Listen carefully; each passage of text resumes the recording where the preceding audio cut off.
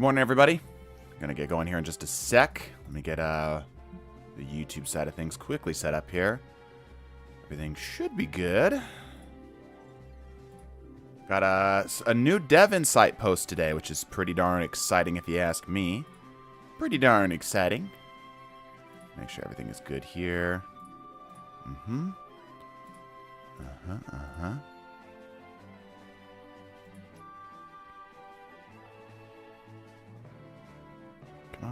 on, YouTube, keep up with me. There we go. Probably, maybe, I don't know. There we go. No slow mode, no trailer, no redirect. Looking good. Okay, let me just quickly add this to the VODs playlist. And technically speaking, people can see this now. Let me see. I think I've already got it saved. Oh, maybe not. Grab this.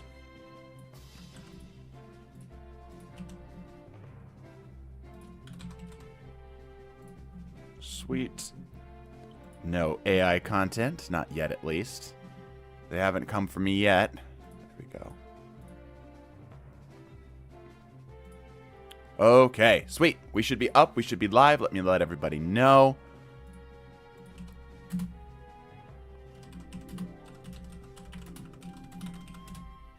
Cool. There we go. Alrighty. Let me get this up here. There we are. You know, I'm going to jump into this call here, see if anybody actually ends up helping us out. Close this out for now. Good morning, greetings, and welcome, everybody. Today, we're going to be doing the Build Doctor. If you're not familiar with the Build Doctor is, basically we're going to be taking your builds and optimizing them. But first, we have something very important to do. Let me go ahead and quickly jump into the game here and get my Build Doctor drip on. There we go. Alright, but that is not what we are doing right away. Instead, what we are doing is we are going to be looking at something else. We got a new Dev Insight post today. Hopefully this works. Let's see, where is it? There it is. Check it out. We got a new Dev Insights post for the final shape. And I figured everyone would be, being that everyone's probably going to read this anyway, we'll borrow a page from Astrocross and read it out, because I'm going to be doing this anyway, and I figured it'd be good to read it on stream and get some feedback, some insights from y'all. Does that sound good, or we want to jump straight into the Build Doctor stuff? What are we feeling? What are we feeling? I feel like this would be good. I feel like this would be a good thing to kind of push through and do on and such. Still at the high school, but if you're still on about 2 hours, 30 minutes or so, I'll do the thing, all right? What are your chances you even make half of what you did yesterday? Yeah, we're not worried about that today. We're just vibing. Void Titan is dead. Well is dead. Wow, okay. I'd like to see the insights. Okay, cool. Let's read these together then. I've got this page set up. I just set it up this morning, so let me know if it does anything weird. You know, I've got like a weird crop and such set on. I'm a professional streamer, by the way. All right, let's actually start reading. Okay, Dev Insights, the final shape abilities tuning preview. Hey, folks, combat gameplay team here for a rundown of ability changes coming with the launch of the final shape in just a few short weeks. As a warning, this was one of our largest balance patches in recent years, so you may want to settle in for a long read. Here's a brief overview of what we'll be covering today. Updates to a large portion of Stasis' ability suite, including a new keyword, Frost Armor. We saw Frost Armor in the trailer, so I'm hoping that this ends up... Okay, so, you know what's funny? That's just as an aside. Just as an aside, a lot of our our quote-unquote conspiracy theories that we put out as jokes through like shorts or whatnot, even some ideas that we suggest is like, hey, this would be a really cool idea and Bungie has the stuff for it, ends up happening. So we talked about recently how abilities are kind of odd between Stasis and Arc. I don't think that's what's going to happen here. Like I said, I doubt Bungie's ever going to actually end up changing that, because it's a pretty big change, but I'm curious if they're going to be moving that direction here, because typically stuff like that requires a bit of time, you know what I mean? Let's see. Please don't nerf sun bracers. We are going to see if that ends up being the case. Can everybody see it okay? Everyone's able to see this all right? Music's not too loud, everything's good? I don't like it. Ooh. Some hot opinions. Super excited for the Neural Grasp Hunter builds. Oh, okay. We're going to have to take a look. Yeah, I haven't seen any of this yet, so I figured we'd read it together. Is everybody comfortable? Everybody's good? We find out tomorrow about sun bracers. Okay. Music, what music? Okay, I can turn it up if I can turn up the music if need be. If you can't hear the music, Actually, like, hold on. I'm gonna shut up. Tell me if you can't hear the music. Can you hear the music? You should be able to hear the music. I recently went in and did a couple changes. I can. Okay, good. Barely. Okay, yeah, it's meant to be quiet. It's hella quiet. Yeah, it's meant to be quiet. I can turn it up a little bit here. There. I don't want it to be too loud, right? Yep, music confirmed. Cool. I changed it so that my recordings won't have the music in them. That way, when we're actually doing stuff like this, I don't have to worry about it again. I found out a way to make it work. Sounds like a Bowser boss fight. Perfect. Okay, excellent. Let's keep rolling. The near future Well of Radiance and Ward of Dawn in the final shape. Okay. A subclass by subclass breakdown of balance changes. You guys can see my mouse, right? Can you guys see my mouse? No, you can't. Oh. I should get like a little finger to point around with this. All right, anyway. Aspects fragments including, but not limited to those included with Prismatic. All right, Stasis subclass. Let's start with Stasis. Shortly after the release of Stasis, we shifted focus back to the back-to-back launch of the Bungie 30th Anniversary Pack and Void 3.0. We haven't really had, and we haven't really let up on the gas since. As a result, other than smaller changes we've been able to make here and there, it's been difficult to evaluate the relationship between Stasis and other damage types and make a larger feature level updates to it. This was something we wanted to change in the final shape. In particular, we wanted to upgrade the Stasis Shard Overshield that lived on the fringes of the damage type to make it a full-on keyword that we can incorporate into abilities, armor, and weapon perks. Cool. Loving it so far. Frost Armor is a stacking buff that reduces incoming damage, okay, with greater damage reductions as your stack increases. At launch, Frost Armor will be granted in a variety of sources, including Tectonic Rim, Glacial Harvest Aspects, Fragments, and Exotic Armors. Ooh, interesting. By default, you can build a maximum of 5 stacks of Frost Armor that last 9 seconds. That's actually kind of small in terms of the time limit. But with the newly reworked Whisper of Rime fragment, Frost Armor's maximum lifetime... Oh, okay, I see. Increased to 13 seconds and can build... Okay, so it's sort of like Restoration and Ember of Solace. Right, and then can build into a maximum of 8 stacks. Okay. Unlike the Stasis Shard Overshield, Frost Armor remains active when your super is cast, though its effectiveness is significantly lower while your super is active. Okay, so it's sort of like... Woven Mail in that regard, okay? New Frost Armor keyword. You are fortified by layers of durable stasis matter, reducing incoming damage. Frost Armor damage resistance grows stronger as you gain additional stacks. Reduces damage from PvE combatants by 4.5% per stack, and from enemy players by 2% per stack. Okay, so this is already operating similarly to what we've already seen. Interesting thing, I'm wondering if they're going to make this like a full-on feature, because it was a thing, but it wasn't something that they really talked about. Do you guys remember when having maximum stacks of a Stasis Shard Overshield would completely block, like it would basically operate like an old Halo armor, in that it would completely block any excess damage that would come to it. You guys remember that? So like if you had a full stack of what would now be considered Frost Armor, you took a headshot from a sniper rifle, you would survive it and you'd have full health on the other side.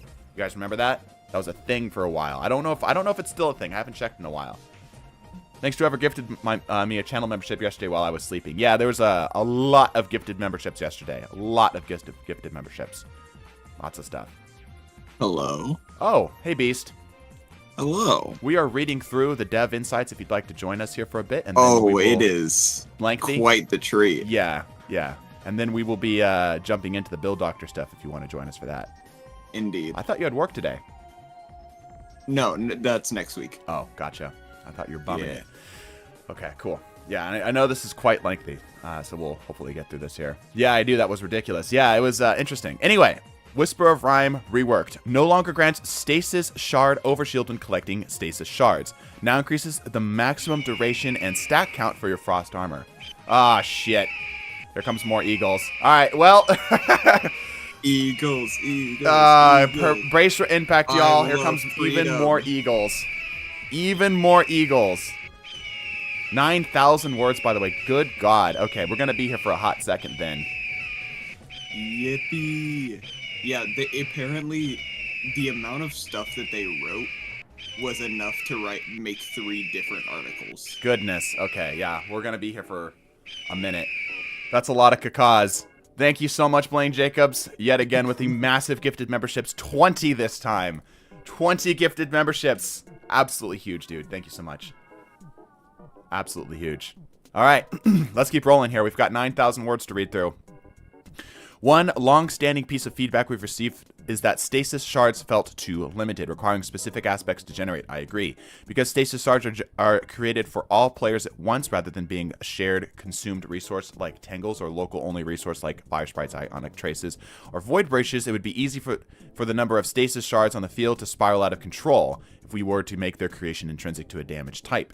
Instead, we're increasing the number of sources that players can build into to generate them, more on this shortly, and increasing their value when collected with the harvest aspect equipped. Okay, so am I reading that right? Did they just say that stasis shards, am I reading between the lines in here and that stasis shards are no longer going to be shared between people, or are they saying that because it's shared through people, we need to like roll it back?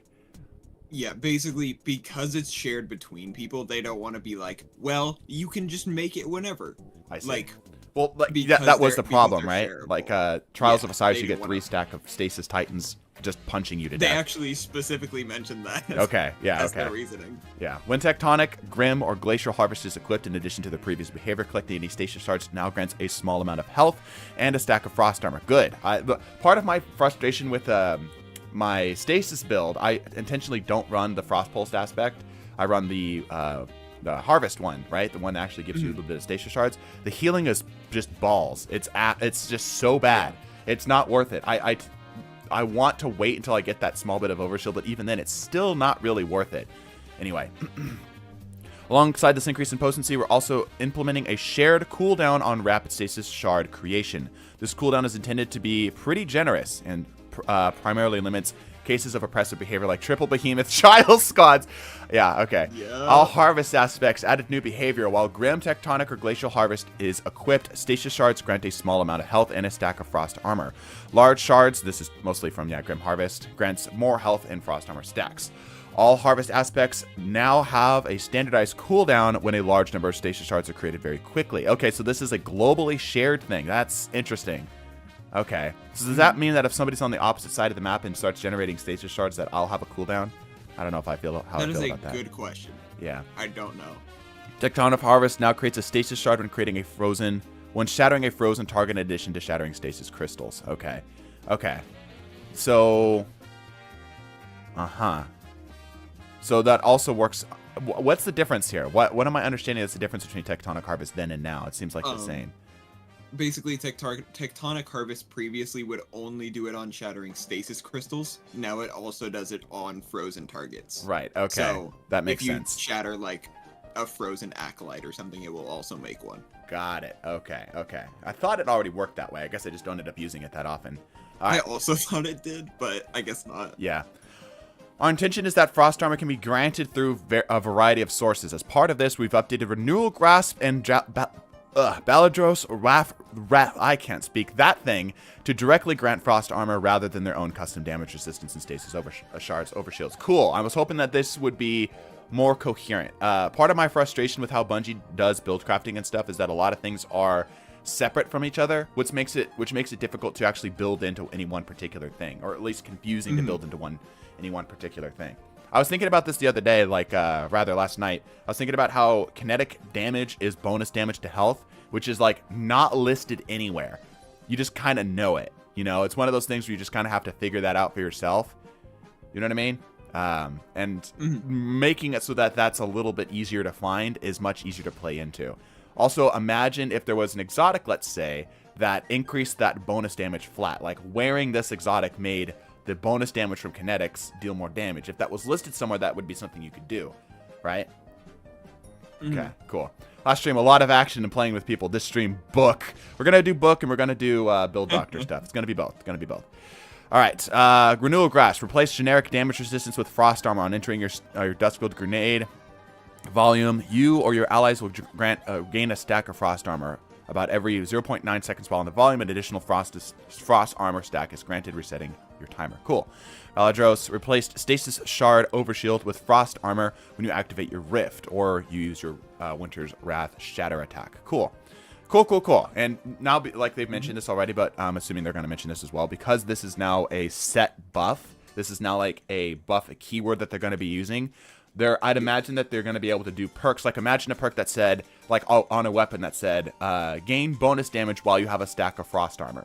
And it's like 5% bonus damage per every stack, right? And if you could get that with like Headstone, that would be a really cool damage perk that would be very unique, right? So anyhow, Yeah. I'm definitely interested to see what they do with it. Yeah, like because they're itemizing this thing, they're making it so that you can actually work with it. There's a lot of potential here. All right. To help, let me scroll up a bit. To help increase players' capabilities to generate stasis shards, we've created a brand new fragment that offers a straightforward method that can slot into many different build types. Whisper of Chill. I hate that name. I love the name and hate the name. Stasis weapon final blows have a chance to create a stasis shard. Cool, that's great. As part of this effort, we've also reworked Whisper of Change. This fragment has been a popular choice since its inception due to its ease of use and stat bonus. However, its gameplay benefit was frequently difficult to read and ran counter to core gameplay loops revolving around creating and destroying crystals. Yep. And the core human compulsion to destroy every crystal that you see. Yep. To make Whisper of Change fully successful, it required cooperation from teammates. Yep. In a way that sometimes took success out of the user's hands. Yep.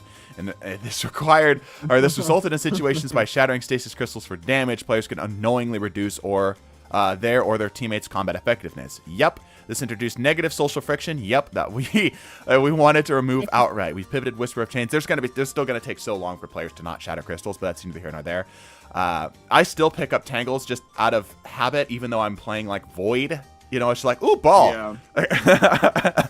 We pivoted projectile. Exactly. We pivoted Whisper of Chains to instead focus on chaining creation of stasis shards and frost armor when paired with a harvest aspect. Whisper of Chains no longer grants passive damage resistance when near a stasis crystal or frozen target. Now it grants a chance to create a stasis shard when defeating a target while you have one or more stacks of frost armor. Okay, cool.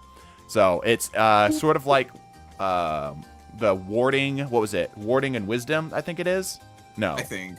Like the strand combo that allows you to getting an orb gives you woven mail, and then like while you have woven mail you can generate an orb or something like that. A tangle. Yeah, a tangle or something like that. Yeah, so it's a bit of a loop.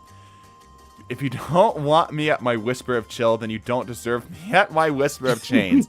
I hate that message. By the way, I'm trying to reduce the latency between the super chats and when they come in, because I'd like them to be more or less instantaneous. Obviously, the Eagles come through more or less instantaneously. I don't know why the super chats don't. So I might try a couple things. I did try something at the start, and, you know, see if it ends up. Yeah, there it is. If you don't want me at my Whisper of Chill, then you don't deserve me at my Whisper of Chains. Okay, let's keep going here.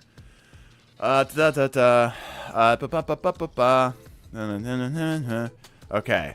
Whisper Chains no longer grants passive damage resistance. We're kind of in the middle here. I need a finger to point around here.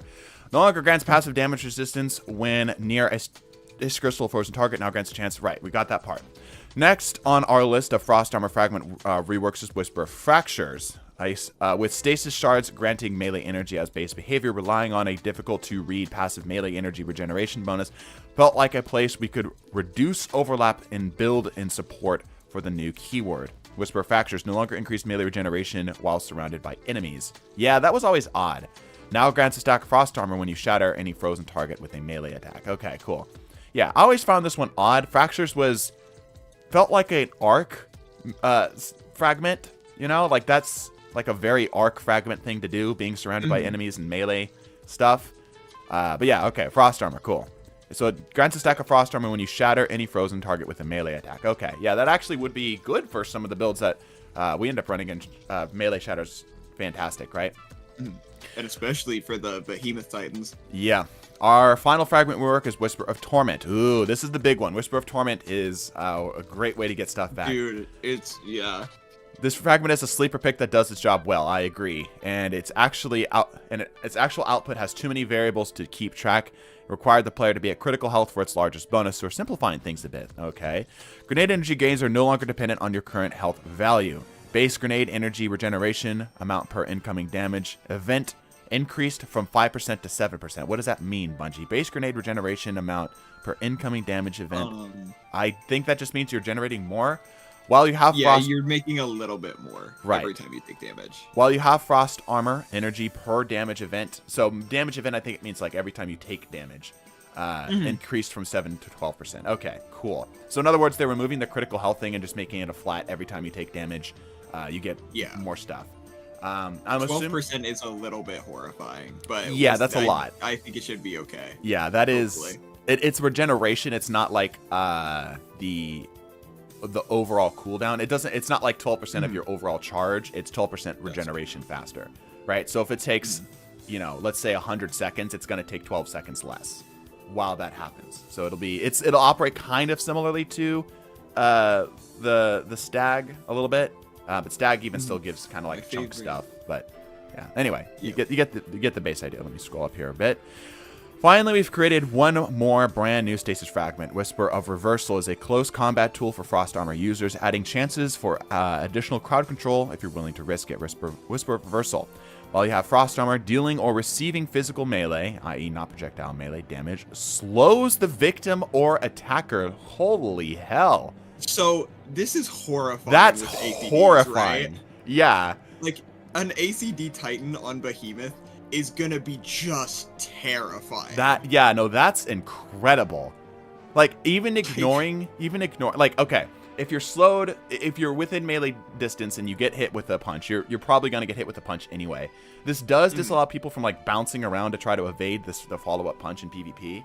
Obviously, that's all good or whatnot, but the big thing here is that you'll be able to, on Hunter, generate a stasis shard every time you punch somebody, and not a little stasis shard, a big stasis shard, Frost Armor shard, every time you punch an enemy. That's a little scary. Yeah, and then there's Winter's Bite too. Yeah. Interesting. It's gonna be interesting. Yeah. It's gotta have a cooldown. Yeah, surely this has got a cooldown, right? They didn't mention it, but like it has to. Yeah, an engine. Yeah, it's very much this is gonna be interesting. Okay.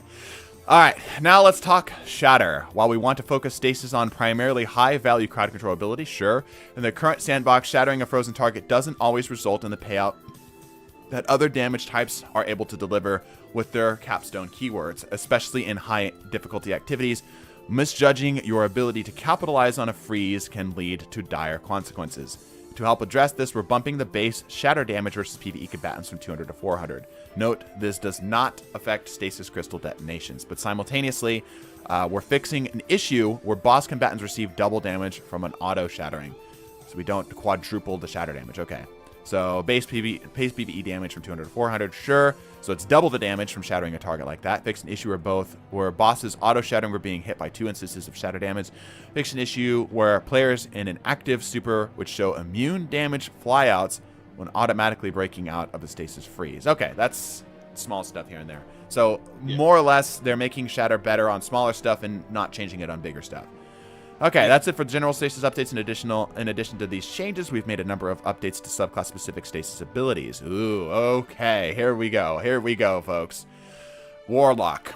Up front, we believe that Shadebinder, are largely in a good shape across all game modes. That's a non-PvP thing for you to say, but okay. Relative to our stasis subclasses, therefore, we've limited our focus here. We've added small boosts to Ice Flare Bolt's ability to lock down rooms that over the course of combat encounters before going on cooldown. Increase the maximum number of secrets created before going on cooldown from 5 to 7. Does that mean PvP too? Bungie, does that also include PvP? Like Ice Flare... They didn't specify. Ice Flare Bolts are already really freaking good in PvP, Bungie. They're already really freaking good.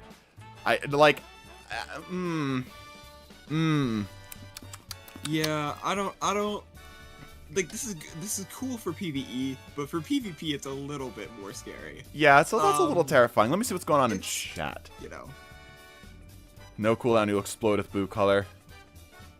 Warlock shield are in need of restraining order. Agreed. Yeah, okay, so people are on the same boat. Alright, let's talk Revenant. With Winter Shroud included in the Prismatic Hunter kit, we knew that we needed to increase its viability in high difficulty content. Where getting up close and personal was much riskier. We also wanted to provide a smoother gameplay loop between Winter Shroud and the other Revenant abilities. We've updated the Winter Shroud to provide a moderate boost to class ability regeneration when you slow a target from any source, and added a brief window of damage reduction from PvE combatants when activated. Added new behavior. Slowing targets briefly increases your class ability regeneration rate. Cool. That's actually great. I think Winter Shroud is a good choice in PvP and PvE, but the thing is that it's oftentimes you don't want to get that close. This is more of like an oh shit ability. Like, you're not often using this as a weapon, and because it's only a slow and not a full-on freeze, you can't run in and intentionally try to get somebody with it. You know what I mean? Now grants PvE damage reduction when activated. Cool. That's cool. And that also means that backwards is going to get a lot better. All right. Yeah. Touch of Winter has been... It's a nice little buff. Just for PvE stuff, especially. Yep. Touch of Winter has been widely used by our Stasis Hunter plays since its introduction this season of Splicer, primarily when paired with the Dustfield Grenade for high uptime zone denial or Glacier Grenade for Shadow Dive combos. The latter has struggled in PvE content in recent seasons as the sandbox has matured. That's a nice way of saying that things have gotten stronger. Bullshitly stronger. All right. So we're making a targeted change to increase its PvE potency without returning to the era of Crucible where you had to fear rounding any corner with a barrier of ice. Sweet. Okay. In addition to Touch of Winter's Cold Snap Grenades upgrade has been widely underused since its inception, so we're implementing a larger rework to its functionality. Okay, I'm interested. Touch of Winter Glacier Grenade added an additional stasis crystal in the ring formation, increasing from 6 to 7. Glacier Grenade ring now forms over 0.2 seconds rather than instantly. Oh, that's actually a really good change. For PvP players in particular, that's a really good change. Not only do you get more crystals, which is just generically good, but because there is a small delay, it means that you can't just OTK somebody, basically, right? They basically have a small window of time where they're going to be able to punish you if you try to set it up.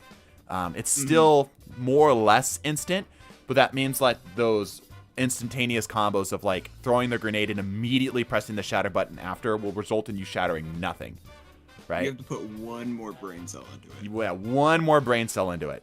Yeah, let me see what's going on in chat here. Everyone's yelling at each other. I do agree that we should turn the witness into a side. I do agree too. Be totally valid. Yeah, all right.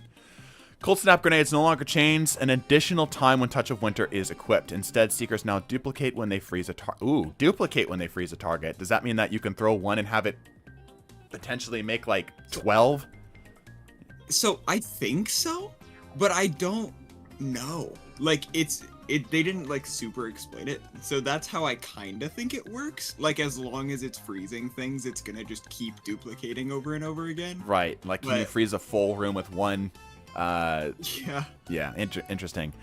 All right, second and third Seeker chains now create medium and large stasis crystals respectively. Ooh, bigger stasis crystals rather than every chain creating a small crystal. Okay, that's pretty good. While Silence and Squall are still effective at locking down rooms full of enemies, we've done a small touch-up on its ability to roam the battlefield and how quickly it converts from a slow to a freeze on PvE combatants. We think this will increase its viability in target-rich environments. Silence and Squall increases Squall's maximum travel speed by 10%. Cool. No problems here.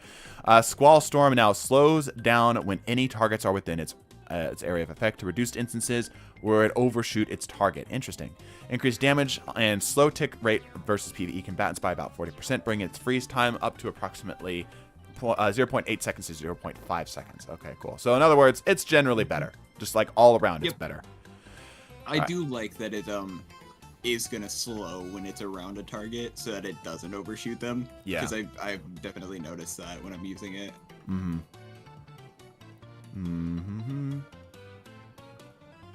Some people chatting about stuff here.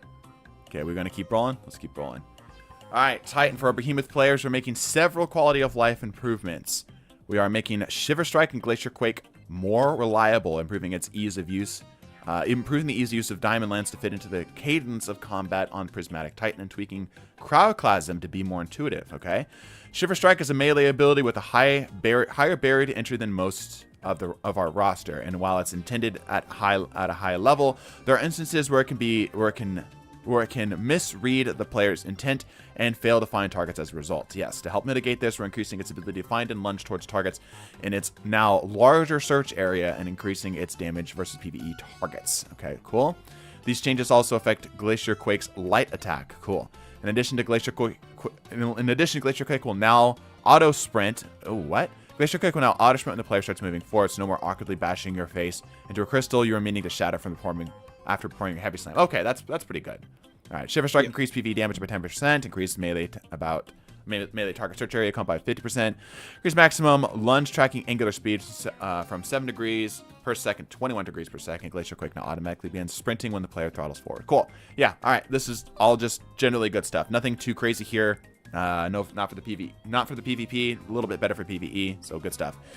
We've added a number of iterations of Cryoclasm since its initial release in Beyond Light, with its current version requiring a sprint to wind up and activate. While this solved the Behemoth's mobility balance issues at the time, it resulted in a state where it can be easy to mistime your slide just before the Cryoclasm is ready to activate. To address this, we're returning to the middle ground between Cryoclasm's original release and now, removing the sprint requirement but implementing a cooldown after a single extended slide. Ooh, okay. Cryoclasm removes sprint time requirement. Cryoclasm now goes on cooldown for 4 seconds after a one-time slide. Interesting. That's interesting. I like this a lot. I think this is going to be a good change for just consistency purposes. Well, more than anything, this opens up Cryoclasm Titan as a really strong aggressive option in PvP. A really strong aggressive option. Obviously, this is going to be great for the PvE side of things because you can shatter crystals a lot more intuitively. And you won't be able to misjudge your distance as hard. Lots of stuff for Diamond Lance. Let's take a look here. All right, for Diamond Lance, we're making a couple quality of life changes to help make it easier to pick up on the battlefield, and are generally improving its ease of use by increasing the size of its thrown projectile detonation versus all targets and slam attacks versus PvE combatants. Okay. Increased thrown Diamond Lance detonation radius from 3.5 to 5 meters. Good lord. Okay, guys, that's a huge increase. That's the radius that it's increased. So that is 3 meters in total length that it's increasing on either side. That is a massive, massive splash box. All right, increased Diamond Lance slam detonation radius from 6.75 to 8 meters versus PvE combatants. Okay, exclusive for PvE, that's fine. Diamond Lance now shatters stasis crystals on direct impacts. That's kind of cool. So that means that you could throw it at a stasis crystal to have it be like a mini missile. Reduce Diamond Lance pickup interaction time from 0.2 seconds to 0.1 seconds, matching tangles. Cool. Increase Diamond Lance pickup radius from 0.7 meters to 3 meters, matching strand tangle. Okay, cool. Yeah. All right. So it's more like strand tangle. That's a good way to take it. Oh boy. I like that they're just making it consistent among the pickups. Yeah. That's a good thing.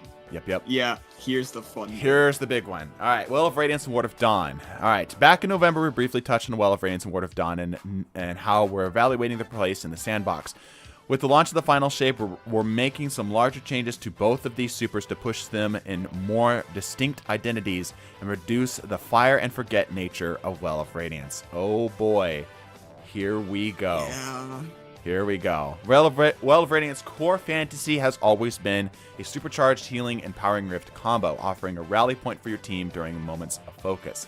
In its current form, its healing and damage resistance offer effective invulnerability. You're damn right it does, and removes any other defensive option from consideration, on top of providing a sizable boost to your fire team's offensive output. We've chosen to push Well of Radiance further towards that offensive capability by allowing its radiance to persist for a short duration after the players leave the well. Okay, that's pretty similar to Bubble. Wondering how they're going to differentiate the two. We're also pulling back on its defensive output, both damage resistance and healing rate, by a significant margin. Well of Radiance now grants Radiant for 8 seconds when its players exit the Well of Radiance area. Cool, smart. I always thought that should kind of be a thing. Reduced player survivability while standing in the Well of Radiance aura. Healing per second from 100 to 50 health points, matching Restoration X2. Ooh. Yeah. Increased heal on cast. Okay, so just a big burst of heal on cast. Cool. Reduced damage resistance versus non-boss combatants from 40% to 20%. Reduced damage resistance versus boss combatants from 40% to 10%. Ouch. Yeah. No damage resistance versus enemy players is unchanged. Okay. Increased maximum ores of power from defeating targets while in your Well of Radiance from 4 to 5. Okay. Yeah, interesting. They were just like, well, we're going to reduce the survivability by like 90%. Yeah. But you can make one more orb. Yeah. I mean, the way that it's going to operate now is that players are going to have to play it from behind cover, right? Yep. Like you're not going to be able to just simply stand in the well and just face tank everything and just shoot bosses. Which is good. Yeah, I think that this does help make the Ward of Dawn and the well have different functionality. Because like right now, there's not really a reason to use the bubble if you have a well, right? Because the well just is a shoot through bubble effectively, right? It's a shoot through bubble, at least as it stands right now. It's a shoot through bubble doesn't require you to, it doesn't have the ability to step outside of itself, right? You only get it while inside. But now this is actually going to require you to be smart about it. The reduced healing points, the reduced restoration effect is massive, and that means that basically every primary in the game is about to be able to deal with it in PvP, and that means that ad clear in PvE is going to be a must if you're going to try to actually stay on top of this stuff. All right, and you get an extra orb, finger guns. Yeah. All right. Ward of Dawn, on the other hand, is meant to be a highly defensible safe haven for you and your team. In practice, our combat encounters don't have a lot of opportunities for this type of gameplay to shine, so we're making a change to allow Ward of Dawn to provide defensive capability while fighting around the... Oh, I just punched my mic, don't worry about it. While fighting around the dome, not just in it, okay? We're also reworking Armor of Light to make your current health state while you're in the dome or Ward of Dawn more understandable. Pushing Ward of Dawn away from its current offensive capability unless you specifically build into it. Oh boy. Okay. Yeah, get ready for this. Here we go. Armor of Light. Removed Armor of Light overshields. Wow, that's just a sentence. Okay. Ward of Dawn now immediately applies a full overshield to the caster and allies that enter its dome. Okay, that is better for its like understand and ease of use, but Armor of Light is a crazy amount of shield. That is a huge amount of shield. Whereas a full void overshield is basically nothing. Like, it's still something, but it's effectively not much. Armor of Light now instead grants additional damage resistance to players inside the Ward of Dawn by 30% versus enemy players and 60% for enemy combatants. Okay, I think that's more or less unchanged. Let me bust out a calculator here real quick, because currently the overshields you get is 200, right? So now a full void overshield is 50%. So we're going to basically take 50 and we're going to multiply it by 1.3. Yeah, no, that's still basically nothing. Damn. All right, so just base shotgun melee, a Ward of Dawn is like a strategy now. That's just basically a strategy, and 60% versus enemy combatants. Yeah, that is just a strategy. Okay. Effective health of players inside of Ward of Dawn remains roughly the same as it was before versus PvE combatants. Yeah. Effective health of players inside of Ward of Dawn significantly lower than it was before versus other players in PvP, sorry, and cannot be further increased by stacking Bastion Barricade inside the Ward of Dawn to gain additional overshield layers. Yep, like I said, it's effectively like 100, or it's basically like 65 health inside of the Ward of Dawn, extra health, which is nothing. Allies inside of Ward of Dawn Dome now have Void Overshield trickled on over time, similar to the volume behind the Bastion. Okay, so it's basically like a consistent healing, quote unquote. No longer provides weapons of light by default. This behavior has been moved to the benefits of Helm of Saint 14. Dude, that's so crazy. That's fucking wild. That's such a crazy change. Holy hell. The Ward of Dawn caster can now generate additional orbs of power by defeating enemies with melee attacks in or near the Ward of Dawn dome. Holy cow. Weapons of Light is gone. Yep. That's crazy. Dude. Yeah. Bubble in PvP just got kicked in the balls. And then while it was crumpled over in pain, everybody came by, spit on it, and then kicked it a few more times. Holy shit. Yep. That is incredible. Yeah, they butchered Ward of Dawn. That is wild to me. Like, okay, as a PvP player, good. Fuck Bubbles and Wells. I am so sick of Bubbles and Wells in, like, Trials of Osiris. It was an auto win for the round, typically an auto win for the entire game. This is a little extreme for the PvE players, but at the same time, thinking about this from just like purely the PvE standpoint, these supers were more or less auto locks, right? If Well wasn't good, Bubble was the pick, right? They were just guaranteed these are what you're going to take. Everyone took a Well in, and now people are going to start considering damage supers again. Right? Like, damage supers are now back on the table. You're still going to Well, and you're still going to Bubble with Helm of Saint 14 now for damage rotations. You absolutely are. But, like, things like Nova Bomb are kind of back on the menu. Like, you might actually get a chance as a Warlock to play Nova Bomb and not have your team berate you for being unoptimal. So, that's not bad. That's, in terms of, like, the general health, I know players Players never like their stuff being taken from their hands. Everyone hates nerfs. I get it, right? But one of the things we've always asked for is like, I want an opportunity. I want a reason to use these these non-bubble supers, right? There's your reason, everybody. Let me see the chat. Bungie now, can I give you a nice orb of power in these trying times? Yeah. One day, Bungie gonna patch shooting in the helm. Yeah. Now, Titans on PvE will have more reason to use Helm with Saint 14. Yep, very true. Yep. Very true. Well, and this is just, this whole, like, thing is just the abilities. Who knows what they're doing to the armor tomorrow? Yeah. Like, this is insane. Yep. With how much they're doing. Which, like, I think all of this has sounded very good so far. Right. But yeah. also, like, that's quite a harsh change to Word of Thought. An immense change, yeah. TTT can test something in game right now. I have a theory. No, not right now. We're reading this 9,000 long word patch note. Additionally, we've seen supers above and burst. Excuse me. We've seen that the supers above and burst damage supers in the same tier have increasingly dominated the Crucible landscape due to their uptime, okay? While we want to maintain some texture across the match when supers become available, the delta is currently a bit too high, especially in 3v3 game modes. To reduce this a bit, we're making a change to all supers in the final shape. While different types of supers will have different passive recharge times, all supers will now use the same damage-based rechargers. This means that no matter what super you have equipped, dealing a specific amount of damage to a specific enemy type will result in the same amount of super energy gained, whereas previously that value could vary by about 30%. Wow. This effectively increased the real-world uptime of our roaming supers in the slowest charge rate tier and reduced the uptime of our fastest recharging burst supers. Interesting. Okay, so they're bringing things a little closer to the middle. My opinion of this is that they should make all supers back to the same cooldown, and depending on its tier will determine how quickly you get super energy back off of kills specifically. Meaning that if a well is just a shitter, has tier 10 intellect and does nothing but just sit in the back of the map and plunking damage that doesn't actually result in any kills, they don't get anything. But if you're a Arc Strider Hunter that's out in the front line, you know, getting a bunch of kills, you're guaranteed to get your super faster, whereas previously you might tie if you're lucky. Disjointed simplified what they did to my dress main locks so far.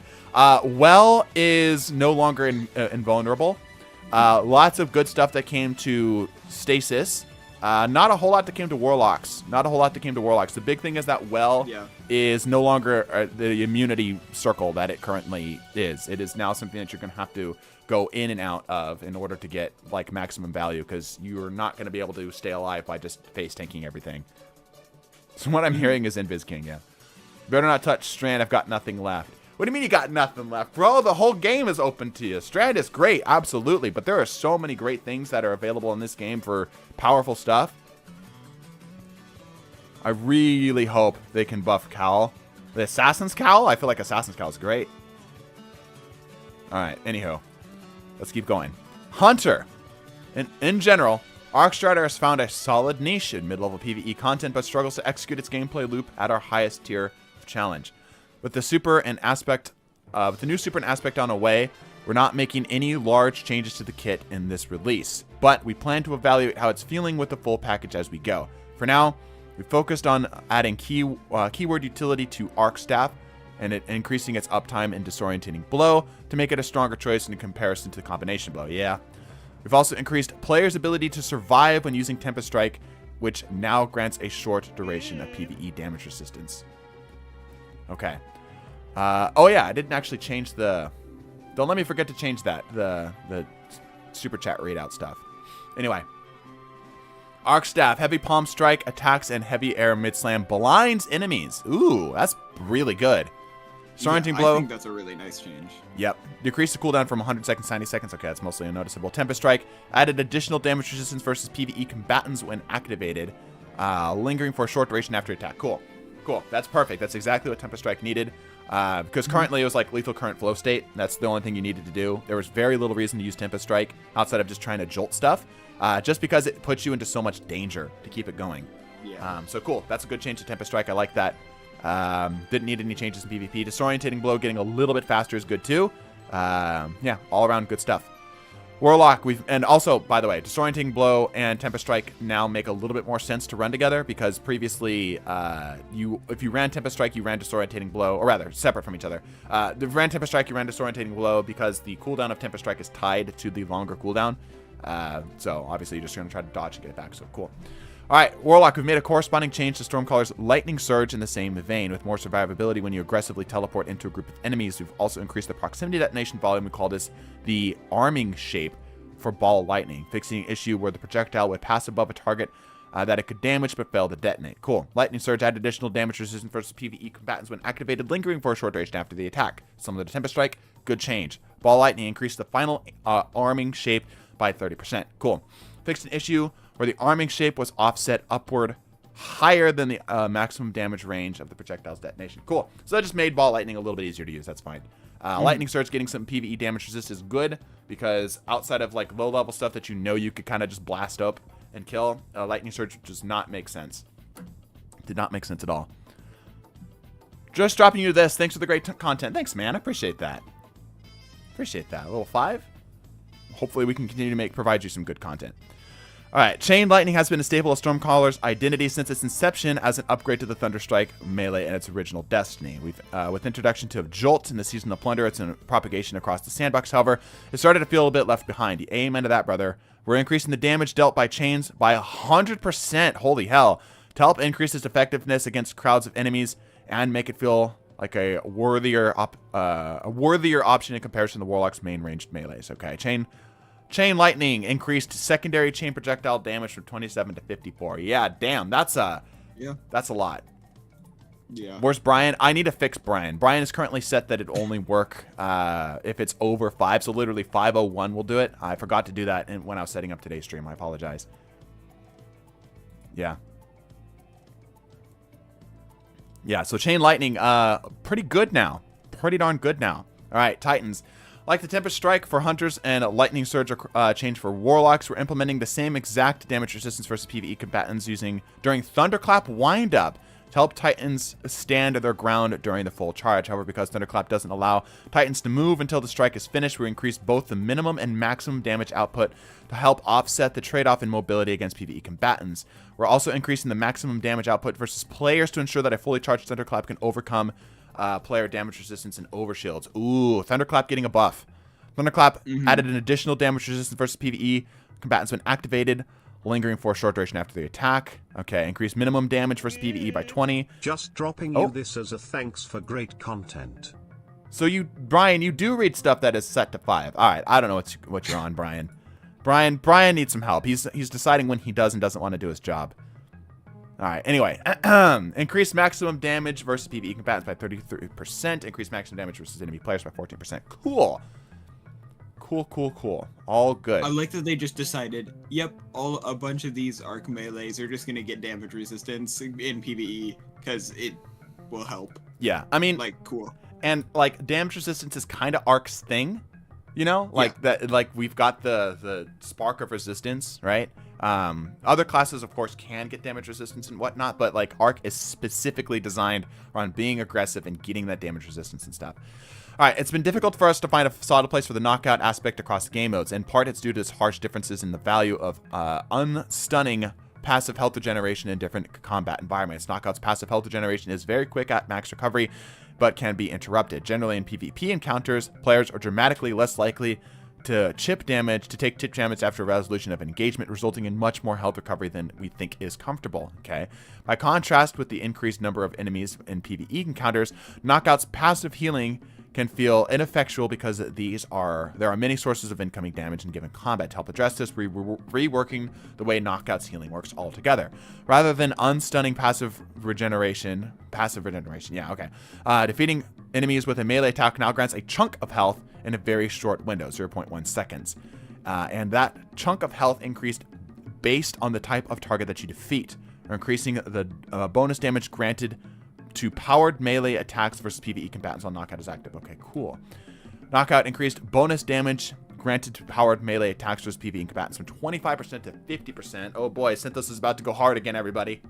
Reworking the healing behavior. No longer unstuns health regeneration on melee defeats. Now instantly grants a chunk of healing that scales the type of enemies. Okay, player 30. Wow, only 30 for players. Guys, that's like barely 10%.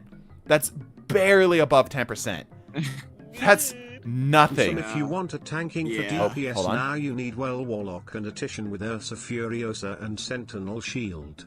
You lose a player for DPD, but you can live. Yeah, absolutely. I agree, Mark. So yeah, if you wanna stay alive, you need something to actually tank for you. Yeah. Breaking that up a little bit more. Or you need some type of other damage resistance and such. So that's a good point, Mark. Good point. Okay. Minor combatant health 50 points, major combatant 75 points, champion. Cool. Yeah. That's a huge nerf for PvP. That's an unbelievable nerf for PvP. Because even though, yes, like they talked about that, even though, yes, you could get interrupted, very often you would get most of your health back by the time the next encounter would happen. So this is an unbelievably large nerf in PvP. Brian speaks. Yes, he does. Yes, he does. He just has a long delay, which I'm hoping to try to figure out why. All right. But yeah, okay. Everything else, though, pretty good, pretty good. This also means that you can just start throwing hands with small stuff and keep your health alive. So it's sort of like fist-based devour. All right. With update 6.3.0.5 in January 2023, we implemented a change that drastically reduced the travel speed of Touch of Thunder Storm Grenade, upgraded to reduce its potency across the board with a specific focus in Crucible.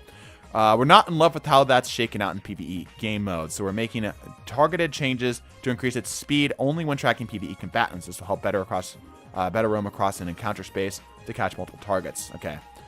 Storm grenades increase tracking travel speed versus targets. Okay. From 0.5 to 1 second, increasing with the storm's lifetime. Okay.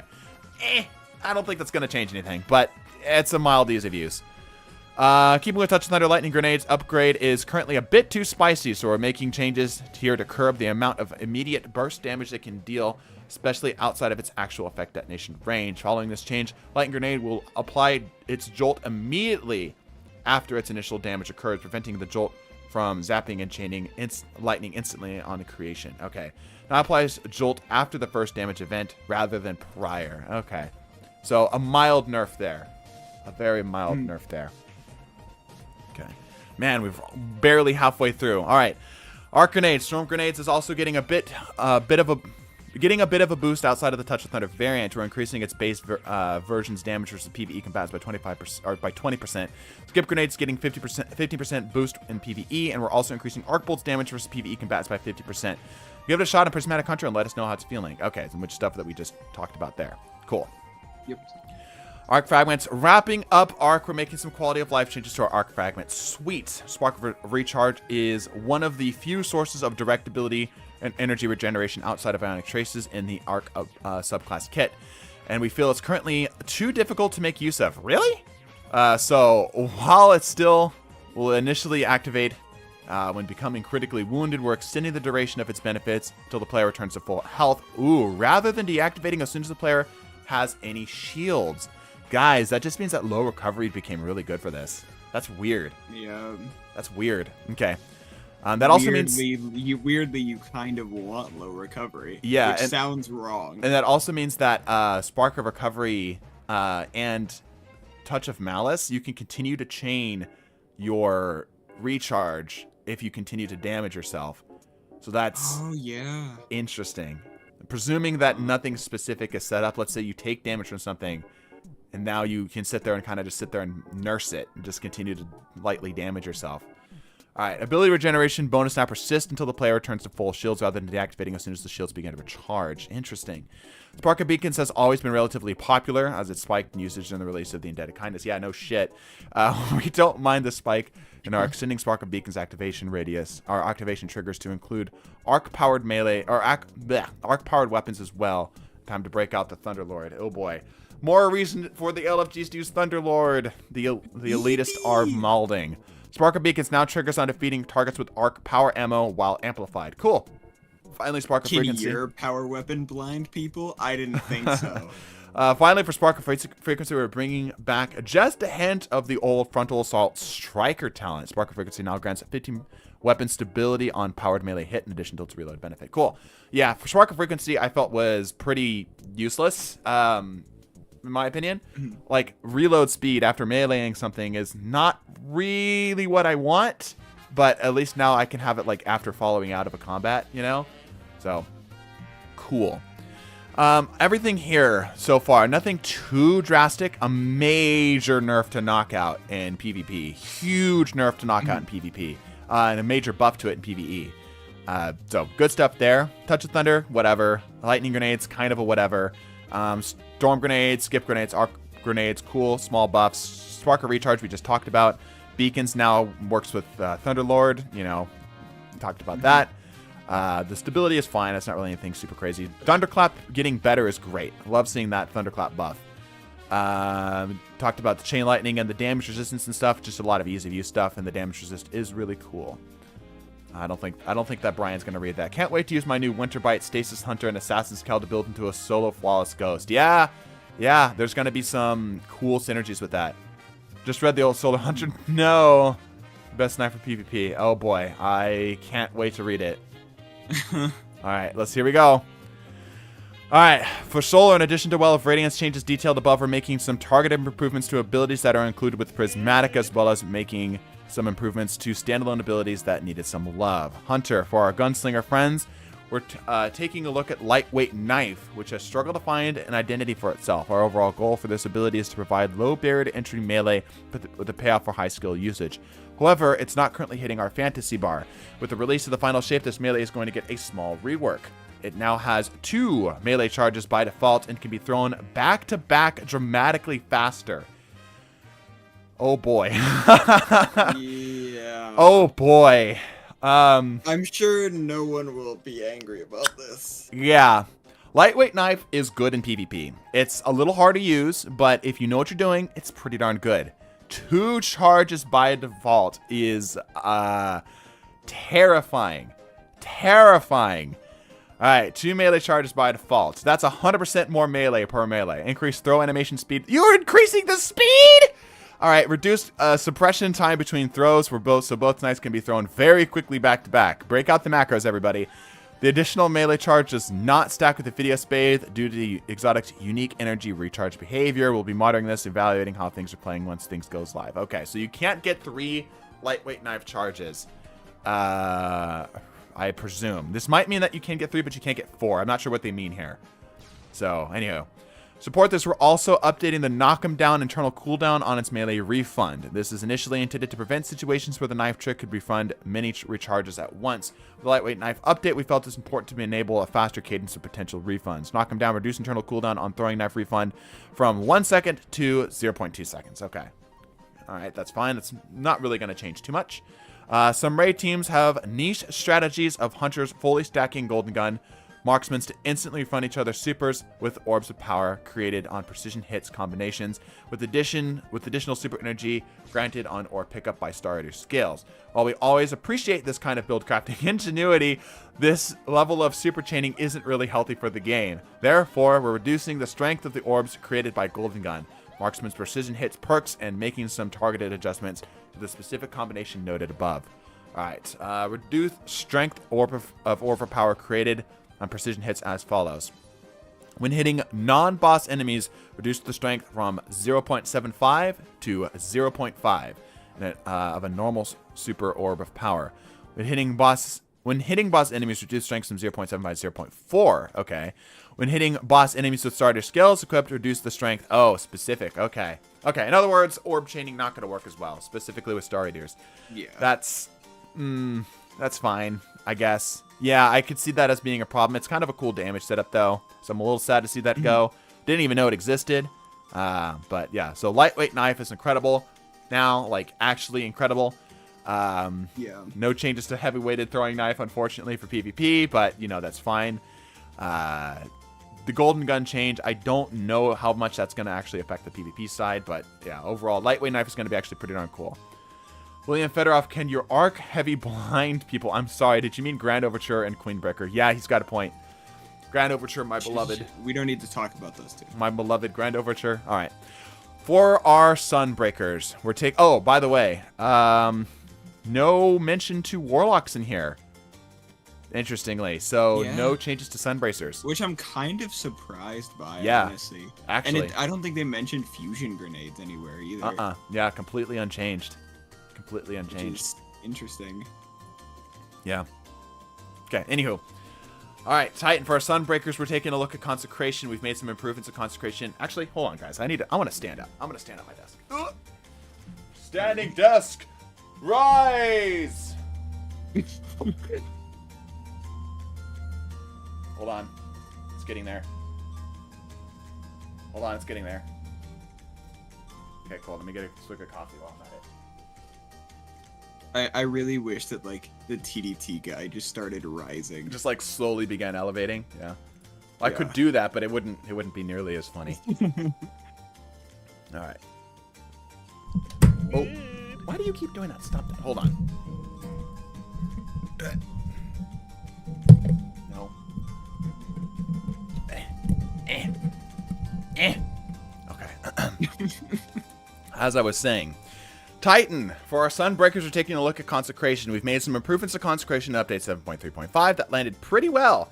But with the inclusion of Prismatic, we wanted to make sure Consecration could stand on its own without relying on Roaring Flames. We've also wanted to have some interesting interaction with other Prismatic Titan abilities. As a result, we've increased the damage of ignitions caused by the Consecration versus PvE combatants and further increased its consistency against floating targets. You'll still need a different tool to take down a pesky Grim, but a Servitor or Shank should cause less frustration. Okay. Consecration Slam Attack. Now, Consecration Slam Attack can now shatter stasis crystals just intrinsically. That's interesting. Ignitions caused by Consecration now deal 20% additional damage to PvE. Fixed an issue where Consecration Slam Attack was sometimes unable to damage floating combatants while they were grounded. Yep. Fixed an issue where Consecration's intended PvE damage resistance was not being applied. Interesting. So it did have a damage resistance similar to the Arc stuff. Cool. Another Sunbreaker ability featured in the Prismatic is Hammer of Soul. While we feel which we feel is too reliant on additional damage granted from the sunspots created by the Soul Invictus. We're making a change to Hammer of Soul so that the effects of Super when Soul Invictus isn't equipped. This will increase the number of shrapnel submunitions granted and on base impact damage on the primary projectile's lifetime. Okay. Increased projectile submunition count when Soul Invictus is not equipped as follows. If the projectile detonates within the first 0.7 seconds of its lifetime, it now creates 4 shrapnel submunitions up from 3. If the projectile detonates after the first 0.7 seconds of its lifetime, now creates 6 up from 5. Okay? Note, when Soul Invictus is equipped, only 3 submunitions are created regardless of flight time. Interesting. Okay, so in other words, it might make sense now to intentionally not run Soul Invictus. Like, currently Soul Invictus, I feel like, is an auto lock. You always are going to run Soul Invictus, no matter what. But, you know, depending on how much those little shrapnels deal in terms of damage, that might be worth it. Shrapnel submunitions now deal additional damage when Soul Invictus is not equipped, with damage increasing after its 0.7 seconds of projectile lifetime. Interesting. Swarm grenades. Finally, let me scroll up here, but hold on. All right, Swarm grenades. Here we go. Finally, weeks ago, we revealed the abilities coming in the Prismatic subclass, and some hunters raised an eyebrow at the inclusion of Swarm grenades. While we agree. So we boosted Swarm Grenades, ease of use and PvE damage output to make it shines in that kit. Swarm Grenades increase tracking shape from 4 meters to 6 meters. Okay, so it's going to be able to track a little easier. Increased lingering duration from 7.7 to 8 seconds to 10 to 11 seconds. That's actually big. That's a big lockdown time. Increased damage for PvE combatants by 20%. Yeah, that's a big lockdown time. Swarm Grenades are now a lot better. They were already kind of on the fringe of being kind of usable right now, both PvP and PvE. But this will make them a lot better at just like a fire and forget tool. So, cool. Like to see that. Let me see what's going on in the chat.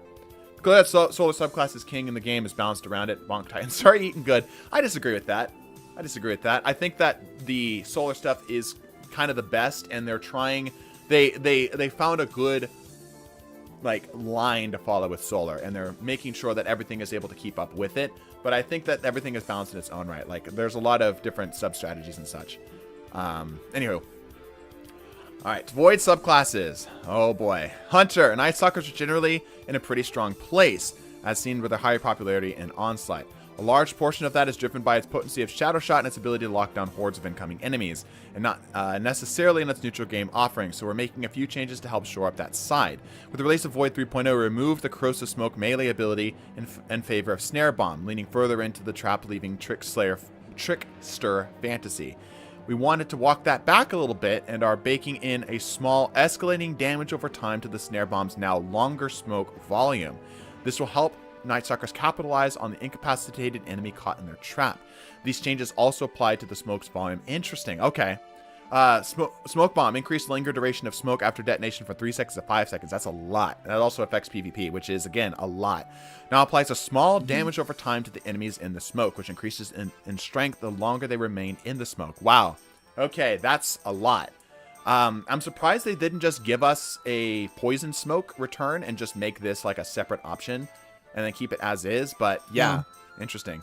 Trapper's Ambush. Increased linger duration of the smoke after detonation from 4.5 seconds to 6 seconds, okay. Now applies Snare Bomb's damage over time, okay. Fixed an issue where Trapper's Ambush smoke effects could be obstructed by the ground geometry. Interesting. Interesting. Okay. Trapper's Ambush for everybody is like the Void Dive, the Shadow Dive, as people have lovingly called it. So yeah, the smoke will now linger a little bit longer and still do its stuff. We've updated Silenced Executioner to allow its weaken effect while active to be applied by glaive melees as well. Okay. Silenced Executioner, weaken effect and by applied glaive melee attacks. Cool. Yeah, I just think all or most melee stuff should be allowed on glaives, frankly. I think glaives still kind of suffer in most, if not all, content. And giving them this synergy built in by other melees makes sense. It really makes sense. Okay. Titans. For Sentinels, we focused on large consistency pass for the shield throw melee attack. While we want this to feel weighty and impactful, our previous passes haven't done enough to make it able to deal with groups of minor combatants. We're taking a much stronger swing here, resulting in a much larger improvement to consistency while also increasing its PvE damage to help ensure that combatants who are hit have a meaningful dent left in them. Shield throw. Increased maximum bounce to 4 to 5. Okay. Maximum lifespan from 3 seconds to 4 seconds. Okay. Increase the tracking shape and size of the strength after each bounce, increasing its ability to consistently find a new target. Slightly increase the gravity and decreased thrust speed with each bounce. Interesting. So it slows down a little bit. Increased damage for PvE combatants. Yeah, shield throw is good now. Really good. That's a lot. Like, I feel like as somebody who actually does occasionally use the shield throw, I feel like it was already pretty consistent. I could pretty consistently see a target around the corner and get a pretty clean ricochet hit off on them, right? But now this is more or less a guaranteed. Cover is invalidated with Titans using this. My build stays winning. Yeah. See what's going on in chat.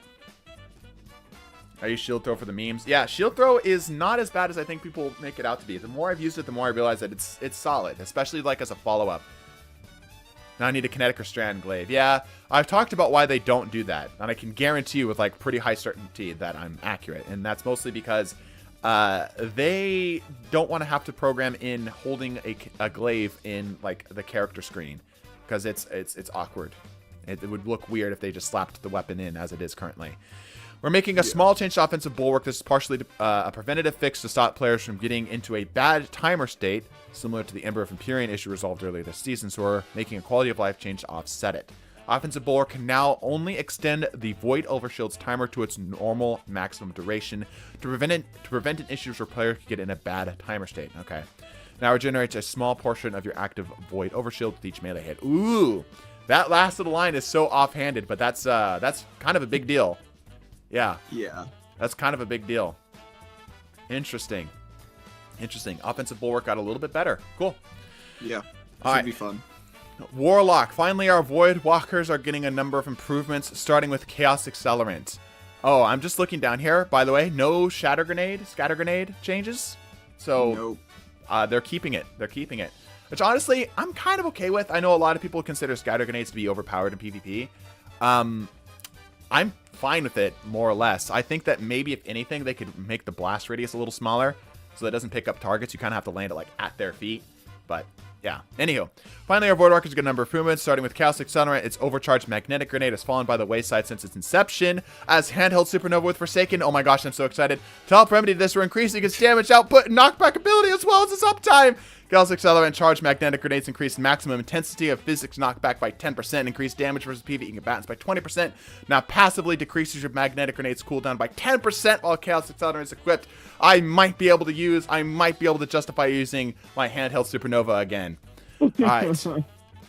From the first minute of your experience with Prismatic, Pocket Singularity will be available and equipped and used. A piece of feedback we've heard for a while now is that Pocket Singularity struggles in high-end PvE content, and we agree. While we want an overall primary fantasy remain, displacement and knockback, we're giving a sizable damage increase for PvE combatants. Increased detonation damage for PvE combatants by about 50%. Yeah, wow, that's a big increase. Okay. Finally, can we get like a normal melee back, please? Yeah, please, man. Well, here's the thing. I've talked about this and again in another quote-unquote conspiracy short, but I think that they're going to give us more. I have a suspicion they're going to give us more stuff. If not now with the episodes, like a new aspect, a new melee ability, a new super with the ones that are missing one. You know what I mean? Anyway. Yep. Finally, we're taking a look at Nova Bomb to improve its overall damage output without the need for super boosting exotics. For Cataclysm Nova Bomb, we're increasing its maximum secondary seeker count and making it more consistent. For Vortex Nova Bomb, we're increasing the lifetime with the lingering damage over time volume. Wow. Cataclysm variant Seeker from 4 to 6. Damn. We're so back. That's a big increase. All right. Fix an issue where the Seekers could impact the environment on creation. Good. That was one of the biggest problems. Is that, like, depending on where it landed would sometimes just make it go and not give you anything. All right. Yep. Vortex variant increased the duration from 7 seconds to 10 seconds. Damn. 10 seconds, guys. Well is done. That is only Nova Bomb. Dude, 10 seconds on a lockdown of a zone is crazy long. Yeah. Crazy long. Okay, fix an issue where the linger visual effects were shutting off early. Okay, cool. That was kind of a bit of a problem. Void Warlock commands eaten. Yeah, literally nothing but buffs.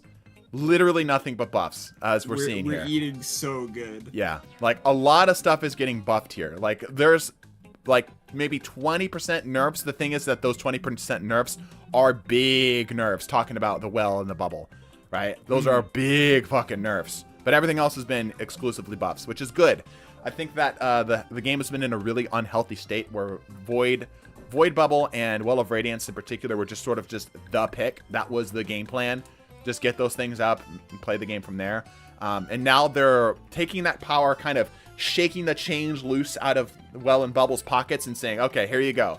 Everyone else can eat a little bit here too. Yep. You know? They finally gave my Nova Bomb a buff, man.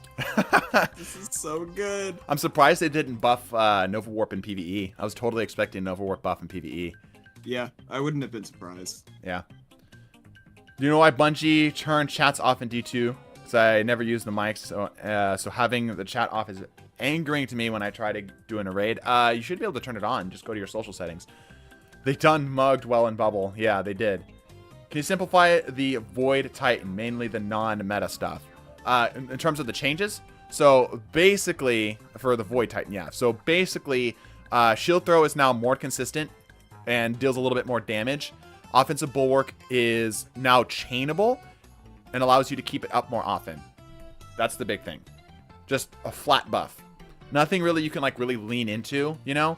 Like, for example, the difference between just having like a flat buff and something you can lean into. The Chaos Accelerant change for Warlocks is something you can lean into. Like, this is now something that can pivot a build and make the Chaos Accelerant and Magnetic Grenade change something you can actually play around. Whereas the rest of these are just not really there. The only thing that maybe might be there is Offensive Bulwark chaining now. Offensive Bulwark, when you have a Void Overshield, is considered a Void melee, right? So you can potentially set up builds that chain together. All right, Strand. Last up is Strand, which has remained a popular pick since its introduction last year with Lightfall. Our focus for Strand with this balance pass is to primarily bring in outliers at both top and very bottom ends of the spectrum, rather than larger reworks we've seen with other damage types. As we evaluate how these changes are feeling and how the strand abilities included with the prismatic are playing. We'll be taking another look in the future. Okay, Thread of Warding. Here we go. Before we get into individual subclasses, the first outlier we'd like to discuss is Thread of Warding Fragment. While we appreciate the defensive value that it provides by granting Woven Mail, it's currently too potent. It overshadows the role of Berserkers into the fray aspect of being the best source of Woven Mail for your fire team. That's right. Thread of Warding reduced the Woven Mail duration of an Orb of Power pickup from 10 to 5 seconds. That is so totally fair. That is very, very fair. Because, like, picking up an orb is more than just getting the super and the Woven Mail off of this, right? You're going to be able to get your health back off of that orb as well for, like, PvE stuff and PvP, too. Get damage boosts off of it. So having this be smaller overall is good. And also makes it harder to chain it with the other fragments. Because kind of what they're saying here, if we're reading between the lines, is they basically said Thread of Warding was basically like an aspect. That's how strong it was. So now it's going to act more like a fragment because of how the other things interact with each other. All right, Hunter. Thread Running Snaring Slam has remained popular throughout Strand's life and has been a small bump in PvE popularity following the increased uptime post 7.3.5. However, it's currently too powerful against other players. You're damn right it is. With detonation radius that's very difficult for victims to understand. You're damn right it is. So we're reducing its overall area of effect versus players. Good. Detonation volume versus enemy players is now a cylinder with a 6.5 meter radius rather than a sphere with an 8 meter radius. That's so much better. Good. That's so good. So much better. As a result, this results in fewer instances of victims correctly attempting to counterplay by jumping, but being caught in the ensnaring slam detonation higher up in the air. You're damn right. That ensnaring slam is bullshit. And there's been so many times I've I flex this as a joke, but there are this is legitimate. I'm a Smash player. Spacing and me go hand in hand, right? Like I feel like I had a pretty good understanding of where I needed to space back, and the amount of times to be like, okay, this is clearly outside of the visual effect of the slam. I'm safe right here. And apparently my toe was in it. I get suspended and I'm punished for it, despite being trying to position it perfectly. So now not only is the radius smaller, but it's now no longer a bubble, which means that if you try to jump back and away, you're actually going to be able to get away from it. Good, excellent change. That also means that if you're suspending players above you, it's going to be a little easier. Anyway, similarly, Threaded Spike is a little too potent against enemy players, with very forgiving tracking and high damage for its ease of use. So we're making a small reduction in damage versus enemy players. We're also changing its catch mechanic so that catching your Threaded Spike manually no longer breaks invisibility. Oh, that's cool. We wanted to prevent this from happening on Prismatic Hunter with combination styles Executioner. Sure. All right, reduce damage versus enemy players from 79 to 70. That's nothing. Catching your Threaded Spike no longer breaks invisibility. Okay, again, that's more of a ease of use thing, but nice to have. Nice to have. So a mild nerf in damage. I'm assuming this also applies to the chains because the chains also have less overall damage following the initial hit. That's a nothing change. That's a very, very small change. That does mean, however, that two hand cannon shots into a Threaded Spike probably won't kill. Whereas previously it would. Yeah. So something to keep in mind. Assassin Cal's Strand is so underrated. I don't think so. I think a lot of people are pretty happy with it. Okay. Kind of watching some chat here. See if there's anything I need to read. Okay. All right. Let's keep going here.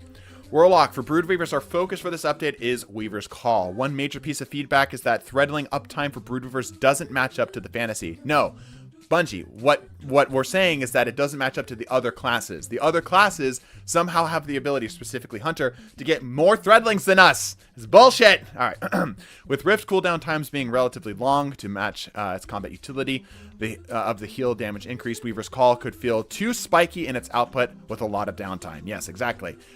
We agree with that feedback, and we are updating Weaver's Call to allow it to generate perched threadlings throughout normal gameplay. Ooh, namely by defeating targets with any source of strand damage. Ooh.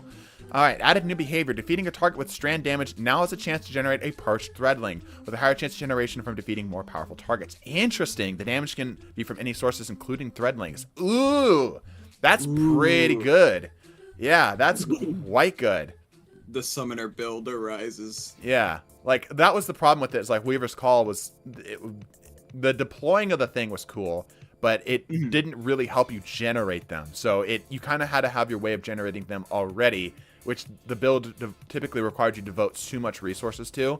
to justify the use of Weaver's Call rather than just playing into just generally having Threadlings. So, cool. Smart change. Smart change. All right, grapple tangles and melees. Before we get into Berserker, let's take a pit stop and talk about grapple tangles and grapple melee. When we initially built Grapple Tangle as part of the Whittlestilk aspect, we intended for it to be used primarily as a traversals tool, allowing hunters to give their fire team a fast grapple to pass through combat spaces. However, that intention was quickly subverted, and now we see Grapple Tangles primarily used to fuel an infinite number of high-output grapple melees, particularly on Berserker. I wonder what they saw. We wanted to keep some degree of freedom in how grapple tangles are used, but we don't believe that using a single attack back to back like this is particularly interesting or healthy for gameplay. I kind of disagree with that. So we're taking a few steps to adjust it. First, grapple tangles are no longer fully refresh the duration when a player uses them. Instead, they have a flat number of seconds added to that timer, and that added time decreases with each successive grapple to the grapple tangle. Okay. No longer fully refreshes the duration when grappled 2. Now increases the duration of maximum by a maximum of 5 seconds per grapple, reducing to a maximum of 1 second after 5 consecutive grapples to that tangle. So let me make sure I'm reading this right. And instead of it giving you a full melee energy, it now only gives you 5 seconds of that melee. That grapple. Am I understanding that right? I don't know. The wording is a little weird. That is a good question. Yeah, that's how it sounds like it's reading. Yeah. Yo. Hey, what's up, Seven? I saw you in chat. No, just the duration of the grapple point. Oh, okay. Yeah. Okay, yeah, that makes sense. Okay, so in other words, the grapple point is not going to last as long. So now you have a small window to make that happen. I see. Okay, cool. Yeah, that makes so much more sense. Yeah, okay. That makes more sense. Yeah, okay. Additionally, grapple melee will no longer be able to be used after firing your weapon. This is primarily intended to reduce the number of difficult to understand grapple melee deaths in Crucible, where players can grapple towards you, fire a single hand cannon shot, and then follow up very quickly with a grapple and fast cleanup. I'm not a huge fan of that.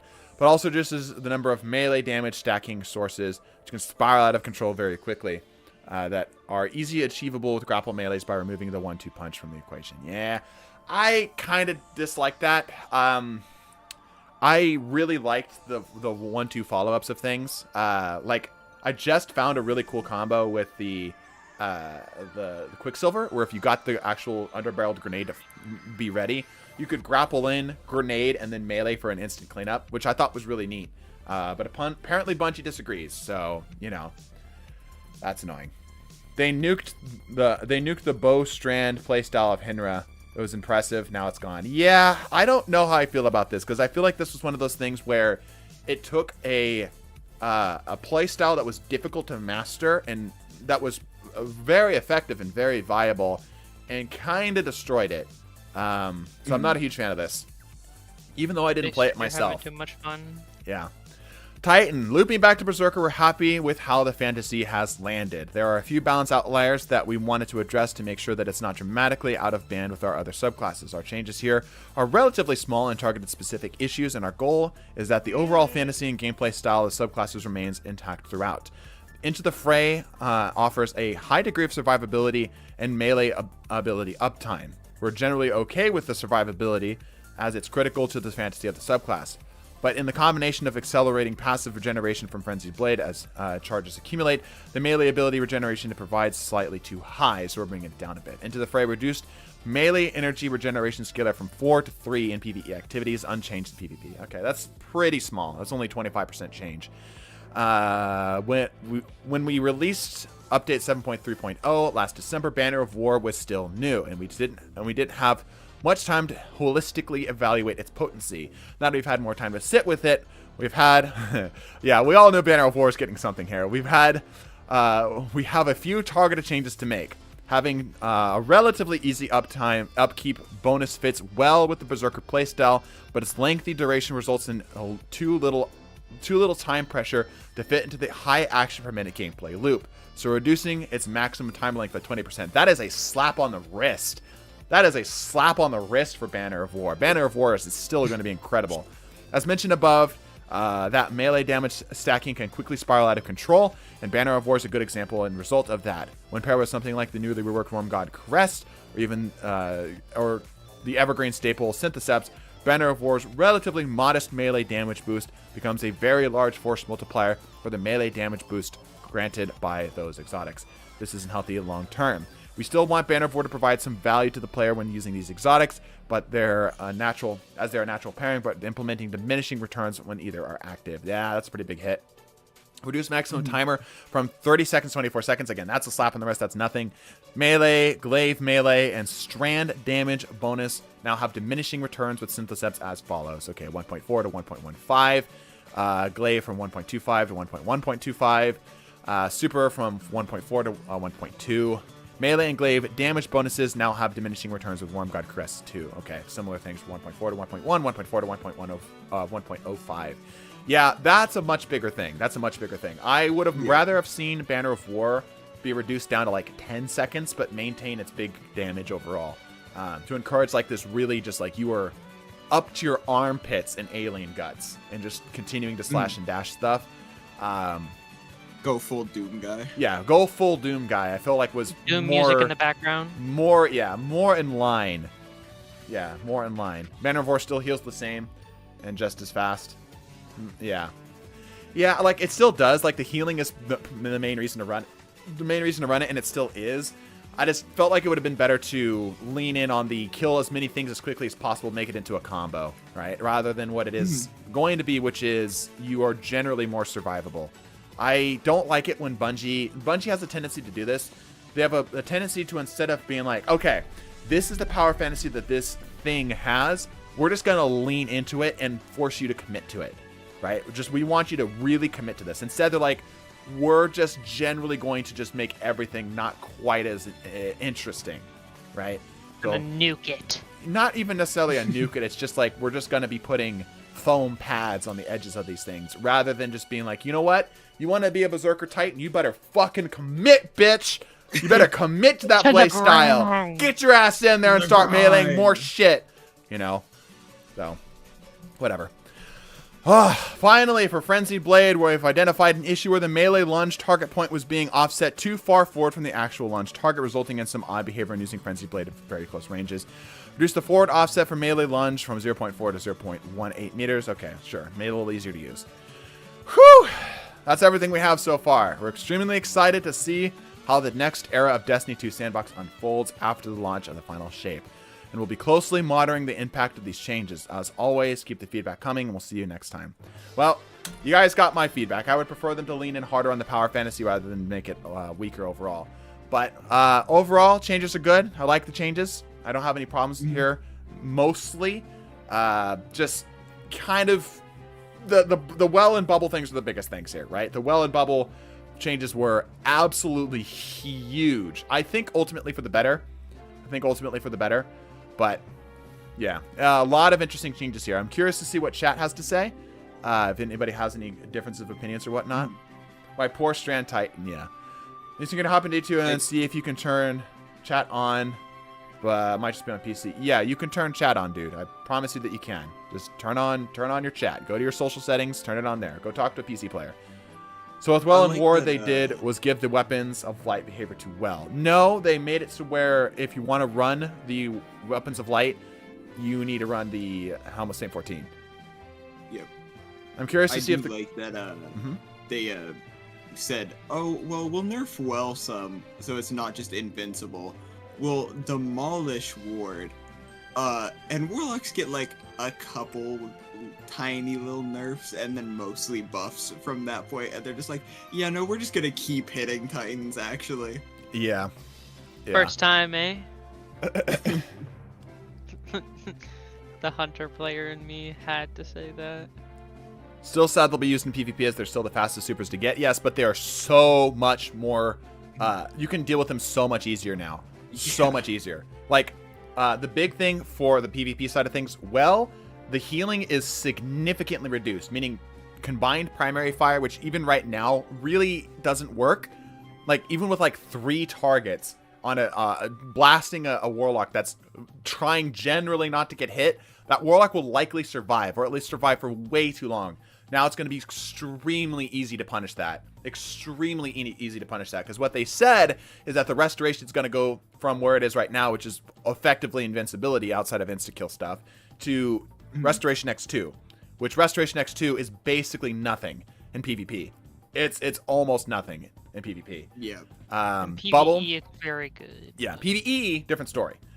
Bubble is now going to have roughly 65 effective health when you're inside of it, which means that if you want to slide in and shotgun melee, you can get away with that. Also, they removed the overshield stacking from the barricade.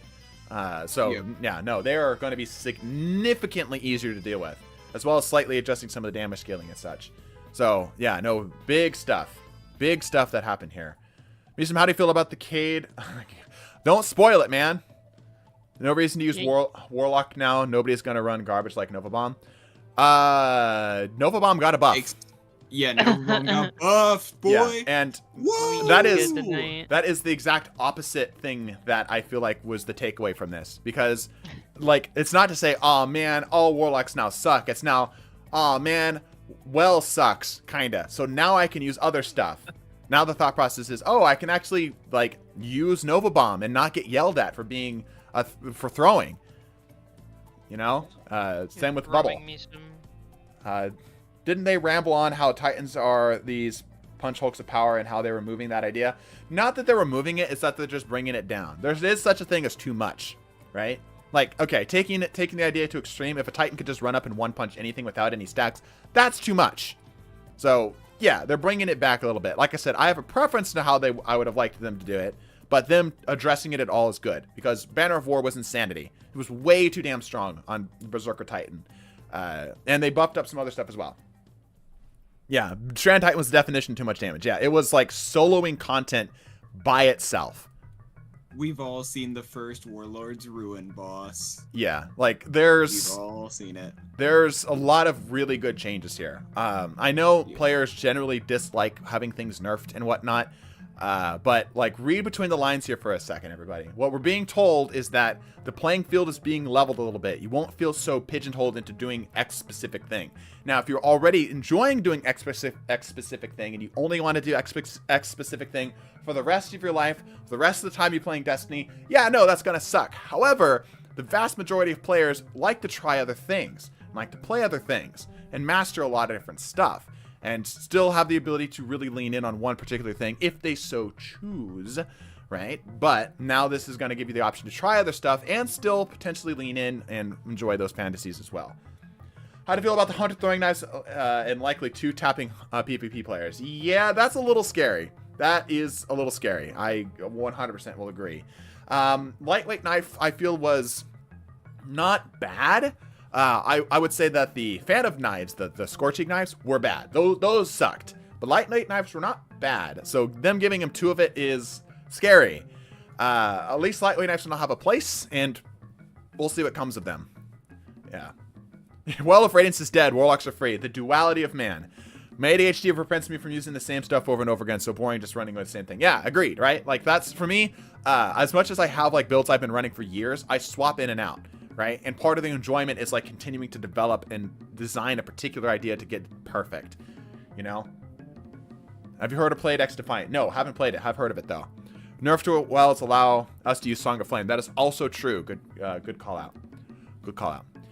Anyhow, those people who are going to be missing Word of Dawn and Well of Radiance can go play X Defiant and still have Well of Radiance and Word of Dawn. Yeah, I need to look. Dude, yeah. I've been playing it.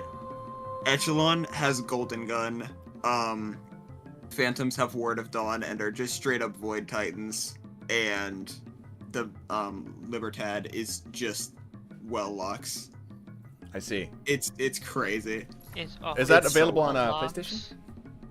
What? Sorry, is that available on PlayStation, or is that like a Steam only thing? Oh, it should be. Cool. All right, everybody. Let's get rolling today with the Build Doctor. We've got a little bit of extra time than a normal stream today. Let me quickly... Oh, my stream is a little big. Y'all are just a little too large. Oops. Hold on. Let me scooch you down here a bit. There you go. That's a little better. Right about there-ish. Cool. All right. We are going to be taking anybody in here today. Go ahead and join up on me. Bunch of IDs in the description.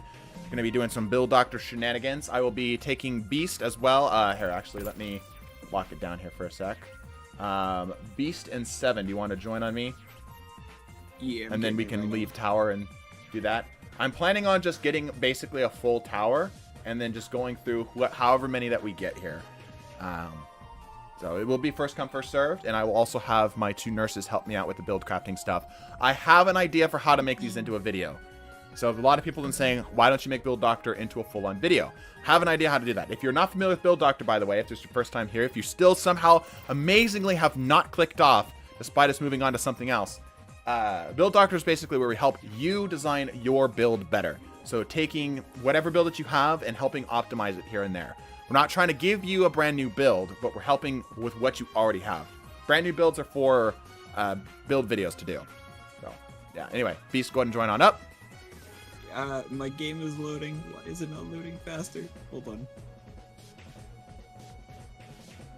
2 seconds. Come on. you gotta Bro. reassure it. I feel like the nurses need to be recertified after certain streams. Okay, that's... Now, you watch your tone here, all right? You watch your tone. Just because 7 can't use stuff in PvP doesn't mean that he doesn't know what looks good in PvP, right? That's like saying, the doctor's not a professional athlete. He can't be giving medical advice. No. Wait, why are we not friends anymore? We're not friends? What? I don't know. Yeah. The betrayal. I don't know how that happened. Huh. It says send Bungie friend request. Fire team is set to friends It only. no, it says I can't- friends. Remove friend. I only have the option to remove you. What? Yeah. Here, I'll just... Oh, no, there we go. Now I'm good. Oh, weird. That was super weird. Bug. There we go. Time. All right, let's load in. Post haste is crazy. Your settings are invite only. Yes, I'm getting my nurses in here first, and then we'll load into the courtyard. So, I need 1 nurse to stay with me and help me with build stuff, and I need 1 nurse to help Sherpa some more people into the office.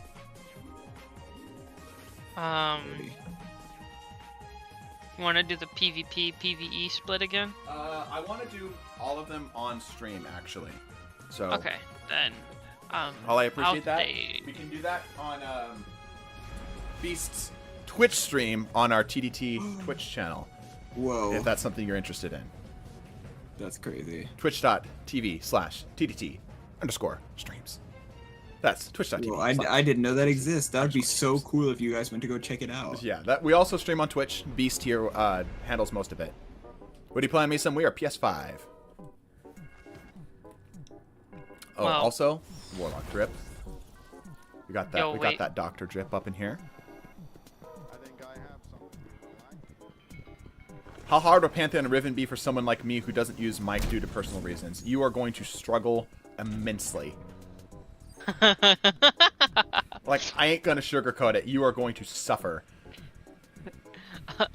Unless your team places you on ad clear, Yeah.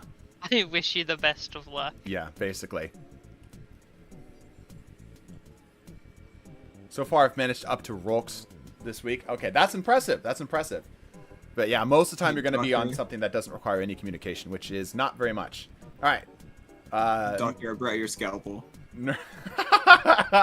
I've got a bigger scalpel. We've got a concerningly large scalpel. All right, Beast, do you want to be the in-house nurse, and Nurse 7, do you want to be the, I guess, secretary?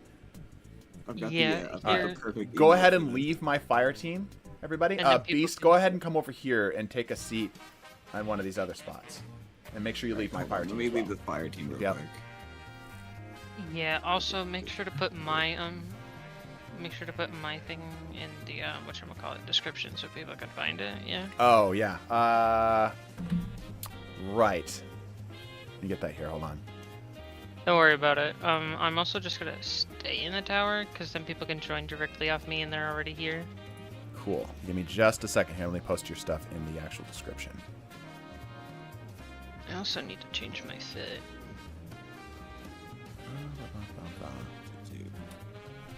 Give me just a second. Let me get the chat up here. Give me just a second, everybody. I'm getting a 7 in here so that it is easy for y'all to find it. Indeed. There we go. There we go. Okay, sweet. Make sure that once you get here, you leave my fire team. You'll still stay in the tower. This makes it easier for you to actually get more people in here, right? Cool. Cool. Okay. Beast. That is the perfect emote for this. Look at that. Yeah. Beast, what's your qualifications as nurse? Well, I did go to 4 years of PvE elementary. Oh, okay. Wow. That's hard to get into. I'm surprised you're able to get in there. Yeah. Also, I know, it was a very rigorous process. You're massively phasing in and out of reality, Scalpel. This is a little item I retrieved as my graduation present. I see. That's right. Okay, cool. It's incredibly useful. All right. First person to come on in. Tell me what it is that we are doing. What type of build you're looking at? What you're aiming for? What difficulties you might be having, Agent? Go ahead and pop it open here. Let's see what you got. Are we doing PvP? We're doing PvP and PvE builds today, yes. Any type of builds. My PvP build that has all the melee for maximum heals. Okay? I only made it through PvP preschool. That's good. Alright, PvP build that has all the melee for maximum heals. Okay, so we are playing specifically around the glaive, and the glaive will play specifically into the Karnstein armlets. I wish your character would load. Unfortunately, it is not, so I cannot rate your drip, I'm sorry to say. Okay, so we're playing hard into the glaive. We've got a Zen Moment, Eye of the Storm, Belisarius, and a Deathbringer. Yeah, I mean, I think there are better options if you're trying to play around healing and such. Like, if you really wanted to lean into the meme, not that I recommend this, the glaive is bad. You could do like the funny Warlock glaive, but it's bad. Deathbringer just seems kind of like a whatever pick. It just seems like you just threw this on here just because you like the idea of Deathbringer. There are better exotics out there that I feel like play well with this. Specifically, if you're playing around that healing, you could do like a heal clip thing. You could do Crimson. Everything else here is just, it's whatever, you know? Anyway, let's keep rolling here. Yeah. And you're doing this on Broodweaver, which is an interesting choice. You have something to say, Beast? I hear you. Don't be afraid to talk over the top of me, by the way. Yeah. I do like that the Unexpected Resurgence does have the shield duration masterwork and building into just completely blocking damage with the shield on the perks. Mm-hmm. That will hopefully keep your like damage reduction up with the Karnsteins, get that healing up. Mm-hmm. But I feel like it's overall it will definitely be like a slow firing build, which could be good, but I do think Crimson would be a good choice if we're going into that health regen idea, like you said. Yeah. Kind of give you some more like mid to longer range items. Mm-hmm. I think that would be a good idea. Yeah, I feel like right now the Unexpected Resurgence is sort of your stop point, and you're gonna bottleneck all of your build through this on PvP. So I would recommend playing into something that has a bit more generic use. This is kind of a one-trick pony right now. I understand that the grapple melee will also give you the cure off of the Karnstein armlets, right? Obviously, you're using Mind Spent Evocation to basically guarantee a kill following up, which is nice. There are ways to play around this sort of healing style for much less of an investment. Because while grapple is great to get in, it is a 1 minute 22-second cooldown for a gimmick that can hopefully get one kill. I generally would advise any sort of like melee healing survivability build to play into Void. Void has the fragment that gives you healing on kills, on melee kills, which includes grapple or melee kills, sorry, from glaives. So that tends to work better. Like, this isn't bad, but you're very lopsided in terms of your power fantasy here. Weaver's Call, fine, whatever. I would probably advise the Weave Walk, actually, because what you can do is you can swing in get that thing to hit, and then weave walk your way out if you so choose. Obviously, you're going to be giving up your Arcane Needle, obviously, right? But your Arcane Needle is difficult to follow up on anyway, as you don't have any weapons that set it up for an easy kill, right? You're not going to be doing like 2 hand cannon shots and then an Arcane Needle to clean them up, right? This is going to be difficult to get it to happen outside of just kind of randomly throwing it together. I need to clip someone because the heal is so powerful. Grapple into the glaive is a 1 hit and also heals you. No, I agree. I'm just saying that the power spike is very infrequent, right? And if somebody has an option to counter you, like if they are looking for your grapple, they only need to shut down 1 thing from you, right? You're leaning in super hard on the grapple to make your shenanigans happen. And if somebody has an answer for that, you're shut down, right? Somebody has a shotgun, that's it. GG, right? Obviously, that's always a concern, but it's especially a concern when you're leaning this hard in on it. And I think having things like the weave walk might help you out, because you might be able to get into a position where you're grappling in and then you realize, oh shit, I'm about to die. You can immediately press the weave walk while you're in the grapple animation and basically undo that bad situation. All right. Threat of Ascent, sure. We're going to keep the build with what you have, right? Like I said, I'm going to lean into what you have available to you here. I'm just going to provide my feedback where I can. Threat of Ascent, sure. This makes sense. Then we've got Threat of Evolution for bonus damage. I don't know if this is actually necessary for what you're trying to set up here, as most of your Threadlings are going to be pretty CQC, but not a bad pick at all. And Threat of Generation, sure. I'd like to see potentially some Woven Mail mixed into here with the Threat of Warding. As an option. Yeah, I definitely don't need continuity. I think I would potentially try swapping out maybe Ascent, maybe Evolution. Ascent seems like it's fine. Like I said, I dislike that you're so heavily reliant on the 1 gimmick. But maybe doing some ability to get some Woven Mail off could be nice too.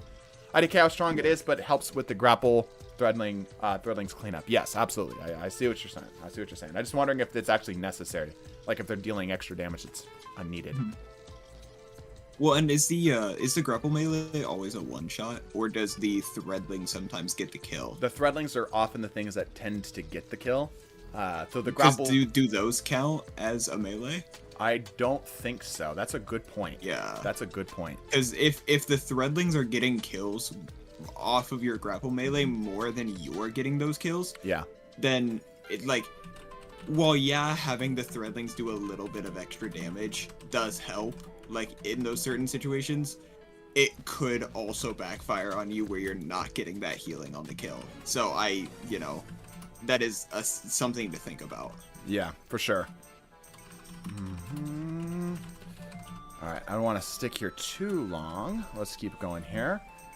Let's look at some of these fragments and such. Okay, Reaper Time Dilation, sure, no problems there. That's pretty standard. Absolution, Arc Weapon Surge. I don't know if that's actually going to do anything for you for the Arc Weapon Surge. You might be better off holding that out for more just general ability uptime and such. Seven's coming in with a new group. Because the Arc Weapon Surge, you're already going to get the Unstoppable Force melee into the glaive kill, right? Like, that's the follow-up, so I don't know if that's really going to do a whole lot for you. It might be worth doing other things. Oh, okay. So you're making... The only way... That is one thing I will say. The only way that you're making orbs on this build currently is Reaper. Yeah, does they not have... So yeah, you're right, they don't. You don't have any other way to make orbs, so your Arc Weapon Surge is going to be incredibly inconsistent. That's a good point. I will write that down. Any other points? Oh, wait, does this have blades? Oh, it does do stuff for glaives. Okay. Cool. Does the... Let's see. The grapple itself doesn't one-shot. I usually combo it into the glaive. Right. Okay, so it's actually pretty inconsistent then. Lucent Blade's good. That's fine.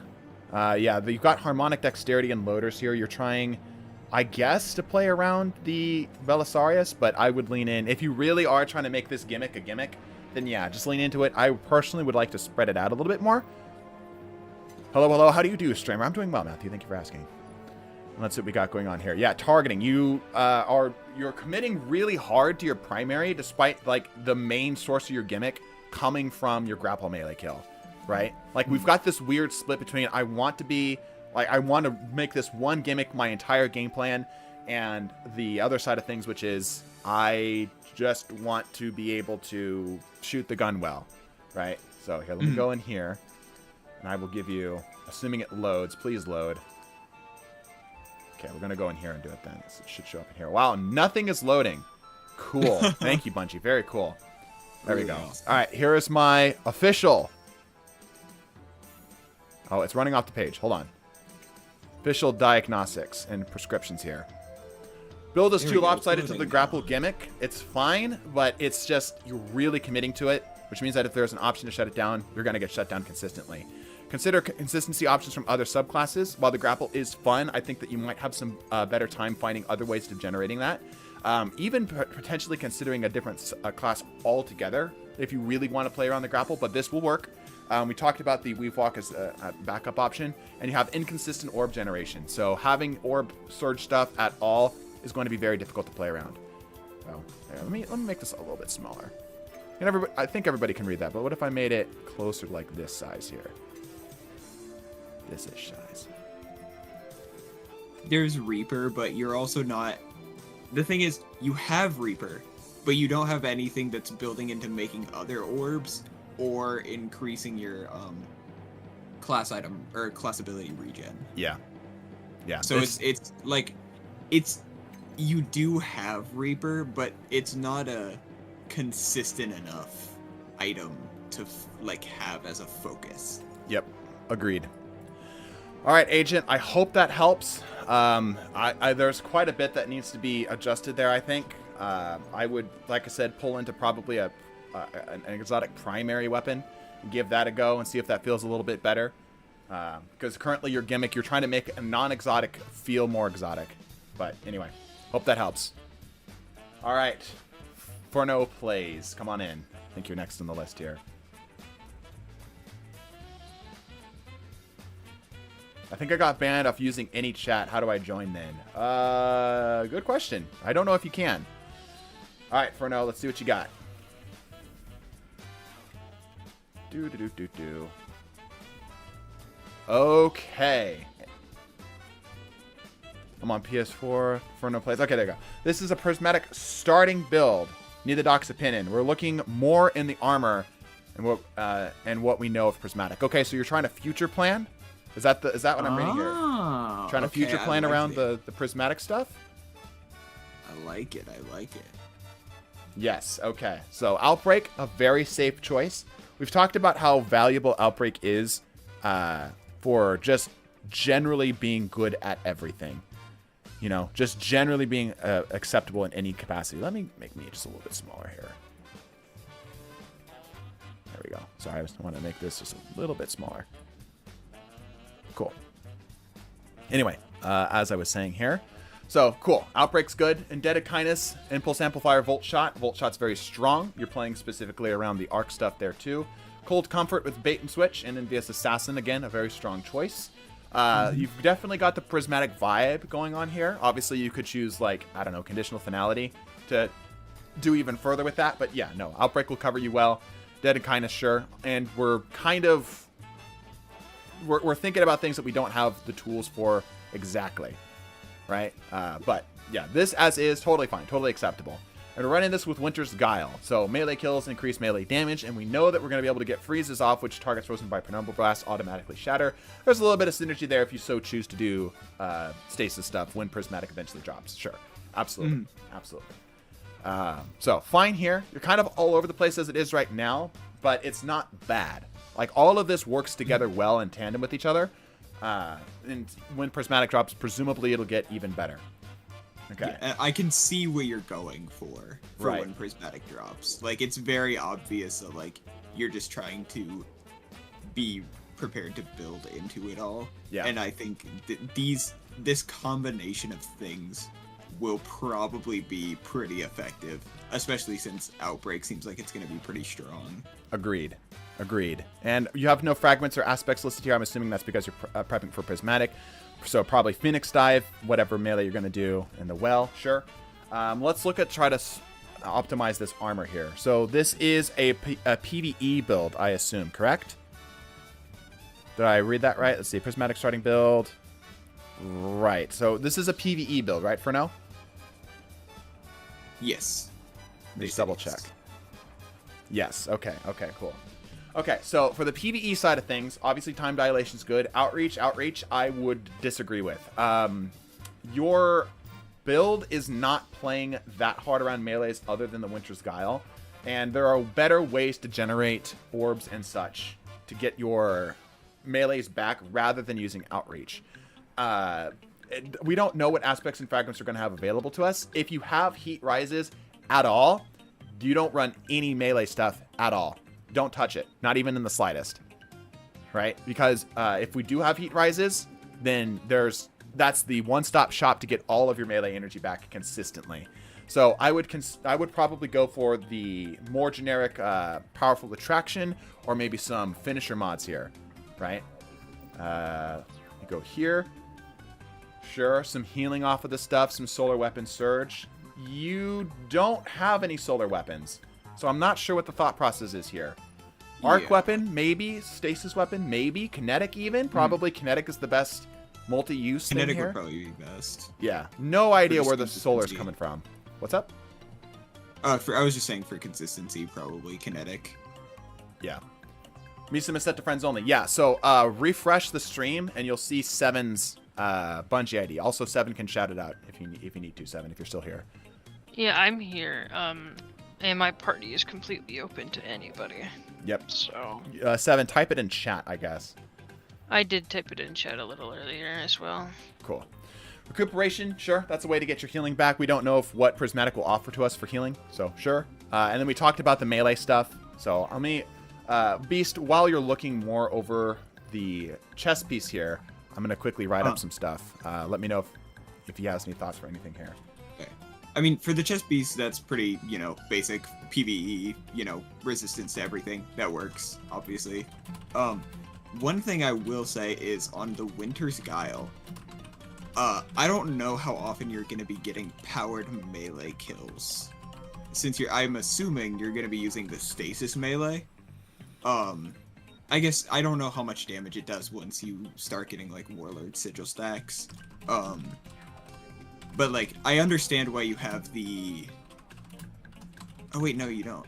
I would understand like having the make orbs with grenades mod, but I just don't know how often you're going to be getting a powered melee kill, and that being your only way to make orbs in PvE for a weapon surge isn't super great. Because, yeah, you have powerful attraction, so you can get, orbs that your friends make. But you're only making orbs through one method that requires... Okay. Oh, wait, okay, never mind. You changed it to grenade. Good. That works. Okay, so they're saying that the orb generation was pretty inconsistent. Right, okay, we can take a look at that. Yeah, so firepower for the grenade. Yeah, maybe. Obviously, Beast just talked about getting it through the potentially getting it through the melee and whatnot. Your orb generation here is going to be a little bit wacky. Let me see what's going on for Helmet. Yeah, your orb generation is going to be wacky. I would pull away from Font of Wisdom and go for even like Kinetic Siphon to generate more orbs. Yeah. Rather than doing what you got right there for the Font of Wisdom. You don't need that much intellect, especially when you can generate orbs, which effectively accomplishes the same result. As for this, yeah, firepower's fine. You're not really a grenade build. You're technically not super like a powered melee build either. So I would probably toss these all together and go for like reloaders, for your kinetic stuff, just so you can have it be more consistent. Also, the Indebted Kindness is really damn slow. No, not dexterity, reloaders. Reloaders specifically. Yeah, also the Indebted Kindness is going to be slow too, so you could consider doing an arc reloader there too, depending on what you prefer. But yeah, and then pull away from the Font of Wisdom. You don't need that much intellect rather than just generating orbs outright. You're not using grenades here, so Ashes' assets is not the way to go. So in general, inconsistent orb generation is sort of the problem here. I'm going to go here. I'm going to set this up. Beast, do you have any other feedback for them before I give them their final prescription? Well, obviously, like, we know which melee you're building into, obviously. I don't know which grenade you're trying to build into. I assume you're going for Well of Radiance as your super. I can't remember what all grenades are coming with Warlock Prismatic, but yeah, if you're not going into, like, super into a grenade build, it's not very helpful to have a bunch of grenade focused mods, and you should just go for things that are going to make your build more consistent in general. Like you put on the kinetic siphon and the arc siphon. I think both of those are going to be much more helpful to you than just some random grenade mods that are kind of going to help you, but are not the focus of your build. I agree, and thus my prescription is as follows. Oop. Here. Oh shit, I'm a professional streamer. Here we go. Yeah. Let me here. Actually, I can even make this bigger. Ooh, bigger. Oh, bigger. Obviously, we don't know what's going to happen with Prismatic, so we're playing this a little bit by ear. But if Prismatic does have heat rises, pull completely away from melees. 100% pull away from melees. For safety, I would lean into the kinetic as your source of just whatever it is that you're doing. That'll be a lot safer for you. And inconsistent orb generation across the board. You have very poor orb generation, which is critical for good PvE builds. And you're not really playing into the grenade for this build. Like, none of your stuff is leaning into the grenade. So pull away from the grenade mods. Consider putting it back into just more generic weapon orb generation and more weapon mods in general. Okay? Any other questions here for me for now? Or does that get you all sorted?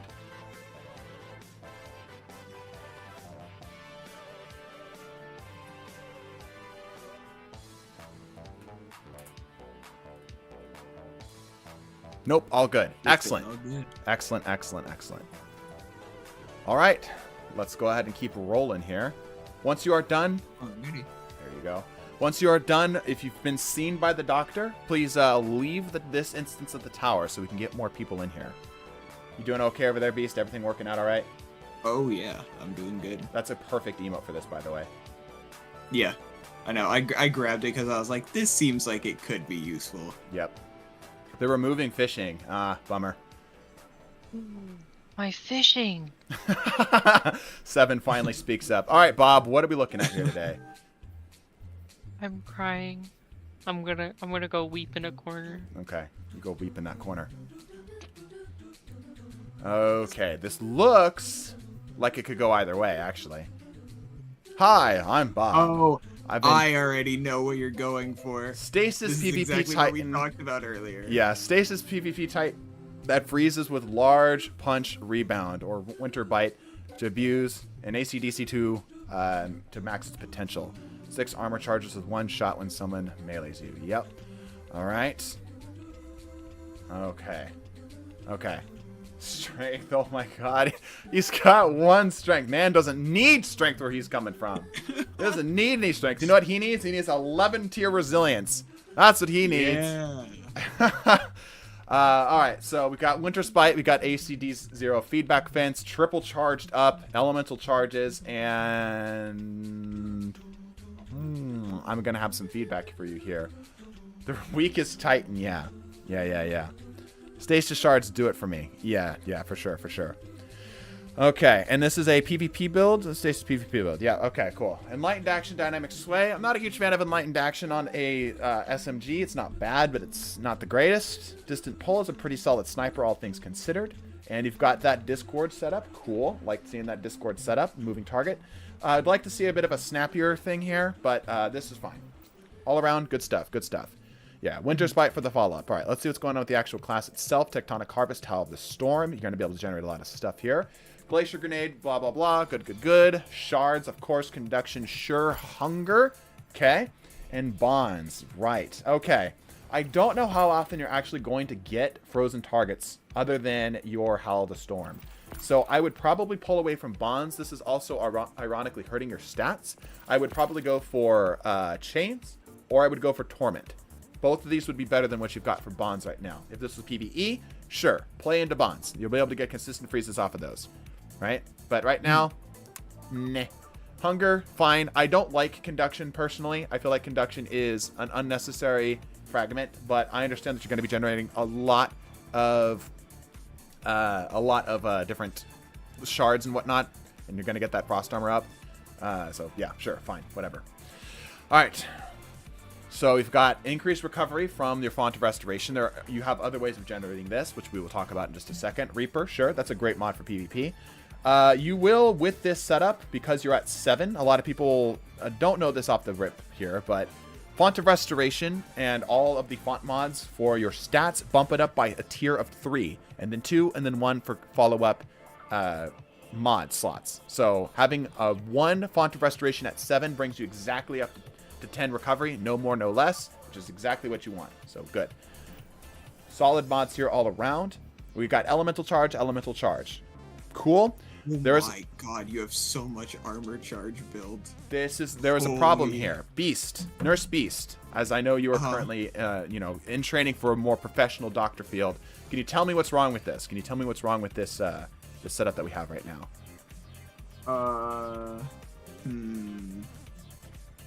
I honestly, I don't use elemental charge enough to know. No thoughts? I don't. I mean, they stack, right? They Just do. with a little You're bit correct. less efficacy. Yeah, I'm not sure. Honestly. Not sure. And anybody in chat, tell me what the problem is here. Because it works with stasis shards. They do work with stasis shards. Does anybody see the problem here? Or rather, a lack of optimization here. Like, Did anybody see it in chat? No shards? No, they're able to get the shards. The shards aren't the problem. They could. This is a PvP build, so they aren't playing into the surges. Too much resil. No, specifically with the mod I'm hovering over. 2 of them, yes, that's part of the problem, but there's an even bigger problem. Bingo, Officer Beepski. Stacks on stacks. Works with ACDs. So, by landing 1 melee hit, you can generate 2 armor charges, allowing you to consistently get, on targets in PvP, a full armor charge stack because you are heavily committing to charged up. You can get a full armor charge stack all the way up to 6 with just 3 hits. So you can get some incredible return on value here, making your one-shot return investment on ACDs guaranteed. Never knew that. Yes, this is what the build doctor is here for. We're here to help you out. Got the prescription wrote up already. Now you're fully committing to the charged up gimmick. So this brings you from 3 by default up to 6 with ACDs. That will give you the ability to get a one-shot return feedback fence, if I remember correctly. Elemental charges don't work. They don't work in PvP. Stasis shards give strength. Are you sure about that? Well, what do I replace for stacks on stacks? 1 of your elemental charges. Because multiple copies of this mod can be stacked to increase the frequency of this effect, sure, diminishing returns on each additional copy of this mod. However, what you're giving up is, instead of not having your stasis shards come up as frequently, you're guaranteeing your melees giving you your stacks. So it's much better to instead just toss one of these out altogether and grab another stacks on stacks. Pretty sure they do. Yeah, almost positive that they do in PvP. Almost positive.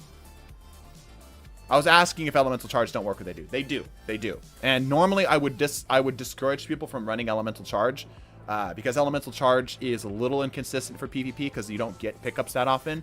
But for a Titan that is going to be able to generate it from literally everything, grenade, melees, just almost the class ability if they wanted to, if they really wanted to lean into it. Yeah, no, that actually makes a lot of sense. And now from here, they're doing melee kickstart. Now, melee kickstart will allow them to spam that funny 1-2 punch. Bob, are you aware of the stasis melee on Titan combo for PvP? Are you aware of the 1-2 punch combo? Well, I say 1-2 punch as if it's the perk, but I mean like literally you punch him twice. Are you familiar with that? I got that funny punch type beat. Okay, cool. You understand then. Yeah.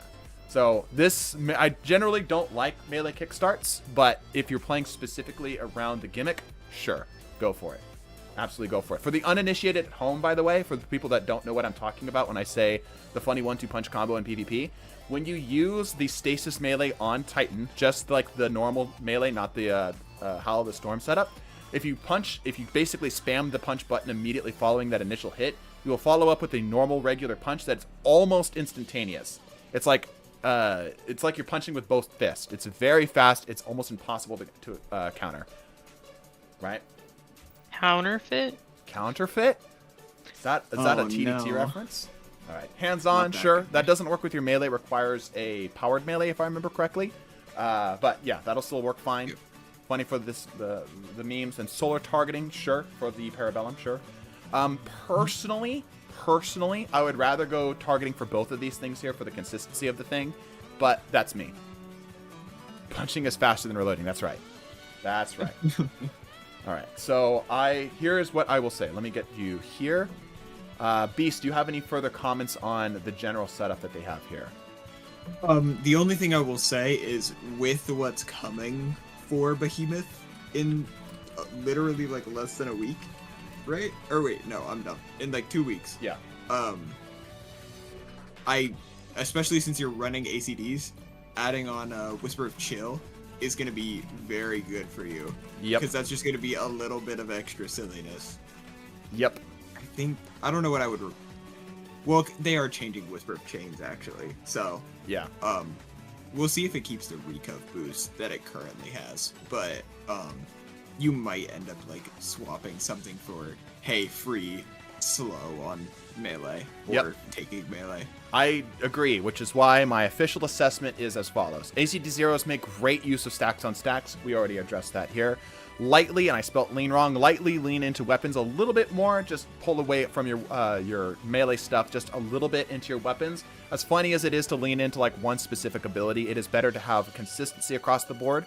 And obviously, like we just mentioned, prepare for the new Whisper of Chill. Whisper of Chill is going to be incredible for this, especially if it works with Winter Bite. So this is going to be very, very strong.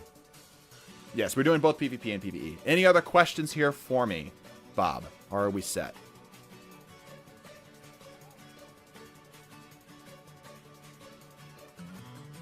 I'm going to be cooking. All right, excellent. Thank you so much, Doc. You are very welcome. All right. 2 people need to leave your fire team to make space for the people I'm bringing in. Please do me a favor and leave your fire team. Leave the fire team once you are in the tower. You will be able to stay in the tower. You'll stay in the same tower instance, but you will leave the fire team. Let's take a look at how big the line actually is here. We got 1, 2, 3, 4, 5, 6, 7, 8, 9, 10. 10 people already lined up and ready to go.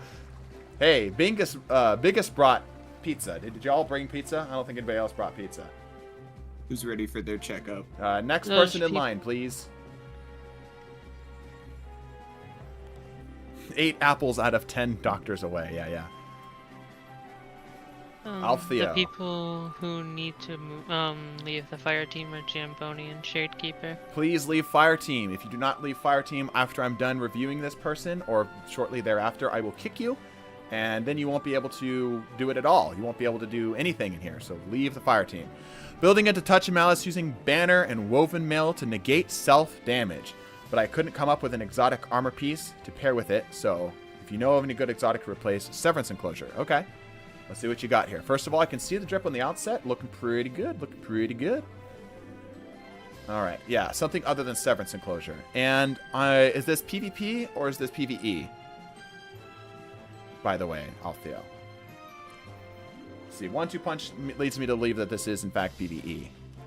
I'm just going to double check. Yeah, this tracking module is not my first choice.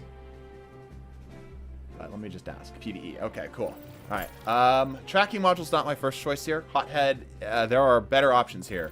There's a lot of better options here. I'll put that on your write-up just as something to consider. Dual loader 1-2 punch. Sure, fine. And then you're playing around the Touch of Malice. Obviously, for the Severance Enclosure, 1-2 punch works pretty darn well. There we go. That's a lot better. And let's see what you got going on for the rest of this year. Of course, Banner of War and Into the Fray. Cool. Yeah, no problems here at all. Standard. Grapple to keep it funny. We know about the grapple funniness that is going to be at least existing for the next 2 weeks. Using Dregner's Lash is the other aspect. No, Into the Fray I think works a little bit better if you're trying to lean in like really hard on the melee stuff. Because it increases the melee regeneration rate while you're... you have that Woven Mail, which this will allow you to do pretty consistently. We will need ways to generate Woven Mail, so we're going to have to be looking for that. But Into the Fray here, no problems here. Grapple does unravel targets, so that is a way to generate a Tangle and just generate Woven Mail. It is the fastest thing to come up, so this will probably work fine. Frenzy Blade, of course, everything else here is fine. Isolation, landing rapid precision hits emits a severing burst from the target. Good, that's a consistent way of doing it, and that's going to work well with the Touch of Malice. It doesn't require anything specific. Defeating targets with the Tangle grants melee energy to keep that up, sure. While you have Woven Mail, weapon final blows create a Tangle. Cool, that's more ways of doing it. And there we go. Dealing damage generates grenade energy. Sure.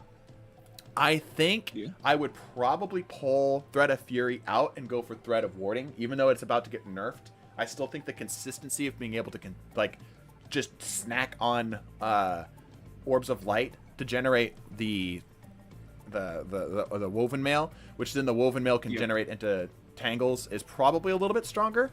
It depends on how much you're really reliant on this. I think that your Thread of Isolation is going to be your best way of getting Tangles to generate flat-footed, right, without any other type of setup or whatnot. Mm-hmm. You're able to shock more than one build. Nope, one build per person, please. The melee generates a tangle when killing something with it, does it not? When killing something with it. Yes, it does. Yes, it does. But that's on a cooldown, so you can't rely on that. Can't rely on that super consistently. Right? So, yeah. Warding, I still think, is stronger here. All right. Mm-hmm. Let's keep going here. All right. You're playing hard into the empowering stuff. We'll talk about the exotic choice for the armor in just a second. Time dilation is fine. You might want to, instead of doing the empowered finish stuff, you might want to do the collecting orb thing. That way it becomes an optional tool for you. The empowered finish is fine, but this only works if you don't have them, which I feel like is maybe short selling yourself and being unable to generate any at all.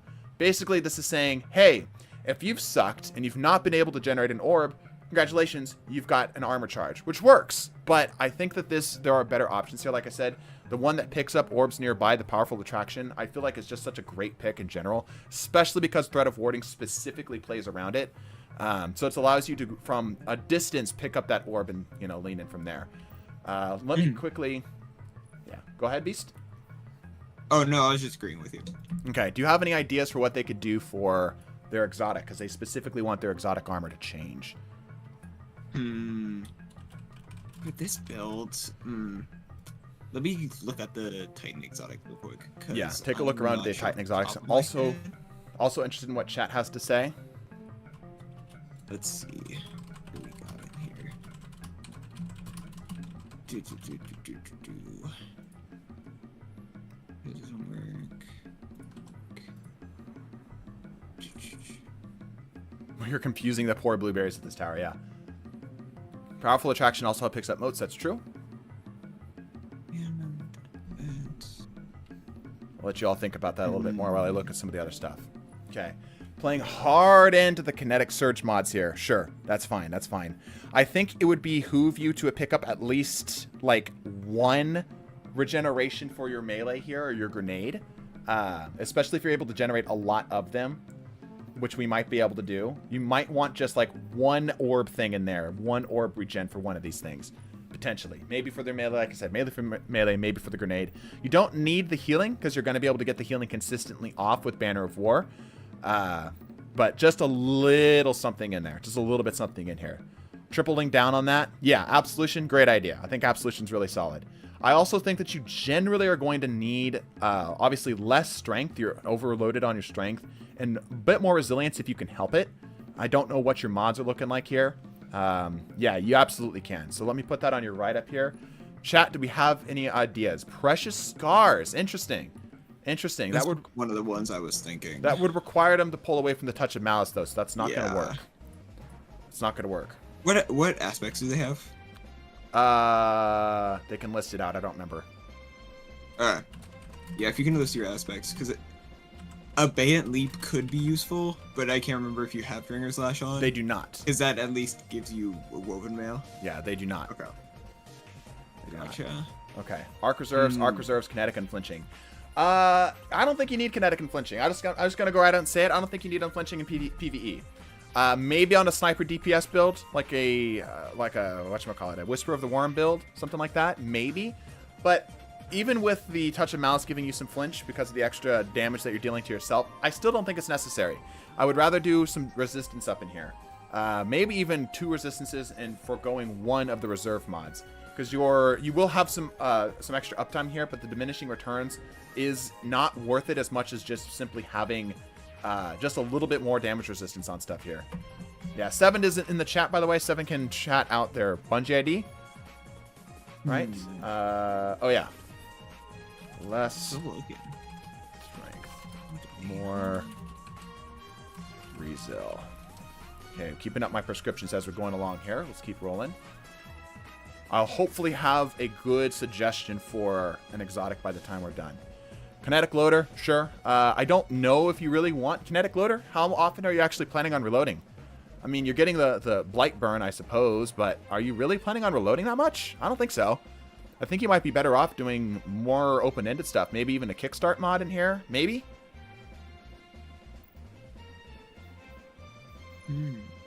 So, let's see here. Kinetic Siphon, yep, good. And then scouts and stuff. Sure. Sure. All right, now, while we're here, let's talk about what exotic armors that we could potentially use. In fact, while I'm here, let me go over here and open up this and go into our collections. Let's take a look at exotic armors real quick. Why do I have to leave before I get there? Well, once you're here, you can leave. Titan. Skullfort's not going to be useful. Maybe Mask of the Quiet One. Probably not Kepri's Horn. Symbol for Insane 14's a no. One-Eyed, maybe? Probably not Precious Scars because that pulls away from... That requires us to run a non-kinetic weapon. Lorelai's a no. Cadmus, no. Feedback, yeah. Feedback is good. Feedback is good. We've seen a lot of feedback stuff. Syntheseps, yeah. Also pretty darn good. That's a very just like a one-size-fits-all solution. Yep. Yeah. Aeon's probably not, although it's not bad. Ashen's no. Worm Gods, maybe, yeah. Ursa's no. Stronghold's no. Sight's no. I suppose no. No. No. I'd say maybe Alpha Loopy, but like Yeah, I don't know how much you need healing. No, I don't think it's necessary. build. They've got enough healing on deck. Yeah. Armamentarium for the double grapple. I don't think so. Heart of Immoslite is also a pretty safe option. The rest of these are pretty specific to particular There's weapons a lot of and very whatnot. safe options, but Yeah. not a lot of like options that are going to specifically build into this. Yeah. Like, I think you're probably best off just simply going for a melee increase thing here and then having the pivot Yeah. for your other stuff. Yeah. So I would probably just start out with Synthos. Just get yourself started with Synthos and see how that feels. I'm going to put that into my notes here. This is the biggest prescription we've had so far. Try Synthos and see how it feels. And let me get your prescription up here. Let me see if Altheo has any other feedback here. So, generally, better heavy. We talked about that already. Play more around orbs and Threat of Warding. We talked about that as Threat of Warding. Even though it is getting a nerf, it is still very, very strong. And the other options just simply aren't as strong, in my opinion. Spec boots for some ability regens. Tripling down on the Kinetic Surge is fine, but there's just better options out there. Pull away a bit from the strength, as you're going to have other ways of generating it, and spec a little bit harder into the resilience. Strength, you have better ways of generating strength outside of having tier 10. Like, if possible at all, I would, even if this was as an option, I would consider just dropping my strength down to like an 8 and having orbs or something generate other ways of getting it. Even something like the kickstart mods is not a bad way of doing it. And while, of course, yeah, the Severance Enclosure is fine, if you really are looking to try something else, try Synthos. They're safe. They're free, consistent damage uptime. Worm God Crest also works just as well. But if you like the Severance Enclosure, which you stated that you're trying to try something else, then, you know, that's fine. How does Kickstart work for Strand melee attacks? If I remember correctly, it requires you to get all the way down to 0, but that does allow you to, you know, dump all 3 in and then get like a charge back or so. You know, so ways to do that. But like I said, I would try Synthos here. I think Synthos are nice, safe options. Any comments, Beast? I think that's good. I would say if you end up needing more like abilities for some reason, I would just, you know, also try out Inmost Light if Synthos isn't working for you. But I think Synthos should be a pretty good just all-around option. Just will generally help you out in any scenario you're in. So I think that's probably your best bet at the moment. Yeah, Touch of Malice is a little hard to play around on Titan, as they are. They don't have like those range tools. They want you to be up close and personal. So you're kind of square peg round hole a little bit. Not to say that you can't. It's just gonna be more difficult. Gonna be a little bit more. When difficult. on like Strand, you don't have that many healing options. Besides Banner of War. Yeah, to help you with that much. And there's nothing that like builds specifically into Banner of War in a way that's useful. Yeah. So not coming out of the Touch of Malice. You know, Yep. I will say, based on the new exotic that's coming out for Titans, it looks like it could be a healing based exotic. Yep. Mm-hmm.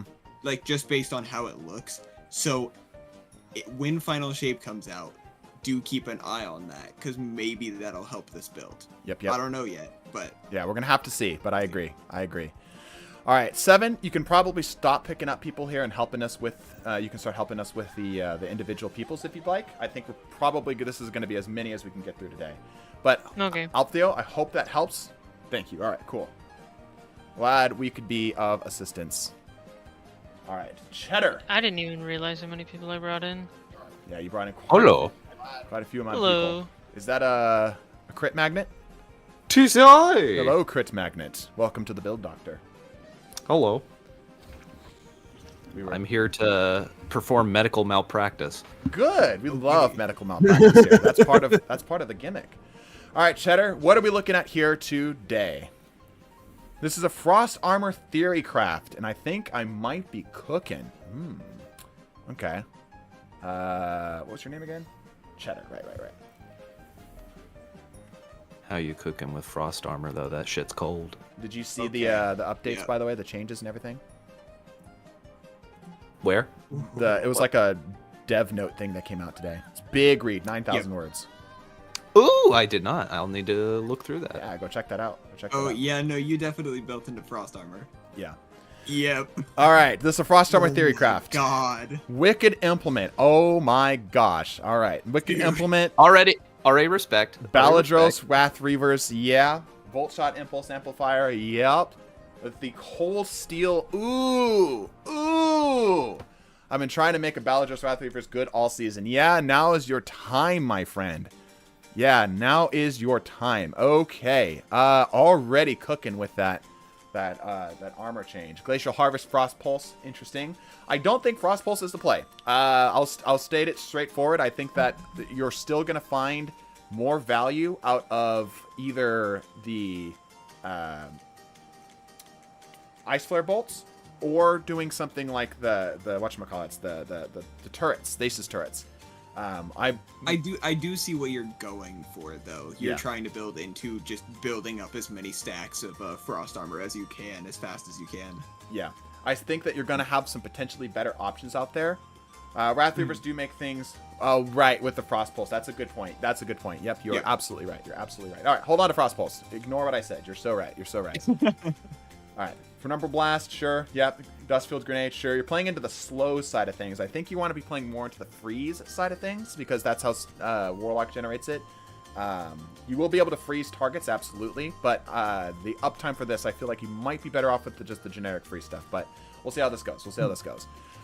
Whisper of Chains, yeah, we talked about how that's going to change. I don't remember all the specifics of all the changes. I'd have to go back through and double check. Let me pull up Chains at least. Yeah, I'm pretty sure Chains is like longer and more stacks, if I remember correctly. Grants a chance to create a stasis shard when defeating a target while you have one or more stacks of Frost Armor. Okay, so Chains, right. So it actually chains together. Haha. Okay, cool. Haha. Yeah, Conduction is unchanged, if I remember correctly. Rhyme is getting changed. What's Rhyme's change, Nurse? Let me find that. Now increases the maximum duration and stat count of your Frost Armor. Okay, cool. And Refraction's probably getting unchanged there. There is going to be one, like...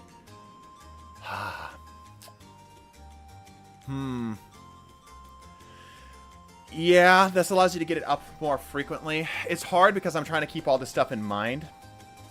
Warlock exclusive buff. No, it's coming to Stasis. Changes for shards, Conduction to the grab them at range. Rhyme is for more Frost Armor stacks, and Refraction for better Rift cooldown. Yeah, the Refraction for cooldown makes sense. Rhyme, sure, that makes sense. Chains is allowed to keep it going. I feel like Conduction, like, I generally dislike Conduction. It's a quality of life thing that gives you some stats and such, and that's fine. The stats bonus is nice. But I feel like the quality of life is so minuscule in the vast majority of gameplay that the Whisper Conduction is kind of unnecessary.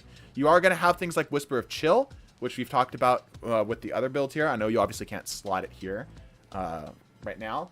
I think even something potentially like Bonds could potentially be good too. I know that there's a cooldown with it. I'm not a fan of Conduction. I can't think of anything that would really chain better for this. The other thing I kind of dislike with this, while Duskfield Grenade is of course fine and dandy, there's a lack of playing around specifically the freeze with Warlocks, which Warlocks are particularly good at. Right? So while Duskfield Grenade... Well, and you have Glacial Harvest, which is literally built around freezing your target. Yeah. So not having a grenade that will freeze your target. Well, like, here's the thing. They're probably playing this around PvE, right? So Duskfield Grenade is going to be a generally pretty consistent way of getting that freeze going, and it might last a little bit longer. But it still feels like you're, like, kind of splitting yourself up a little bit here. Wasn't too sure on Conduction. Build has 2 intellect mods on, so I'd have that wiggle room. Yeah, you don't need the intellect for this. Like, the stasis super for PvE is just okay. It's amazing in PvP. It is arguably the best super in PvP. It's just okay for PvE. Good for crowd control, sure. Baladros does get a lot of value out of it, absolutely. But again, there's other ways of playing around your intellect if you really want to lean into it. I don't like Conduction. Nurse, do we have a suggestion for another option for Conduction? For another option for Conduction, let me see what I've got in my little stasis chamber. Conduction with Frost Pulse is a lot of fun, though. Yes, but is it a little unnecessary? That's my point. Like, yes, it's easy. Wait, no, they already have Refraction on. Yeah, they got Refraction, which is good. Fine. Chain's good. Rhyme, good for when the Frost Armor changes happen. I mean, maybe Hunger. Hunger for to get the more increased melee energy from the shards. Right. Or just chill in general to keep that going. Yeah. Fissures, well, Fissures gonna help because it does it when you get hit too. Yeah. Fissures actually might be the play. Fissures for the increased damage. Yeah, you might find yourself needing a little bit more umph. I like Fissures. I think Fissures is probably the best choice here. If you're feeling good with the Duskfield Grenade in PvE, go for it. Like I said, you obviously targets are going to pretty much stay in place. Cold Snap Grenades are obviously the thing I would generally default to. The Warlock's even in the picture, you know? But try it, see what you like better. See how it feels. All right. Weapons, great choices. We have no issues with the weapons. Font of Restoration, we've talked about how perfect this fits here, so that's good. Time Dilation. Now, if you really want to have Conduction, you could potentially, I don't think this is necessary here, but you could toss Reaper and instead go for Powerful Attraction. Powerful Attraction will also pick up those stasis shards as they're considered to pick up when you're nearby targets. Reaper is a little inconsistent on Warlocks. I generally do not advise it for PvE. It's not terrible, but there's better options out there. So if you really want that Conduction value, you want that Conduction feel, you could do the ore pickup thing from here. Let me quickly get some stuff into the prescription while Beast gives some reviews on this boot armor. Yeah, so let me look at this. So Elemental Charge, obviously you're going to be making quite a decent amount of Stasis Shards, so I think that's probably fine. Stasis Weapon Surge, obviously very good. You're going to be mainly playing around the Wicked Implement and the Zephyr, so that's very good. That it plays into both. Recuperation. The thing is, I don't know how much healing each of the shards is going to be giving, so Recuperation might not be the most useful on this build. But that's something to check later on once we know how much actual healing it gives you. Yeah. Good stats all across the board. Obviously, the chest armor is fine. Yeah, let's go up to the chest armor here. I'm back. Yeah, just general damage resistance is here. Nothing really need to get too spicy with. Sure. Bolstering, momentum, and harmonic loader. Yeah, these make sense. Yeah, these generally make sense. Cause damage to the grenade, reduce your melee cooldown. This is completely unnecessary. 100% unnecessary. Presuming they didn't mention this here. Somebody can correct me if I'm wrong. Somebody who's read a little bit in between the lines with me. They didn't say that they're going to be changing the way that melee regen. Yeah, the stasis melee regen isn't going away, right? They didn't. It doesn't seem like they did. Yeah. They did, I think they would have probably mentioned, or at least made it. I feel like that's one of those things they would have like highlighted. They'd be like, stasis melee regeneration is going away. If you have a build that uses stasis melee regeneration, that is going away, right? But somebody can correct me if I'm wrong. So I am assuming that it's not, that they did not get rid of it because it's not listed as being removed anywhere. It just said like they're adding those more things. functionality to it. Right. So momentum transfer, waste. 100% waste. You're going to have melees coming out your ass. You're going to have a fist extending out the back of your anus. They're going to have so much melee energy. You do not need melee regen. You are so good, dude. Go into your, play this, do instead of bolstering, or with bolstering, do the other one, the melee one for this, to get your class ability up faster. Because that's the thing you really are trying to lean in on here. Get that class ability up as quickly as you possibly can. Pull away from momentum transfer. Momentum transfer is completely unnecessary. Other than that, looks good. All right. Oh yeah, the small amount of health in the stack of frost armor is specifically attached to the harvest aspects. So I'm guessing it's just a bonus when you have those equipped. Right. It doesn't say it's replacing the melee. Okay, say that one more time for the people in the back. Oh, so in the little notes that they have here, on all of the harvest aspects, Grim Tectonic, and Glacial Harvest, stasis shards are granting a small amount of health and a stack of frost armor. It does not say anywhere that they are removing the melee aspect of stasis shards. They're just adding extra functionality when you have those harvest aspects equipped. Right. Okay. Yeah. Like that's my thing is they weren't like super explicit on it, so we're kind of having to read in between the lines here.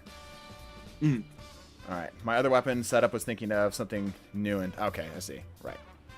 Yeah. Okay. And lastly, for the helmet, we have Heavy Ammo Finder, sure. Harmonic Siphon, sure. Font of Wisdom, kind of unnecessary here. Again, like you're going to be generating super just from dealing damage far more than you are going to be from having your intellect up higher. So I would pull this away. I would probably do either Special Ammo Finder because you are using the Indebted Kindness to help that going. Yep. Indebted Kindness is great. You could do the Arc Siphon mods. What other mods could you do in here, Nurse? Is there anything else that you could really do in here besides the... Let's see. What else could you do? I mean, depending on what is in the artifact next season, they might have some kind of stasis / arc siphon mod that would be obviously useful. Other than that, though, like base You're not stuff, gonna there's not really kill anything here, that. right? I think somebody can correct me if I'm wrong. I think a stasis shatter kill counts as a powered melee kill. Am I wrong? That would be a question for chat. I have no idea. I don't know. Yeah, Special Ammo Finder for now. Let me go over here. I will give you my official diagnosis, and then that will wrap you up here. There's a limited amount of people that can be in the lobby. I don't know. My official diagnostics here for some prescriptions here. Lean into the freeze harder. We already talked about this. Pivot to the fragments into stasis 2.0. For now, run fissures. And don't spec for melee regen at all. You will have so many shards up that it will be completely unnecessary. Drip looks fantastic, by the way. We finally got a chance to really look at it up close. Your drip looks really, really good.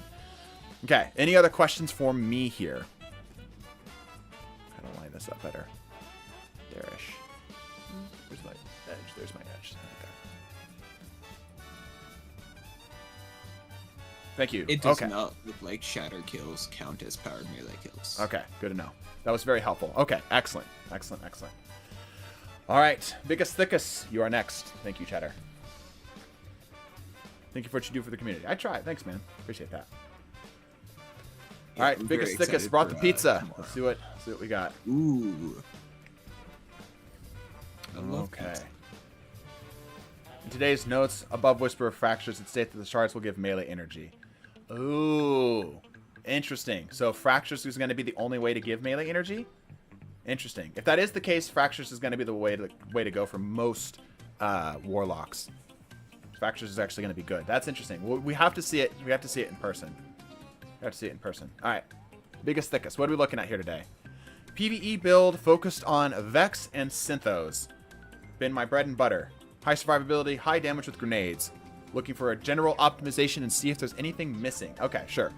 Love the Vex caliber, and Synthos works well. Just generically. There's no problems with that. Rapid hit, kinetic tremors. Not a huge fan of the hung jury in general, and I feel like this is just an okay roll. I will advise to find a better kinetic slot weapon here. as this one is not great. Apex Predator is, of course, solid here. I'm assuming this is the reconstruction. Ooh, bipod, not doing bait and switch. Okay. Probably fine, as you're probably not going to be doing the bait and switch shenanigans or whatever, right? This states that the shards will give melee energy while explaining the charge they were making to fractures. Okay. Interesting. Yeah, we'll have to play it around. We'll have to see if it ends up going anywhere specific, but we'll assume that it's going to stay as it is for right now. All right, let's see what you got going for Sentinel here.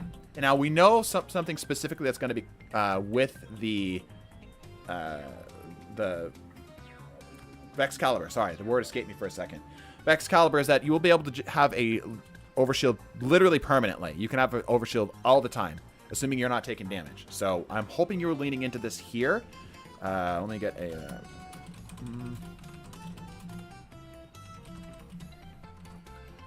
Okay.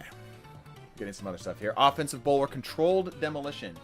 So charge significant faster, increase melee range while you have an overshield. Good.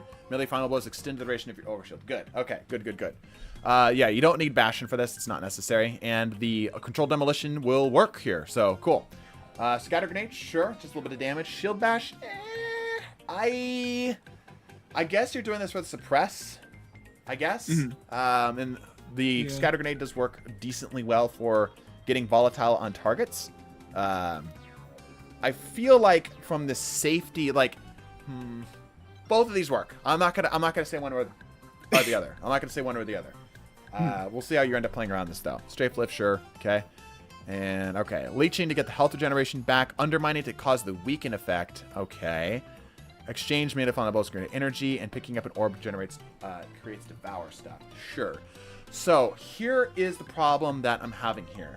Starvation is great, and having that is a solid way of doing it. None of your class is playing around, none of your fragments are playing around your volatile really at all, and nor is it playing around any of your overshield really at all. Undermining feels like you just threw it on just because you like the idea of weaken grenades, but you're doing nothing for it. Like, if this was a PvP thing, sure, I could see that. Yeah. I could see that, right? Because that's a pretty good combo, but still, there's a lot of missing opportunity here to playing to either your overshield or to play into your volatile, right?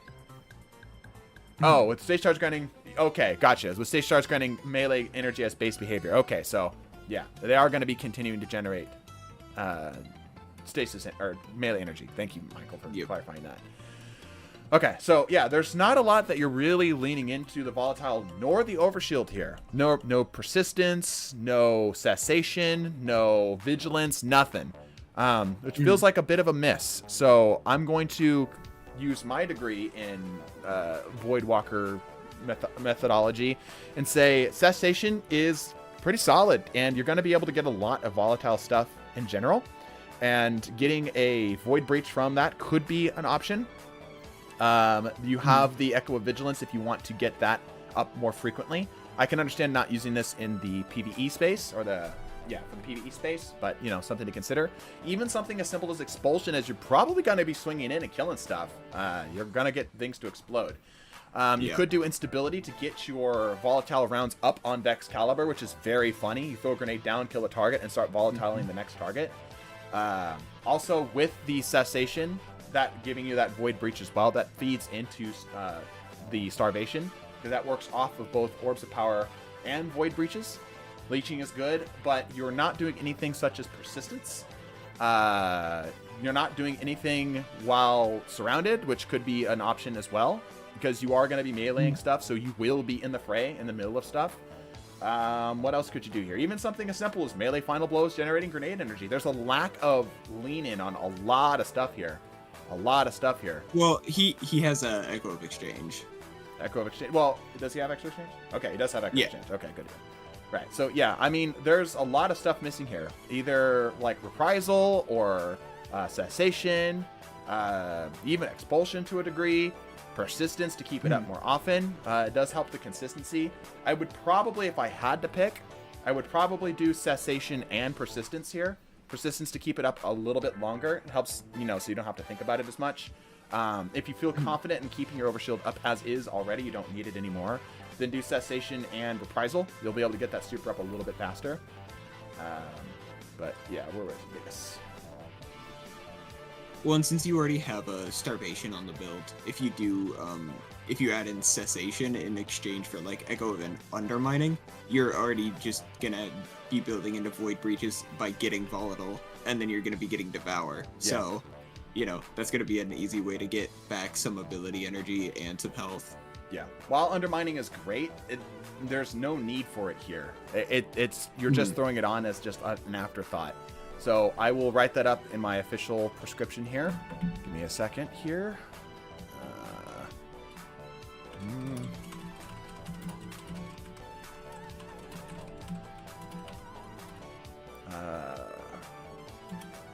Undermining. Nation. Resistance. Reprisal. Stuff like that. Okay, let's keep going here. All right. Looking into the rest of these here. Font of Restoration to get the healing back. Sure, but do you need this? Do you really need this? I don't know if you're going to actually need Restoration, especially because most of your healing is going to be coming from Devour. I don't think you need healing at all, in fact. I think if you had basically minimal recovery, you would still be good. Not even on a Warlock either, so I would say pull away from Recov. Lean into Devour, because you will have Devour as your way of getting health back, as well as the punch and kill give your stuff back thing. Right? Well, and you already have 70 recovery, and like I feel like you really don't need to have 100 when you're having a healing constantly. Yeah. Proximity ward, sure. Finishers heal you, again, unnecessary. You don't really need all that. You're gonna be fine. Yeah. Pull away from Font of Restoration. Let's see here. Harmonic Scavengers, and better already. Bro, my brother in Christ, you will have Devour. You do not need healing. You are good. You are good. I promise you. It's good. Like, if anything, recuperation for that burst to make up the second half of the healing, right? Because Devour's down been nerfed so that it doesn't give full healing anymore. Recuperation over better already. Scavengers is fine, but most of the time you're going to be using Vexcalibur without ammo. You're going to be just punching stuff. And you're going to be rewarded for that. So I would do potentially Surges here would be fine. Maybe some ability regen type stuff if you want to lean into that. Get some more grenades up. Equipping multiple Scavengers provides benefit. Yes, I'm aware of equipping multiple Scavengers. Provides no benefit. Oh, no benefit is what you meant to say. Yeah, sorry. I didn't see the no. Yeah. No, so these don't even work with each other. Well, and especially like since you have Apex Predator on, which is loading so many rockets, I feel like you really want at least one Solar Scavenger on. Yeah, Solar Scavs or something. Don't, or I'll say double stacking same Scav does nothing. So Surges, something in here to give yourself some more damage. Okay. Concussive Dampener, melee resistance, sure. That's actually a better way to parity these things together. Fastball is a throwaway. I would not put this on a PvE thing at all, and especially when you could use this for a 2-slot thing that would give you your other stuff faster. Font of Focus, I guess. I probably would rather go for kickstarts in here, being that you aren't doing Surges, but if you do decide to do Surges, then yeah, Font of Focus is the way to go. Firepower is a throwaway, as your melee final blows with a Void Overshield are considered powered. So Firepower is a complete, you are throwing if you're running Firepower on this build. You want the other one, the heavy-handed mod. That will generate also, a lot more energy and a lot more power. Alongside this, in replacement of Font of Focus, you have Devour. Yeah, that's true. That's true. That's actually so true. My brother in Christ, you have Devour. Yeah, that is actually very, very true. Okay, yeah, fastball is completely unnecessary. Completely unnecessary. All right, Ashes to Assets. Like, okay, again, like, why are we not leaning into our melees? Like, we have so many melees, dude. Lean into them. You got melees coming crazy. You've got the Vexcalibur and Synthos. Why are you playing around your grenade? Harmonic Siphon, I guess, sure. Heavy Ammo Finder, I guess, sure. If you really want your Vexcalibur ammo, Special Ammo Finder's the way to go here. You know? Triple better already is the best choice. Yeah. right, so I feel like you should swap the ashes to assets for a special ammo finder. Yeah, I would probably do that. Because Ward of Dawn is already Lean. charges so fast that like you really don't need to get that much more super energy from your grenades. Yep. So here, let me give you an official diagnosis here. This is a good spot to do it from right here. I like the look of this. All right, official diagnosis. Oh. Find a better primary weapon. The scout rifle is not the best. There could be a lot better here. Find something synergistic instead of undermining. Cessation, persistence, reprisal, any of those will work better than what you've got for undermining. Undermining is fine. It's just a throwaway here. Pull away from Recov. You have Devour. Trust your Devour. Lean into Devour. Double stacking the same scabs do nothing. And lean into melees, not grenades. Melees, not grenades. So this is the thing the enemy would expect a melee build like that. The grenade is sneaky. They don't... Oh my gosh. Right. Of course. How could I have been so foolish? Well, and actually, on this topic, you need to build into your melee more because offensive bulwark is becoming even more melee focused. Yeah, that's a good point. That's a very good point. Because you're regenerating Void Overshield with melee defeats now. Yep. On offensive bulwark, so you need to be focusing at least maybe add like I don't know, like the regen melee energy on grenade damage mod or something. Mm-hmm. Because you're going to be throwing out quite a bit of grenades, so you might as well get some melee benefit from it. Yep, exactly. Yeah, momentum transfer. The guy, stop giving him bad advice. Devour can let you down, but recovery will always be there for you. Not in PvE. Ah, jeez. All right. I hope that helps. Vex gives overshield already. Yes, and you can have even more! All right. The mic peaked. Sorry. All right. As I was saying, are we good? Any other questions here for me? I'm crying. Why are you crying? I saw a bipod and I viscerally threw up in my mind. Do you not like bipod? No, I Oh. don't. I don't like losing damage for more reserves. I see. How do I make an appointment? You're going to be joining on 7. However, we are very full. Very, very full. Basically glued to my Vex, but thank you. Yeah, like I said, you can make that even better. Like, I'm intentionally building the thing so that you can lean in even harder on the Vex. That's why I'm suggesting what I'm suggesting here. As the doctor closing up, we've got a couple more, well, more than a couple more here, and then we will be closing up. I got the gist of what you're saying. Thank you. Perfect. Cool. Combat Pro 2207. You're next. What are we looking at here today? Another Void Titan, huh? Cool.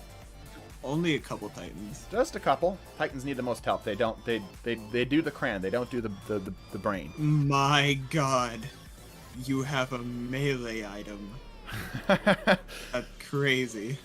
All right, Combat Pro. Let's see where you're at. I'm looking right at him, aren't I? Where is he? There he is. Okay. PvE, Void Titan, add clear monster with Doomfang and Monte Carlo for quick melees, as well as lots of Void explosions. Cool. Yep. Doing triple melee stuff here. Doing Thresh and Whirlwind Blade. There's better damage options here for the stuff that you got going on. It's fine. I feel like generally if you're going to run a sword like Crown Splitter, you generally need to play what's the called the guard arm piece thing that I can't remember the name. Oh God. Strongholds. But Yeah, this that will generally one. be fine. Enigma, Subsistence Thresh. You're really trying to get your melee back here, sure.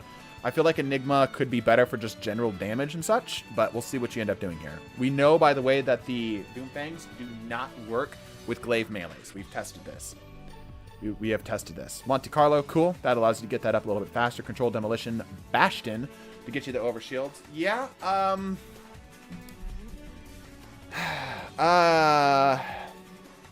how do I want to handle this? This is tough. This is a tough call because all three of the Titans, the Void Titans aspects are all good. None of them are bad. You're not trying to play around the grenade either. Offensive Bulwark is pretty darn strong as it allows you to get more melee damage and such off. Also, not to mention, if I can remember correctly, pretty sure you have to have offensive bulwark in order for your Void Overshield melees to count as a powered melee. Can a Titan main correct me on that? Can a Titan main double check me on that? Pretty sure you have to have it, which means that one of these is going to have to go. One of these is going to have to go. Any other Titans out there can verify that. Pretty sure you have to have offensive bulwark. Fairly certain. That's what the Monty's for. True, but why not make it easier on yourself? Like, I know what you're saying. Like, what I dislike from build crafting ideology and such, okay? What I dislike from certain build ideologies, and this, I'm sorry I'm picking on you here, I'm just using you as an example, is the idea of I've created a problem for myself and then I'm going to fix that problem. I can vouch. Okay, you have to have that, right? You need it, right? Yeah. Like what you said here is I've created a problem for myself, but don't worry, I have a band-aid for it, right? Like why not just not create the problem for yourself at all? What if you just never had that problem to begin with? And then you could open up your build to join and do more stuff, right? So I would potentially consider throwing away Bastion and going for offensive bulwark or going away from controlled demolition. I don't know which one of these two you are married to more. Monty Stabs counts as powered melee. Great. That's awesome. You could lean in even further. Because the Monty will require you to get a certain amount set up and such. So you could lean it in even further. So something to consider. Because then that allows you to just continue to throw fists and such. So Bro is sounding like a mom, yeah. Bastion for the Void Overshields. Yes, but there are ways to generate Void Overshields without the Bastion. You're getting Overshield on your melee. Yeah, Overshield's on the melee. Yeah, and there's also things like Vigilance if you want to do it that way. So I probably would instead, let's see, you are trying to play around the volatile stuff a little bit here, it looks like. A little bit. Kinda. Yeah, not really, though. Like, Cessation's the best thing you're going to get. You're getting a Void Breach off of that, and that allows you to get your class ability back. But other than that, you're not doing anything for it. You're not playing around Devour. You're not playing around Void Breach pickups. So if it were me, I would probably try something other than Controlled Demo. Not to say the Controlled Demo is bad. It's very good. But I would consider doing the... If you really are trying to get as many supers as humanly possible, which it seems like this build is trying to do, try tossing Controlled Demo. Just give it a shot. See how it plays. And try going into offensive bulwark and see, because now you have that Void Overshield coming back constantly, not to mention it's also getting a buff, you'll be able to get even more supers on the field, right? Shield Throw's a way to get a consistent way of getting that Void Overshield. Cool. Scatter Grenades, we've already mentioned and talked about in here. Doomfangs is built for mass ad clear, so you could prioritizing ways of keeping yourself alive and not keeping your grenade up. Yeah, you don't need grenade stuff at all. Yeah, you don't really need grenade stuff at all. Devour is more for the healing here, but yeah, no need to play around the grenade really at all here. We will look into that. Ability Final Blows cause targets to explode. That will be more valuable now that your controlled demo is going away. However, might not be necessary. Well, no, actually this will be even better with offensive bulwark, because now your powered melees will be considered avoidability and will cause that explosion. Yeah. So even better. Leeching, sure, to keep the health up. Why not? Exchange melee final blows, grant grenade energy, sure, I guess. And now once that's gone, cessation will no longer really be necessary. And then from cessation, you can do other stuff. You can have it generate orbs for you. You can play Devour, which is again really freaking good. I would probably go for Devour. It's such a strong pick. And with how frequently you're going to be able to get this stuff up, probably the way to go. Probably the way to go. Let's keep rolling here. Let me quickly write up some stuff here while I'm here, actually. Beast, if you want to give any other feedback on this while I'm typing this up. Well, I'm checking Doomfang Pauldron real quick, because... Okay, so yeah, it just gives... Okay, that gives Void Weapon Surge. You have 2 Void... I guess I would probably... Okay. I can see why you have 2 Void Weapon Surges on, because that should be benefiting what you get from Doomfangs. I feel like you really don't need... Yeah, you really do not need Dynamo on the helmet, because you're already getting a bunch of super energy from Doomfangs. Yeah, I really feel like you don't need... We'll circle back that direction, yeah. Let's loop our way over there. Let's start from the bottom. I like to work from the bottom and work our way up. Gotcha. Powerful Right, attraction, class sure. then. Reaper, Yeah. Again, like, you've got to, okay, here's the thing. This says, here's something I see people get confused on. This says a 38-second cooldown. So you're thinking, cool, I could get orbs of power from my rally barricade every 38 seconds. That's so good, right? Here's a problem. Boink. Base cooldown, 3 minutes and 31 seconds. That is for that barricade. This is directly modifying that barricade. This is not modifying your super. This is modifying the barricade. Yeah. So your barricade is not 38 seconds, which is why you never see Titans run rally barricade when they're running the overshield, because there's no reason to. Unless you really want the rally barricade for some reason, the towering barricade is generally considered better. Right? Yeah. Didn't know that. Yeah, that's the thing. Pay attention to those base cooldown times. This is a very common mistake I see people make. They don't realize that when it says base cooldown there, that's applying to the barricade. Reapers for the legs. I understand. What I'm saying is that Reaper is unnecessary, or rather, it's suboptimal. The Reaper is going to come up so inconsistently that it's not necessary. So, and then is proximity wards overshield a void overshield, or is it some other variety of overshield? It is a just generic overshield. It is not a void overshield. Okay, because that's not awesome for your, like, that's not gonna really, I guess, can they stack? I think so. I don't know. If they can stack, sure. If they can't stack, I think you should probably choose something different. Yeah, if you want more uptime, I believe there is a mod for finishers giving you consuming stacks and generating class ability. Maybe? That should be a thing. Let me see. I'm pretty sure that's a thing. Give me 1 sec. Oh, yeah, utility finisher. Yeah, utility finisher. Consumes 3 or more stack of armor charge, granting additional energy for each charge consumed. Yeah, I still think that that's unnecessary. Just, like, there's a reason why time dilation is, like, the go-to suggestion for us. Finishers are great. And also, just as a thought, I just had a thunk occur to me. The one that gives you invisibility when doing finishers is great utility. Being that you're going to be punching shit all the time, you might get to a situation where you go, oh crap, I'm in way over my head and I need to get the hell out before I die. My void overshield is not going to protect me from what's about to happen here. The invisibility off of the finishers could be good. Could be a way of just getting an oh shit button off of this, right? But just a thought. Probably not necessary, but you know, just a thought. Let me put a note here about the Reaper mod. Beast, why don't you take a look at the boots while I'm typing this up. Gotcha. Hold on. Let me go back. I was looking at the mods and the class item. So yeah, the void weapon surges. I believe you mainly have these here to increase the efficacy of the charges you're getting from Doomfang, which I don't know how much that stacks up to, but that does seem relatively helpful. You've got invigoration for the reduced melee cooldown. Your melee's the main way you're gonna get your overshield, so yeah. You know, strength mod, fine. Chest plate. Okay, hold on. I'm trying to type this up. We're doing this one at a time. So we got the void surges. Sorry, that's good. Yeah. And invigoration to get those seem fine. I assume that they stack with the stacks you're getting, because Doomfang's void weapon damage buff just gives you stacks of void weapon surge.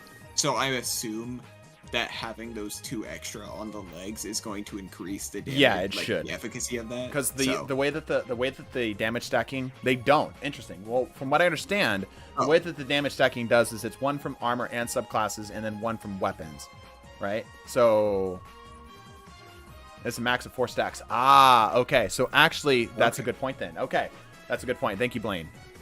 More of a Titan main in the chat. Gets 4x surges. Right. Okay. Then the void weapon surges are useless. Yeah. They're a waste of time. Like, yeah, maybe a little bit more uptime from other places, I guess, but you're probably better off getting more abilities. Like, this could be where you get your class ability energy back if you really want to play into it. Yeah, I would probably recommend, like, probably just 2 absolutions, because then you'd be getting your melee and your class item back. Or overrides the surges on the boots. Right. Yeah. So the surges are unnecessary. So I'll put that into my notes here. You are doing light. You're speccing really hard. First of all, you're not doing harmonic reserves, which is confusing. Because you could. but you have harmonic resistances. So, like, I would probably do just one reserves, and then I would do maybe even Lucent Blade. Actually, no, totally doing Lucent Blade. What am I saying? One reserves, one resistance, one Lucent Blade if you really want to spec it out. I might even consider going Lucent Blade, and then the reserve if you don't want to be playing it like that, if you want to play a little bit more risky. Not in my experience, it completely overrides my surges when I was using this build. Okay, well, we've got a bit of a conflict in the chat, but yeah, Lucent Blades, I feel like, should be used here. Lucent Blades also just a flat increase in damage to your Crown Splitter, ironically. Because they increase the charge rate of your sword, that means you'll be able to spam slam attacks even faster. Yep. Right? So, here, let me go into here. Basic setups for this. Yeah, again, if you're trying to get your class ability back faster, which it sounds like you are, do the bowstring one and the other one. The one that gives your class ability back, not these two. So, here, let me get this into my notes. Where is that one? That's, bolstering destruction. Or bolstering detonation. Or focusing strike. Both of those are the ones that give you back class ability energy on melee and grenade. Mods for class ability regen. Cool. And lastly, for the helmet, Dynamo seems unnecessary. Probably hands-on will be far better.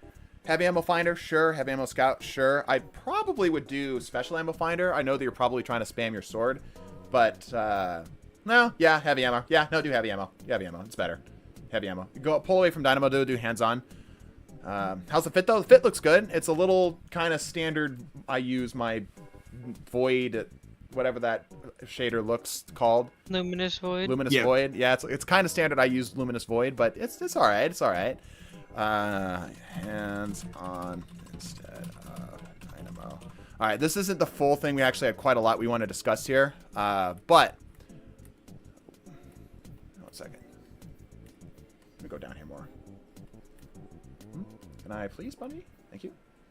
Over here. I want to try to get a good look at the Titan. Yeah, it's not that. Let me. This is potential thumbnail material, everybody. All right, so let me go ahead and get my prescription up here. So we've got, first of all, offensive bulwark for more void melee. Use offensive bulwark for more void melee ability kills and uptime. It's getting buffed with the next patch. It's even better. Yep. Pivot your fragments onto Devour. You've got like this weird split with everything that's going on. Devour is fantastic as a way to keep yourself healthy. And you're going to be able to generate a lot of orbs off of it. Reaper is suboptimal for the shield barricade because it has such a freaking long cooldown. Pull away from that. Do basically anything else there. Finisher mods, anything along those lines.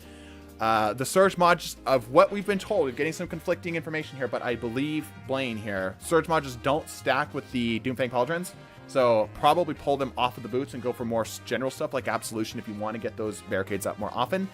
And then use mods for class ability regen rather than trying to spec other ways. Just have that generate your class ability if you really want to lean into it.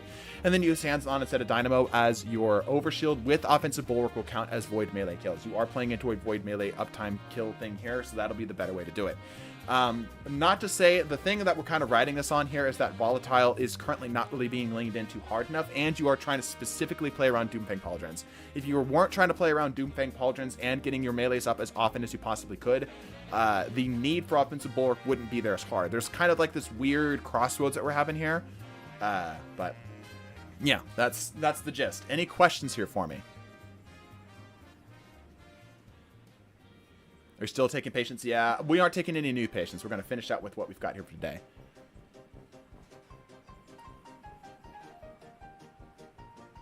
How does this work? We take patients into the tower. We review their build based off of what they want from the build. Give some suggestions without trying to change too much of the build up from what they want.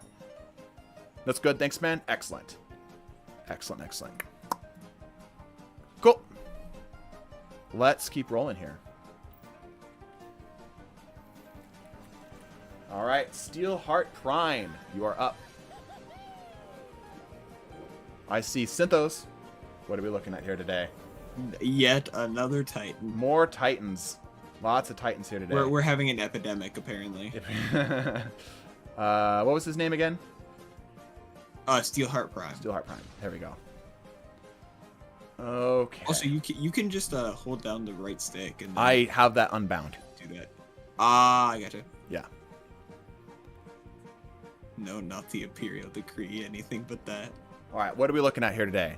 Okay, for my build, I want big booms. Oh, you're a different dude. We're looking for Steel Dark Prime. Where are you at, Steel Dark Prime? I think you might be typing. Probably. Type in the stream chat. I'm just gonna go ahead and take a look at just an overview, real quick. Okay, standard Bonk Titan build. Okay, standard Bonk Titan build. Absolutely. Okay, I'm gonna go over to the Solar Titan changes. Yeah, go ahead and pull those up while we're looking at these here. Yep, I've got them up. All right, Galahorn is an interesting choice, I will say. Galahorn is a very safe choice, but not super synergistic for what you've got going on. I'll leave more on this in just a second. But with Radiant Restoration, sure. A bunch of broke Titans hearts today, so we need more tender build care from the good doctor. The good Lochter. Ha ha ha! Oh, Mods rip his balls off.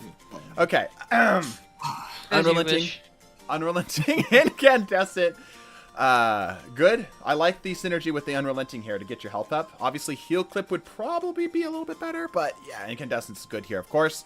Auto-loading holster, Surrounded. No 1-2 punch is interesting. No 1-2 punch is an interesting choice here because I feel like 1-2 punch is sort of the go-to, but Surrounded works pretty well. No complaints, really. CDT looks at your character and points out a bunch of stuff. Yeah, basically. I mean, that's what a doctor does. A doctor's basically, oh, you haven't been running, you're fat, your teeth are rotten, and you haven't been eating your vegetables. That's Do it. That's a doctor. Anyhow, so Galahorn, I'm gonna say immediately, try Tractor Cannon. You want something funny? Oh dear God! Listen, if you're playing a melee build, Tractor Cannon is the build. That's it. Tractor cannon. I like. Okay, hold on. Am I 'Cause wrong? like Hold the on, fact- Nurse. Am I No. wrong in saying that if you're trying to play a melee build, Tractor Cannon is the way to go? No, but I just think it's funny that you were like, Galahorn really isn't that synergistic. Because, it doesn't work that well. But Tractor Cannon. But I'm not wrong But yeah, though. That's no, the you're thing. right. You are correct. Like you can't But- CQC a Galahorn. If you're playing a It's melee really build, funny. Galahorn is anti-synergistic, right? Good is for true. general damage, sure. Good for team support, sure. But if you're really trying to play melee build, I do use it as my second best to use. Okay. All right, I'll leave it in the prescription just for the sake of pissing off the people at home that dislike me whenever I use Tractor Cannon. My team refuses to allow me to use Tractor Cannon despite Lord Daddy Bife himself when I was raiding with him being like, oh yeah, no, Tractor Cannon's good. All right, try Tractor Cannon. Pantheon with only Tractor Cannon. Okay. Surrounded's fine. Like I said, I feel like 1-2 punch if you're going for more just general damage, but that's fine. Soul Invictus Roaring Flames, yep. Incendiary Grenade, sure. I probably go Healing Grenade here. But you do have Soul Invictus, so yeah, that's probably fine.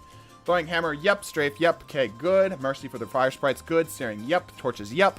Empyrean, yep. Nope, standard here. I don't have any complaints. This is a very standard setup. Empyrean, Torches, Searing, and for the Mercy for the Restoration. Yeah, absolutely. You're not really playing into any like ignitions or anything, so there's no reason to play around that. Yeah, this is solid. No complaints here. Nurse, do we have any other potential suggestions instead of like Searing? I don't think so, because Let's see, instead of Searing, like here's the thing I'm thinking about, right? Soul Invictus gives you that when you stand into it, it gives you restoration, and these two combos give you the restoration as well. Right? So it's a little bit of overlap, Yeah. as most of the targets are going to be scorching is going to be from the grenade anyway, which is going to just all cycle from the same spot. yeah. It's because it gives you that, extra little bit of regeneration while you're running around, but how often are you really not standing in like a Soul Invictus sunspot? Or, just generally having the Soul Invictus overlap at the exact same time. Yeah. So what else do we do in its stead? It also has absolutely no range then. That's true. That's true. Let me see what's on Solar. Oh, I did. what the hell happened? Did he leave? Benevolence does Whoa, not hold on. work with. Oh, He's yeah, gone. He's gone. Well, all right. Good talk. Stepmom Adept, you're up. Oh, goody. Error coded. Yeah, it's a bummer. Sorry about that, man. You saw where we were going with that, though. All right. Yeah. Oh, goody, mod abuse. What are we looking at here?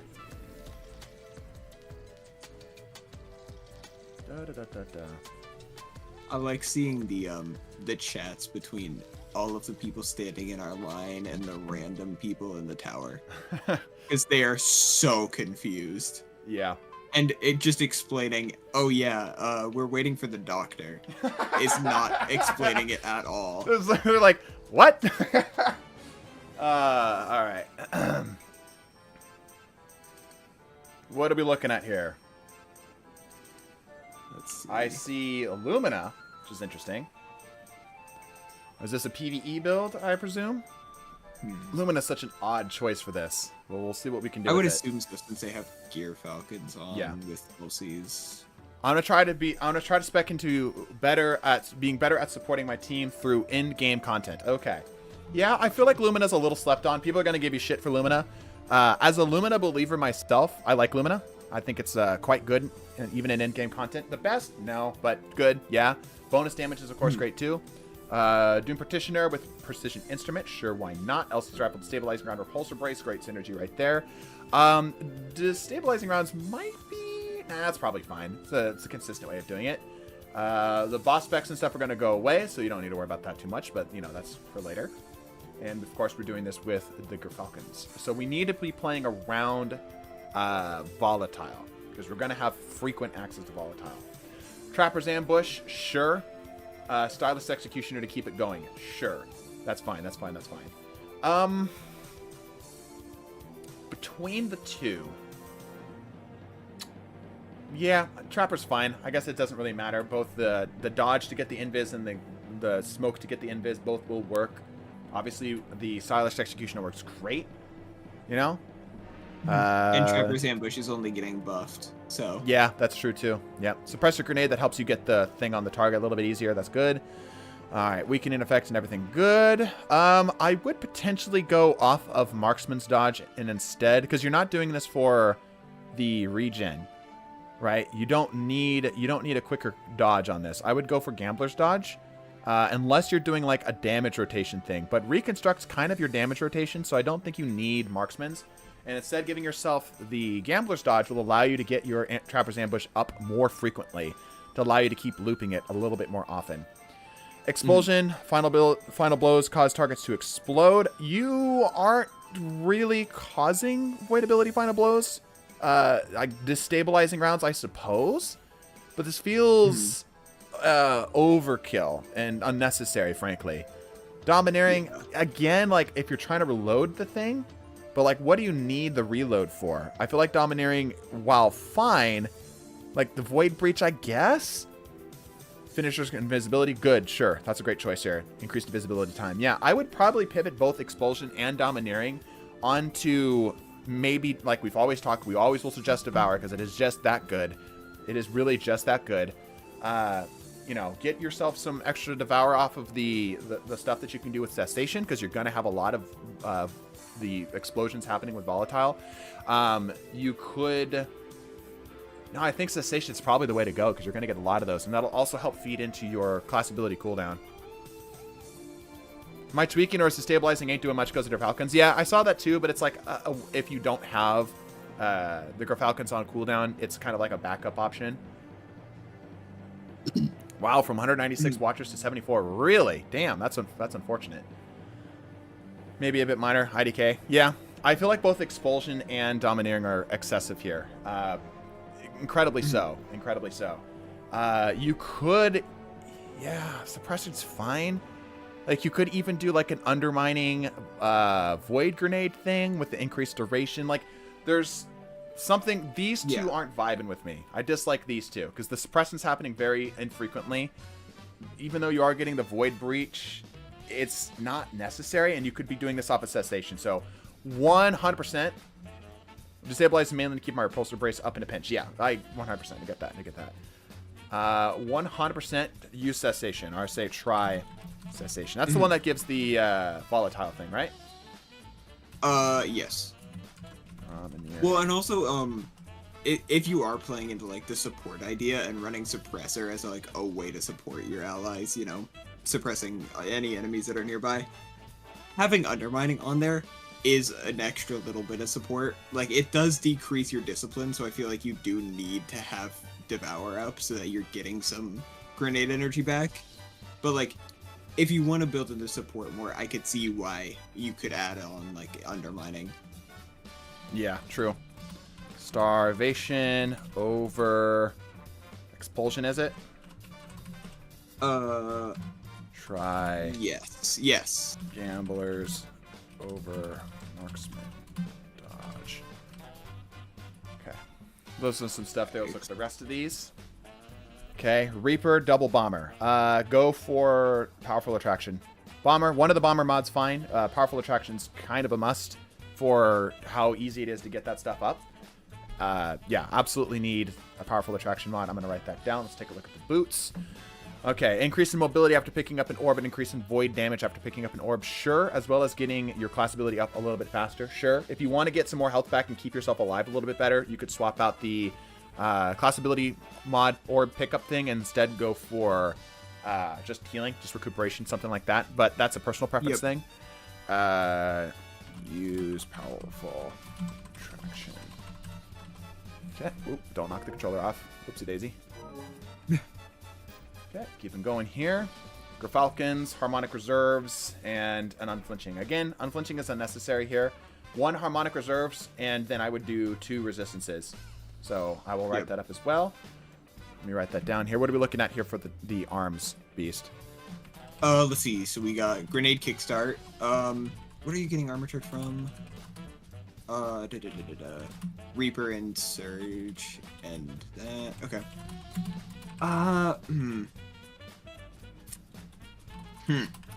Because how many orbs are you really going to be making? Because I feel like you're not going to get grenade kickstart off very much because you need orbs, setups, and such. Yeah, well, Reaper would be the way to go for this.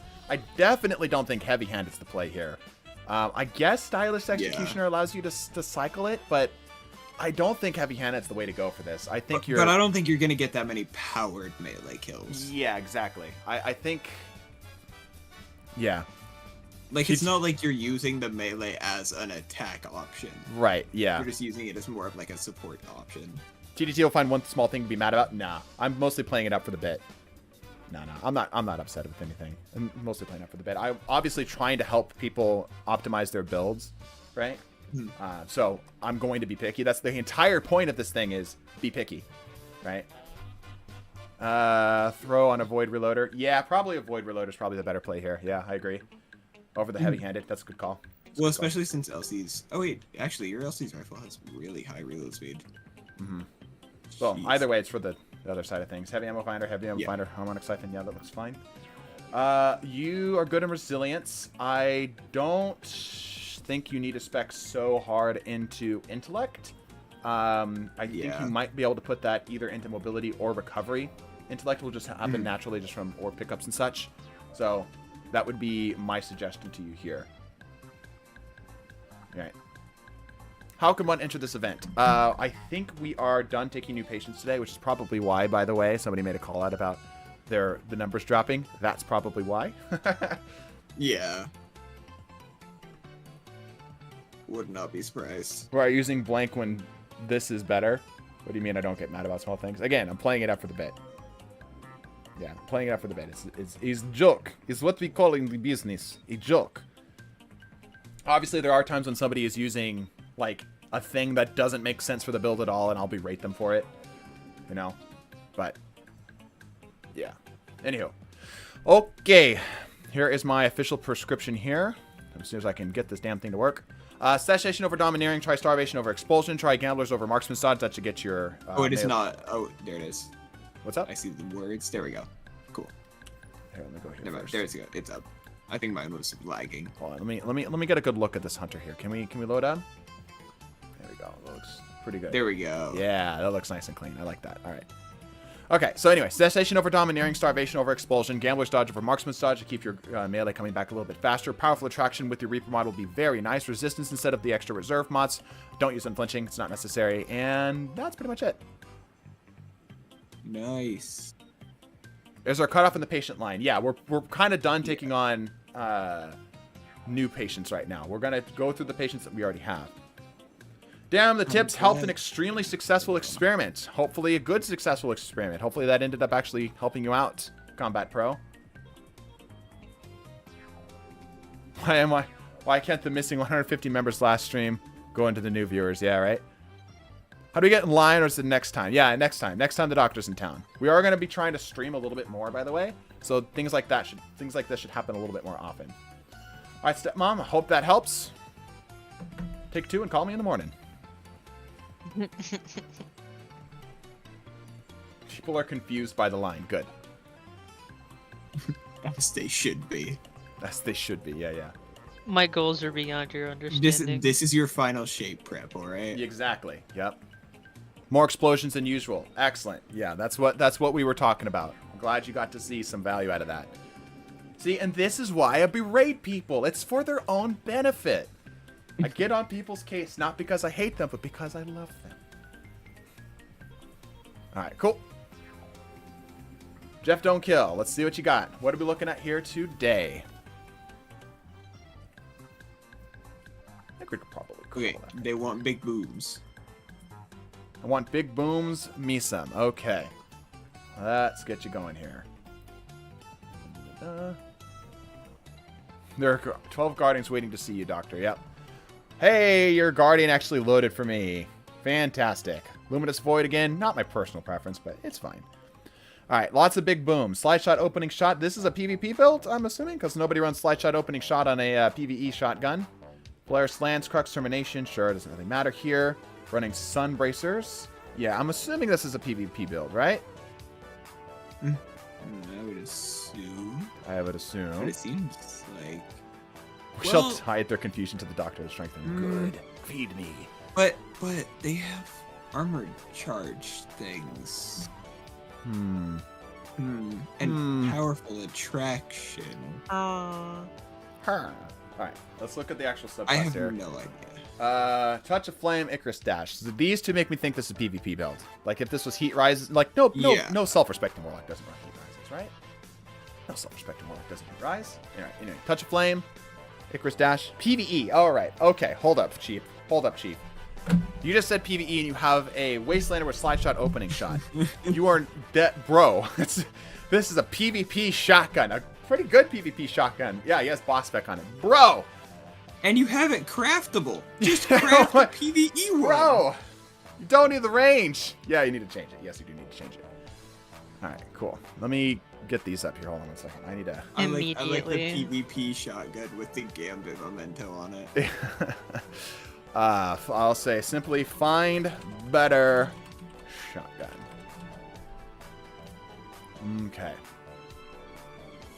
Okay, so this makes a little bit more sense to the rest of the stuff here. Not a good PvP. It's an okay PvP shotgun. Okay, and lacking... You are using sun bracers, right? Yeah, all right, bro. My brother in Christ. Icarus Dash is fun. I love Icarus Dash. However, Heat Rises is better. It's just, for a sun bracers build, it's just objectively better, top to bottom. The only time you're going to get more value out of Icarus Dash over Heat Rises is if you are doing speedrunning strats, which I doubt you are. So, bro, Heat Rises all the way. All day, every day. Because then from there, all you need to do is just floof in the air and shoot things. You have full melee ability back after like 3 kills. That allows you to loop into your Touch of Flame setup with the sun bracers. You can keep that going. Yeah, Heat Rises gives your melee back super fast without even active. Yeah, so Heat Rises. Run Heat Rises. Not to mention, Heat Rises also gives you the ability to get a really good and clean way to continue to stack Restoration. So absolutely 100% Heat Rises is the play. I like to move fast. It is up to you ultimately at the end of the day. These are purely recommendations, but I'm going to let you know that if you want to set this build up from going like, okay, this is a pretty good build to like, holy shit, this is potentially like the best ad clear build in the game. Like, not even like, I'm not capping. I hate saying that. I'm not exaggerating. Then yeah, Heat Rise is the way to go. Yeah, it is brainless ad clear, and it is so much fun. All right, Scenario Snap, good. Burst Glide, Phoenix Dive, sure. Yep. Daybreak, no well, but Well's getting a nerf, so that's fine. Okay, Ashes, this is why you having to run Searing. You don't need Searing anymore. You can toss this out. Peering, sure. Torches. Go for either like Solace. You could do it to keep your healing up more often. Yeah, Searing is completely unnecessary. What do I typically run? Pro is Gen Z. I know. I'm trying to speak the language of the youths so that they understand me better. Pro heat cap and I hate this. I hate my generation too. Yeah, I worry. hate my generation. Yeah. Ashes to apply more stacks. Sure. Yeah, I tend to go singeing to keep the thing up a little bit more often. Instead of the searing thing, by the way. That allows me to get my Phoenix dive up a little bit more often. But yeah, Ashes is fine. Ashes is fine. Let me go back to you here, Jeff. One thing I would recommend is for... oh wait, no, you just swapped it. Whatever you just swapped to Ember Beams. Oh, Lord. Burn it to the ground. You don't. Yeah, you don't need beams. I was gonna say. Yeah, you don't need beams. PvP beams, sure. Maybe even Blade Barrage, arguably, sure, but not on. Okay, yeah, that's a little better. Yeah, that's fine. Like I said, I personally prefer singeing, but Resolve is a little bit better, sure. I was gonna say with the one that you had on that makes fire sprites on scorched enemies, run Ember of Tempering with it. No, because Tempering is the... Tempering... oh wait, no, that's not it. The Mercy. Mercy, yeah, if you're going to play into fire sprites, yeah, maybe Mercy. One. But I think this is fine. I think this will be fine. Another update from our previous Titan that we craft helped. The new fragments I put on and Bulwark seems to be doing well. I think my build is a stupid build. Okay, good. All right. Need to unlock it. Gotcha. That makes sense. Okay, powerful attraction, utility kickstart. Yep, if you really are worried about utility kickstart, like I said, run singeing. It's going to be better. It's going to be a lot more consistent than utility kickstart. Powerful attraction is fine. I prefer to, instead of doing utility kickstart, do the time dilation. Outreach or whatever. You could do a finisher mod there if you prefer to. Stacks on stacks to get it going, I would run a surge mod instead. I don't think you need stacks on stacks. Especially because, like I said, like if you really are worried about your utility kickstart being your only source of getting your stuff back consistently, toss it, go singeing, and put some surge mods in here. It's free bonus damage. That could give you Polaris Lance stuff. That's fun. That's good. Yeah, you're doing charge F. You're super committing to that thing. Yeah, you're really committing to that. You're hurting yourself elsewhere. So toss all this setup for the utility kickstart. Go singeing instead. That'll be a lot cheaper and a lot more consistent way of doing it. And then you can spec even more resistances up in here. That'll help out. I will put that in your prescription as well. Sure, some kickstart stuff, firepower, yeah. Don't really need to go too crazy in here. And then, yep, Ashes to Assets, you got that right. Harmonic Siphon, you got that right. Yep, I would probably toss one Ashes to Assets and instead go for like a Scout, because these have diminishing returns. So yeah, I'd agree. And in general, you need more resilience. Higher resilience. So let me get this up here. Use singeing instead of current class recharge. Recharge setups. And then, what was the last one? Use scouts over Ashes to Assets. One Ashes. And we already talked about the other one, but I'll put it in here for posterity reasons. Use heat rises. Cool. Let's get a quick look at your Warlock here while we're loading this in. There we are. And here is my prescription. Find a better shotgun. We already mentioned that. All of the stuff we already mentioned here. Use singeing instead of the current class recharge setups. You're sending like 7 to 10 energy from your armor to get your class ability back when you could just be getting it back from one fragment. Use scouts over the Ashes to Assets. That's more of a just general purpose thing. Find what you prefer there. And then use heat rises, which we already talked about. Any other questions?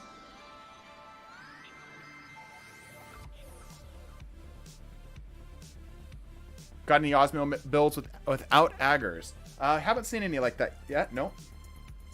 Not today, at least. Not today. Yeah. Also, just as a general aside, consider going for a solar rocket. That way your Polaris Lance and your solar rocket can both share the same surge mods for bonus damage. Right now you're kind of split up, but it sounds like you're a newer player because you don't have all of the fragments unlocked. So use what you have available to you, but just something to keep in mind. Yeah, that Crux termination is not bad at all. But yeah, definitely if you can get like a solar rocket. I don't think Iron Banner's happening next week. I think the last Iron Banner already happened. Yeah, there's no more Iron Banner. Yeah, so I don't know exactly what solar rockets are in the game and like available right now, but yeah, just take a look for any that are easy to obtain. Because there's the one from Last Wish. Yep. So. Apex Predator's really nice. If you haven't done your Riven's Wishes, you should really do them. Yeah, if you want to get some prime weapons in there. No, I'm a Titan main, not a Warlock. Got it. All right, well, hopefully that helps out. Swap Cessation for Provision, swap Bastion for Bulwark. Got rid of the Surges and Absolution, put 2 Lucent Blades for last, and swapped Reaper for Distribution. Okay, cool. Glad that helped out. All right. There you go, Jeff. Hope that helps. And we've got a handful more here. I might need to... Let's see, time here. I got time for a couple more here. 7. Do you want to take some people here and go into the Discord and handle it that way? Because I need to start wrapping up here soon. This is going a little longer than I'd hoped. Anybody who has a PvE centric build, I'm going to be hanging out in Gamma 1. Yes, if you are currently, double check this here, 7, before you go. Make sure that they are currently in the tower, because we want to do the people that are currently in the tower. If you're currently in the tower, especially if you're towards the back of the line and you're looking for a PvE build, 7 is a great PvE build nurse. You'll be able to help you out. Come stand by me. Yeah, go stand by 7 here. I'll come over here. Go stand by 7 if you have a PvE build you want to get looked at. You'll absolutely be able to help you out just as equally well as I can. Maybe even provide more insight because he does more PvE than I do. Alright, cool. I'm going to be hanging out in Gamma 1. I will bid you farewell for now, Misum. Okay. Alright, we got everyone else here. Presumably our PvP builds. And just so we're clear, in case you're thinking, oh, this is subpar, I might not be able to get to everybody. So this is for your benefit. If you're like, I've got a PvE build and I want to get seen, go see 7. You guarantee that we can get you seen if we go through 7. I can't guarantee I'm going to be able to get through everybody today. All right. Okay. I have seen Diacopates, diet water before. Yes. And let's see what they're looking at here today. Yeah, 7 is in our Discord and Gamma 1. You'll be able to talk to him directly. So go join on that. All right, Andrew. Hi, Doc. Tried to make a house call with you yesterday as you were labbing builds. We were just getting off your shift. Right. Mainly wanted to see how more educated Crucible player would fare. Gotcha, so PvP build. You called me cough syrup before. Ah, I probably did. I'm going to continue to slaughter that name. Okay. So this is a PvP build, I presume. I already like the synergies that we have going on here. Centrifuge likes you to run. Transversers likes you to run too. Good synergies there. The Discord is in the description, Devilis. The Discord is in the description. While we don't have a bot set up, it is arguably easier because you just click on the description. There's the link. All right. Anywho, presuming this is a PvP build, and we'll go from there.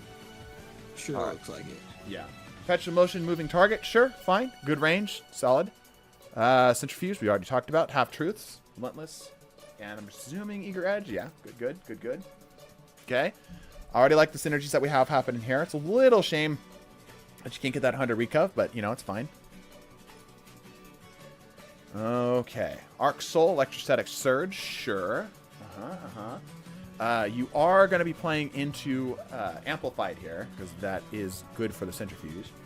Skip Grenades, sure. Not my favorite. They're fine. Ball Lightning, sure. Yeah. Ability, Burst Glide for the healing. Okay. Chaos Reach, okay. After, say, Spark of Focus to get the class ability back. Yeah. That's for the Arc Souls lean in, sure.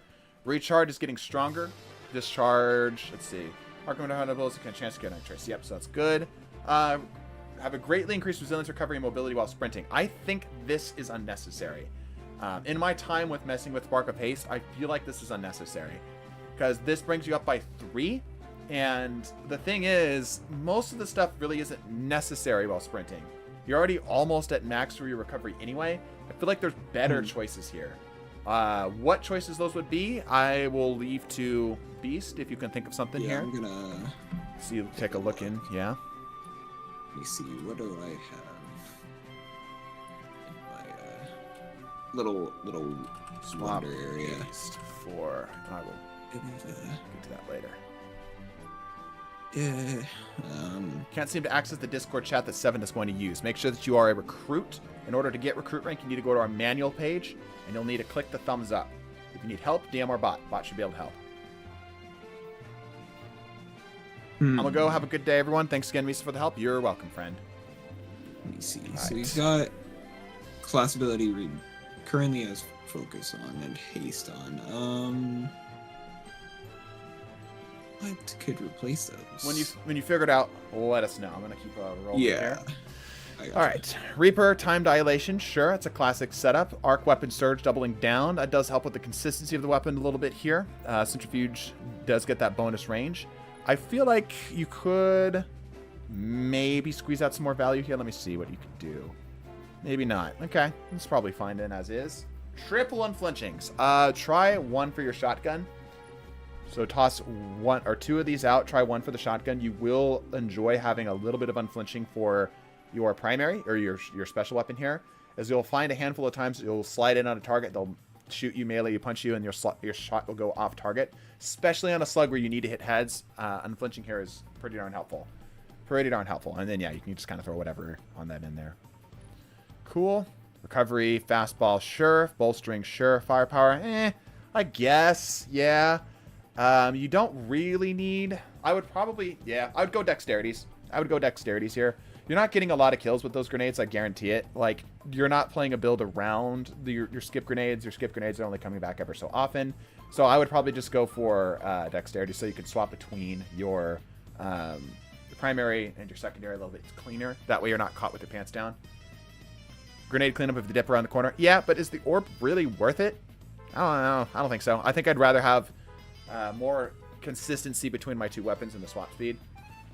But I did, but nothing. Okay, DM or bot, Psycho Gamer. Yeah, DM or bot if you're still having trouble. 2 ideas for fragments that they could swap with are Spark of Frequency. It's getting the buff to have reload speed and stability on it. After the and melee that just kill? Requires a melee hit. Okay. It's just a melee hit. And they already have a ranged melee anyway. Okay. So you can get that off. Versus probably I think they have they have 90 recov. I would say probably as opposed to Spark of Haste, because what is the resilience? They already have tier 7 resilience, tier 9 recov. I don't think they need that much more mobility. You said that there was a second option?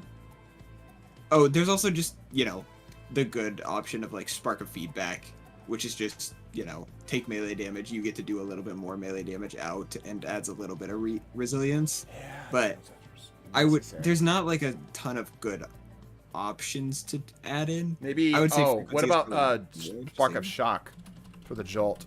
Spark of Shock with the jolt, yeah. Yeah, that leads into the class ability or the electrostatic mind. Yeah. Oh yeah, that's true. Yeah. Okay, let's suggest that there. Correct. Targeting, sure. Harmonic Siphon, sure. Again, I would do 1 targeting mod for your shotgun here. I hope you value your shotgun as much as you value your primary in terms of getting kills with it. So I would kind of split the difference between the 2. If you find yourself basically not using your shotgun at all, sure. But yeah, I would, because you get a net gain that's greater than doing 2. Right, the math that we've talked about before is let's say each of them give a 5% increase. The second mod will only give 3% because they're diminishing returns. So running 2 of them together overall give you 5%, 10% total versus 5%, 3%, 8% total. Now, like I said, if you only find yourself using one over the other, then sure, yeah, lean in harder on the one, get the 8%. It's better. But I'm willing to bet likely you're not. I'm willing to bet you're likely also doing some stuff with your shotgun. So give it some love. Give it some love. I will write that as a generic tip here, even though we've already fixed it all.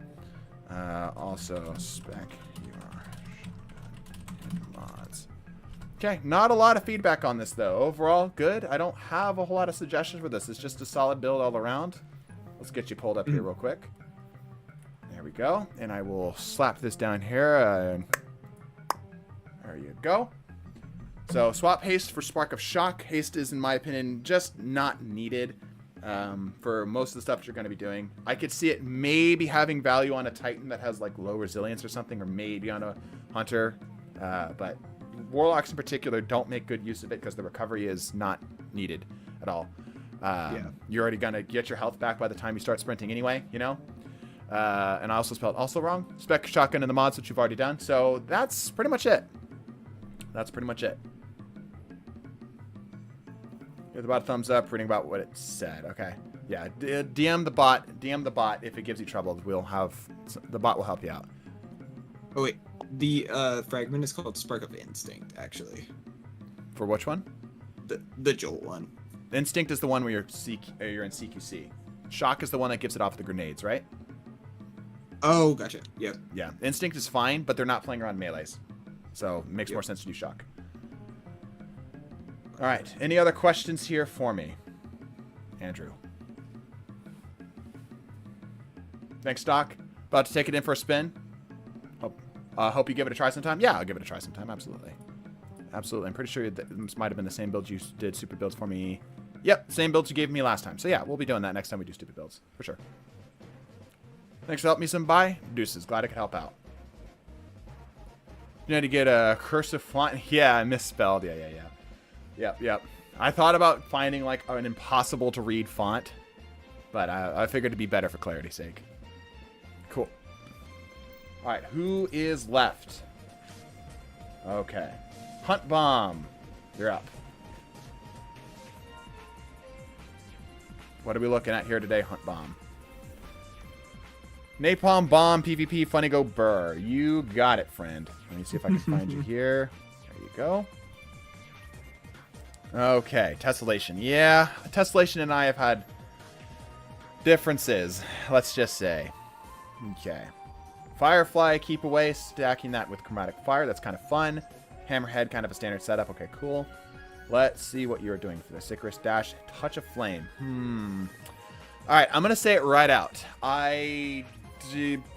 Your Touch of Flame is doing nothing to your Incendiary Grenade. So currently, there's no reason to run this. Heat Rises, I suppose, or a different grenade altogether. Incendiary Grenade literally has no synergy with Touch of Flame. So, switch your grenades. I will write this down in my write-up here. Secondly, if you are going to play around Touch of Flame, Tessellation is kind of anti-synergistic, because Tessellation wants you to throw grenades into the gun, whereas the rest of this wants you to use a more powerful grenade. It doesn't really necessarily increase your grenade cooldown either, right? So let me get this right. I wrote up. Tessellation, anti-synergy with Touch of Flame. Incendiary does nothing with Touch of Flame. Okay. Moving on here.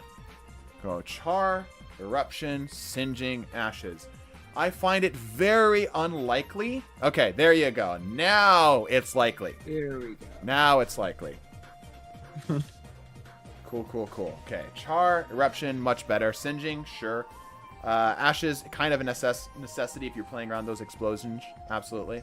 Cool. Now we have some value. Again, I dislike Tessellation here from the anti-synergy that it's giving you here. But just a thought. Yikes, that's a lot of wasted stats. Yeah, I was just reading chat. Damn, that's a lot of wasted stats. Goodness gracious, bro. D2 Armor Picker's your best friend. Find something that has, like, slightly more stats. Ouchie. Goodness gracious. It's like you're trying to cause us pain. Goodness gracious. Okay, let's keep rolling. Powerful Attraction Distribution. My friend, you better not be. I am. Okay, all right. You better not be placing that Healing Rift near people. If you are playing this wrong. I could see it maybe with the Phoenix Dive. Maybe. Even still, I wouldn't recommend it. Distribution is You gotta remember, you have to be near targets in order for this to work. So pull away from that. Bomber, sure, whatever. I would probably go Reaper here instead of Distribution and keep everything else the same. I don't really like Powerful Attraction in PvP. That's just me. Orbs aren't that frequent.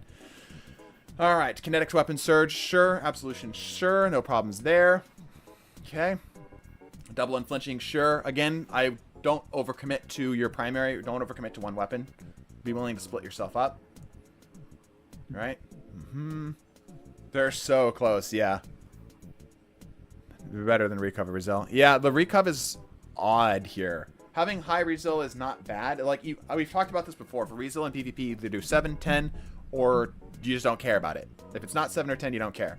So I would personally, obviously you're going to probably fix this stat, I would pump from my Resilience and my Discipline, honestly, and get my Recovery up. Recovery is the best PvP stat for just everything.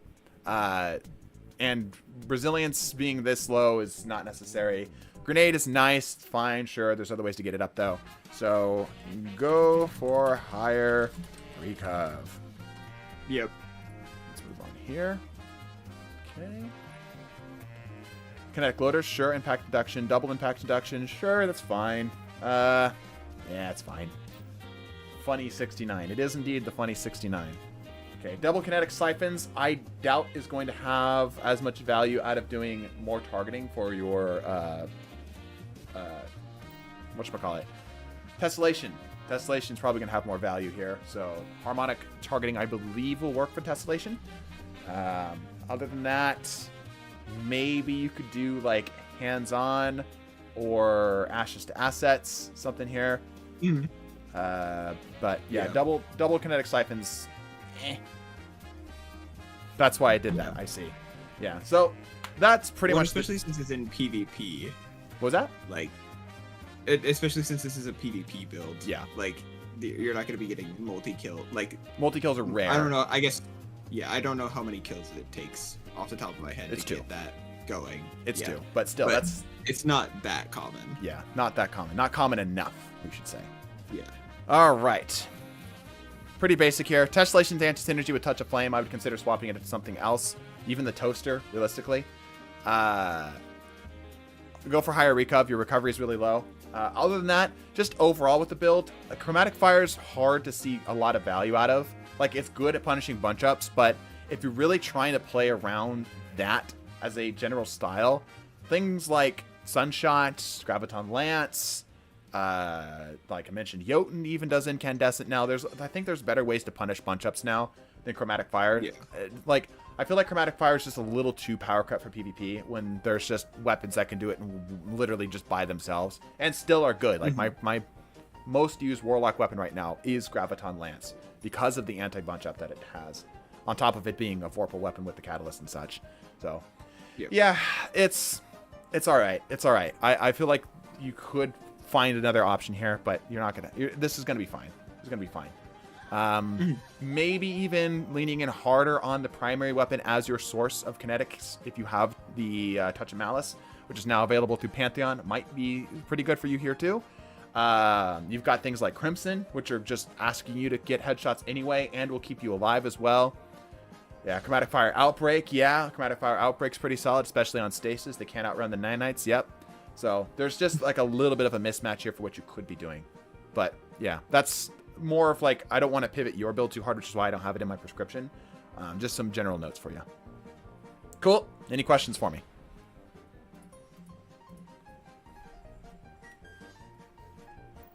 None. Okay, cool. And our last for today, Shock Lover 79. Come on down. What are we looking at here today?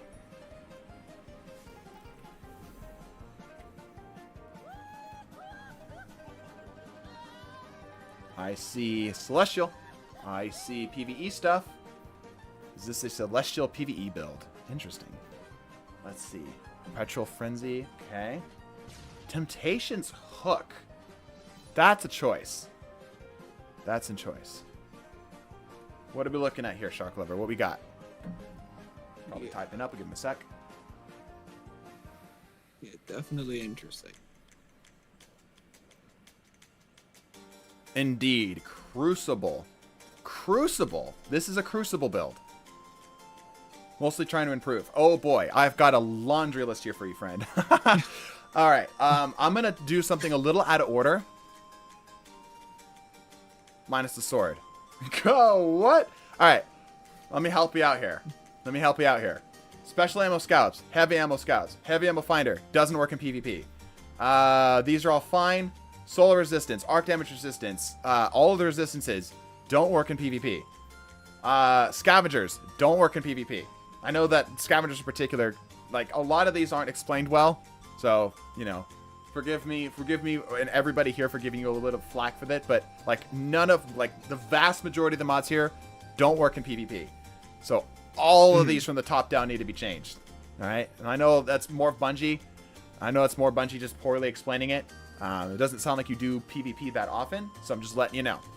As funny as it sounds, I don't dislike Celestial Nighthawk in PvP. It's not optimal, sure, but it is funny as fuck. Like, counterpoint, right? Alright, anywho. Secondly, Frenzy. Not a bad perk, but hard to get going in PvP. Often combat doesn't last 15 seconds, so getting this to really have value can be hit or miss. I would generally advise you to do something that's a little bit more open-ended, that doesn't require as much setup for this. Frenzy's great for PvE because you're always in combat. So try to find something else. Okay? Yeah, very quick golden gun with Nighthawk. Yep, and you can completely screw over bubbles. Temptation's Hook is fine. Now that this is a PvP build, the Temptation's Hook makes a little bit more sense. As does the Dead Man's Tail. Gunslinger, Knock him down, Gunpowder Gamble, Trip Mine, Grenade, Proximity Mine. These are a good combo. Little wombo combo here. Cool. Triple Jump, Marksman's Dodge. Sure. The Marksman and Goldie. Fine. Ember of Ashes for more of the stuff on them. Sure. Imperium to keep it going, but there's nothing you're doing. Imperium does nothing for you here. You have no way of getting Radiant off of anything. You're not running Lightweight Knife. You're not running Healing Grenade. Imperium needs to be swapped. I would probably go... You've got Ashes. I'd probably go Searing. Searing or Singeing. Both would work better here. Char, Eruption, sure. That's going to be hard to get this up, as the Proximity Knife doesn't actually kick it over at all. The only thing that this is doing here for you is your Gunpowder Gamble. As an aside, Beast, you're working on the short tonight for tomorrow, right? Yes. Okay. As an aside, the 6-shot Goldie will give you another round anytime you cause an ignition. Being that you're running Gunpowder Gamble, you could potentially get 7 shots just by simply throwing a Gunpowder Gamble while you have your super active, because it's considered an ignition. So that means that you can get that bonus shot up for free. So something to consider. Marksman's Goldie is perfectly usable, but, you know, something to think about. Yeah, if you're trip mining Ahamkara's, yeah, but he wants to play around the mask, and that's fine. I play a lot of Crucible and Trials. Really? Bro, you should know that the scouts and stuff don't work then, man. And so do the damage resistance. These just flat out don't work. I'll tell you what, if you're kicking ass, if you legitimately are kicking ass like you ain't trolling, you are going to kick so much more ass by the time we're done with you. Yeah. Holy shit, you're going to kick so much more ass. If you do good in Trials now, I'm not playing Trials in the same weekend. Yeah. Surprisingly, I'm not. Surprisingly, I'm not bad or not good. The little delay makes it hard. Anyway, so yeah, Singeing for that. I mentioned the 6-shot Goldie synergy that you could do with the Marksmans. Not trolling. I see. Okay. Yeah. Not using unflinching mods is pain. Yeah. Yeah, let's help you out here. I'm not even going to write up a description for this. Like I said, this is pretty much a bottom top complete overhaul. Distribution, sure, that's fine. Powerful attraction, sure, that's fine. I feel like there are better choices you could do here, but this will work for you. There's not a lot of complaints here. Scavengers literally don't work in PvP. Toss it. Go a Surge mod if you have to. Kinetic Surge, Solar Surge, either of those would be good. Insulation to get that back a little bit faster, that's fine. I like holsters. I feel like holsters are a little underappreciated. No, not holsters. Holsters are good. Holsters are good. Holsters are good. There's the scavengers that don't work. Yeah. Holsters are a little bit slept on, I feel like, because they just constantly keep your weapon up all the time. You don't need to worry about it at all. Instead of running insulation, double insulation, run absolution, the 3-cost one. You have the space fort here. That'll allow you to... yeah, there you go. You got it over here. Okay, good. Never mind. Yeah, all of these need to be unflinchings. Unflinching kinetic, unflinching solar, harmonic unflinching. All of these need to be unflinching. Resistances, like I said, do absolutely nothing for you. Other than that, that's fine.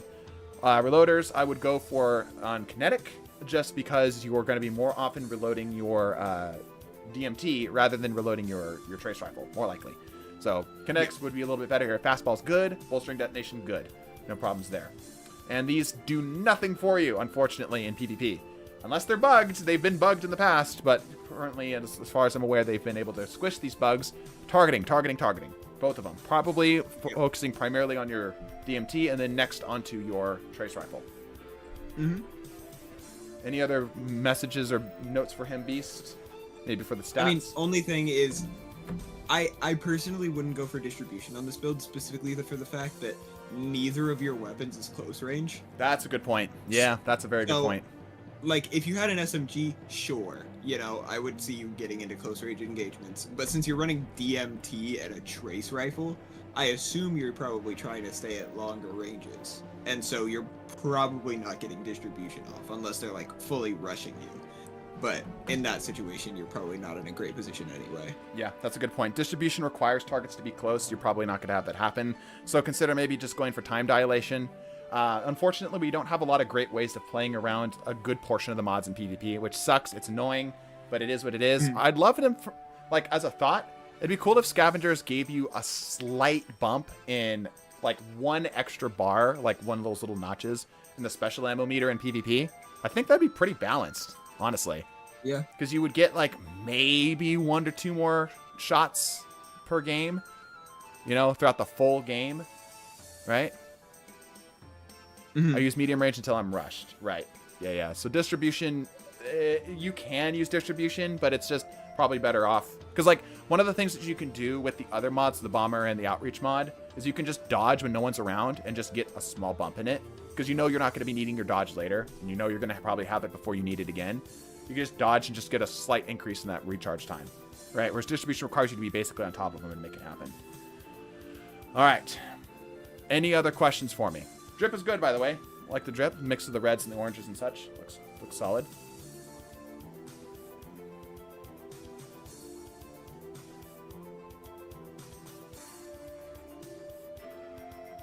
I want to know Master Arcs this year. I don't know this stuff.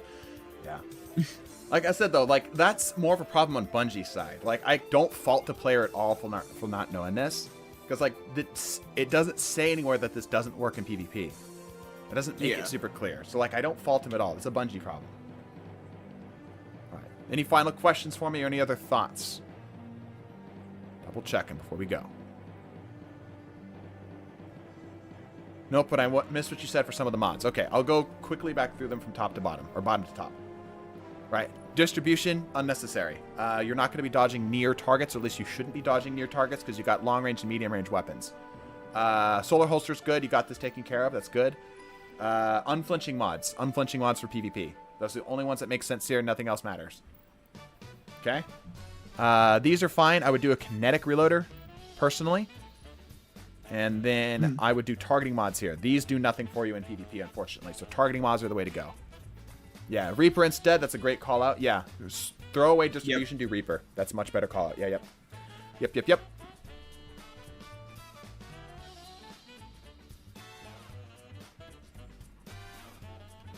you catch it that time? I could slow down too if need be. Generally, the weapon feel mods are best for PvP. Yep. Targeting, dexterity, reloader, and flinching. Yep.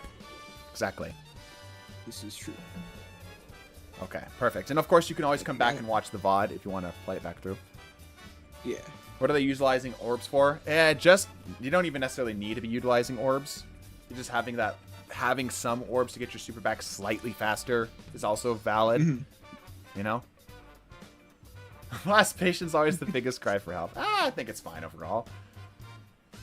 There's a couple, like, the thing is this is an easy mistake. This is an easy fix. It's not a situation where it's like, well, you could do B, you could do C. I see why you're choosing A. You know, it's not like this crossroad decision here. It's more just like, hey, you just didn't understand that these don't work. I'm being roasted. I wouldn't call it roasted. Like I said, I put the blame on Bungie on this. This is the Bungie problem. Yeah. But yeah, if you've got a good win rate right now in Trials, bro, you're going to go crazy with these really easy changes. Absolutely wild. Absolutely wild. Yeah, these are just some simple mod changes and such. So, once again, just from the top. Reaper mod, center distribution. This is all fine. Unflinching mods on your chest.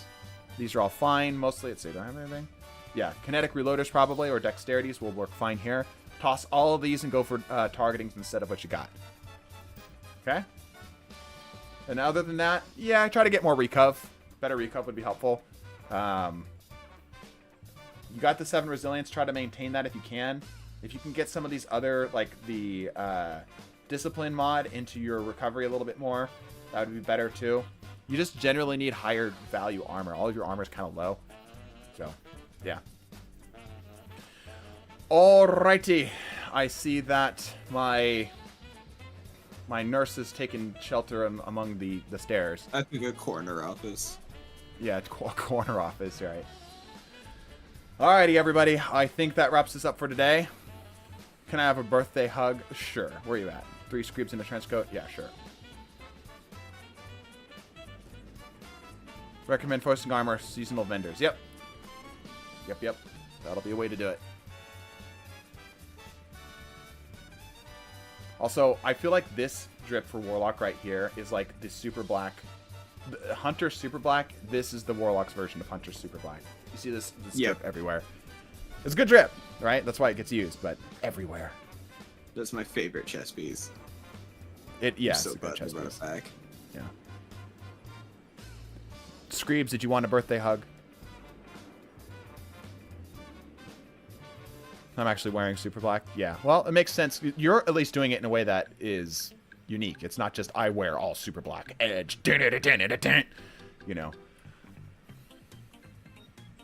It's like my shirt be black. My arms be black. Good. Emote doesn't work. Okay. Let me see if I can find a hug. Hug. What do I got for hugs? It's a blue. It's a purple, right? There we go. This is the long hug, so we'll have to cut this one short. There you go. Come on over. There you go. I want the orange to break up the edgy. Yep. All right, everybody. Thank you for everybody who joined us here today. That's going to go ahead and wrap us up. I'm going to give out a TDT token here. Thanks again for everybody who supported us today. Hopefully this helped out some of the builds. I'm going to try to make a video on the build doctor stuff. I figured out a way to make this into a video that's hopefully a little bit more paced a bit better. Awesome sauce stream. TY me some. You're welcome, man. Glad I could help. Let me get you all a token. 5, 22, 4. There you go. And now we were going to go ahead and wrap up. If you do want to spend your tokens, make sure that you're getting screenshots of any tokens that we give out. You can join us in events in Discord. That's where we also give out tokens too. And save onto those tokens. If you want to spend them, you can also DM the bot and let us know, and we'll get you taken care of that way. Drip of Destiny event. Yeah, we might. Got 3 tokens and counting. Nice. All right, everybody. Thanks again, Beast. Bless your faces. Deuces.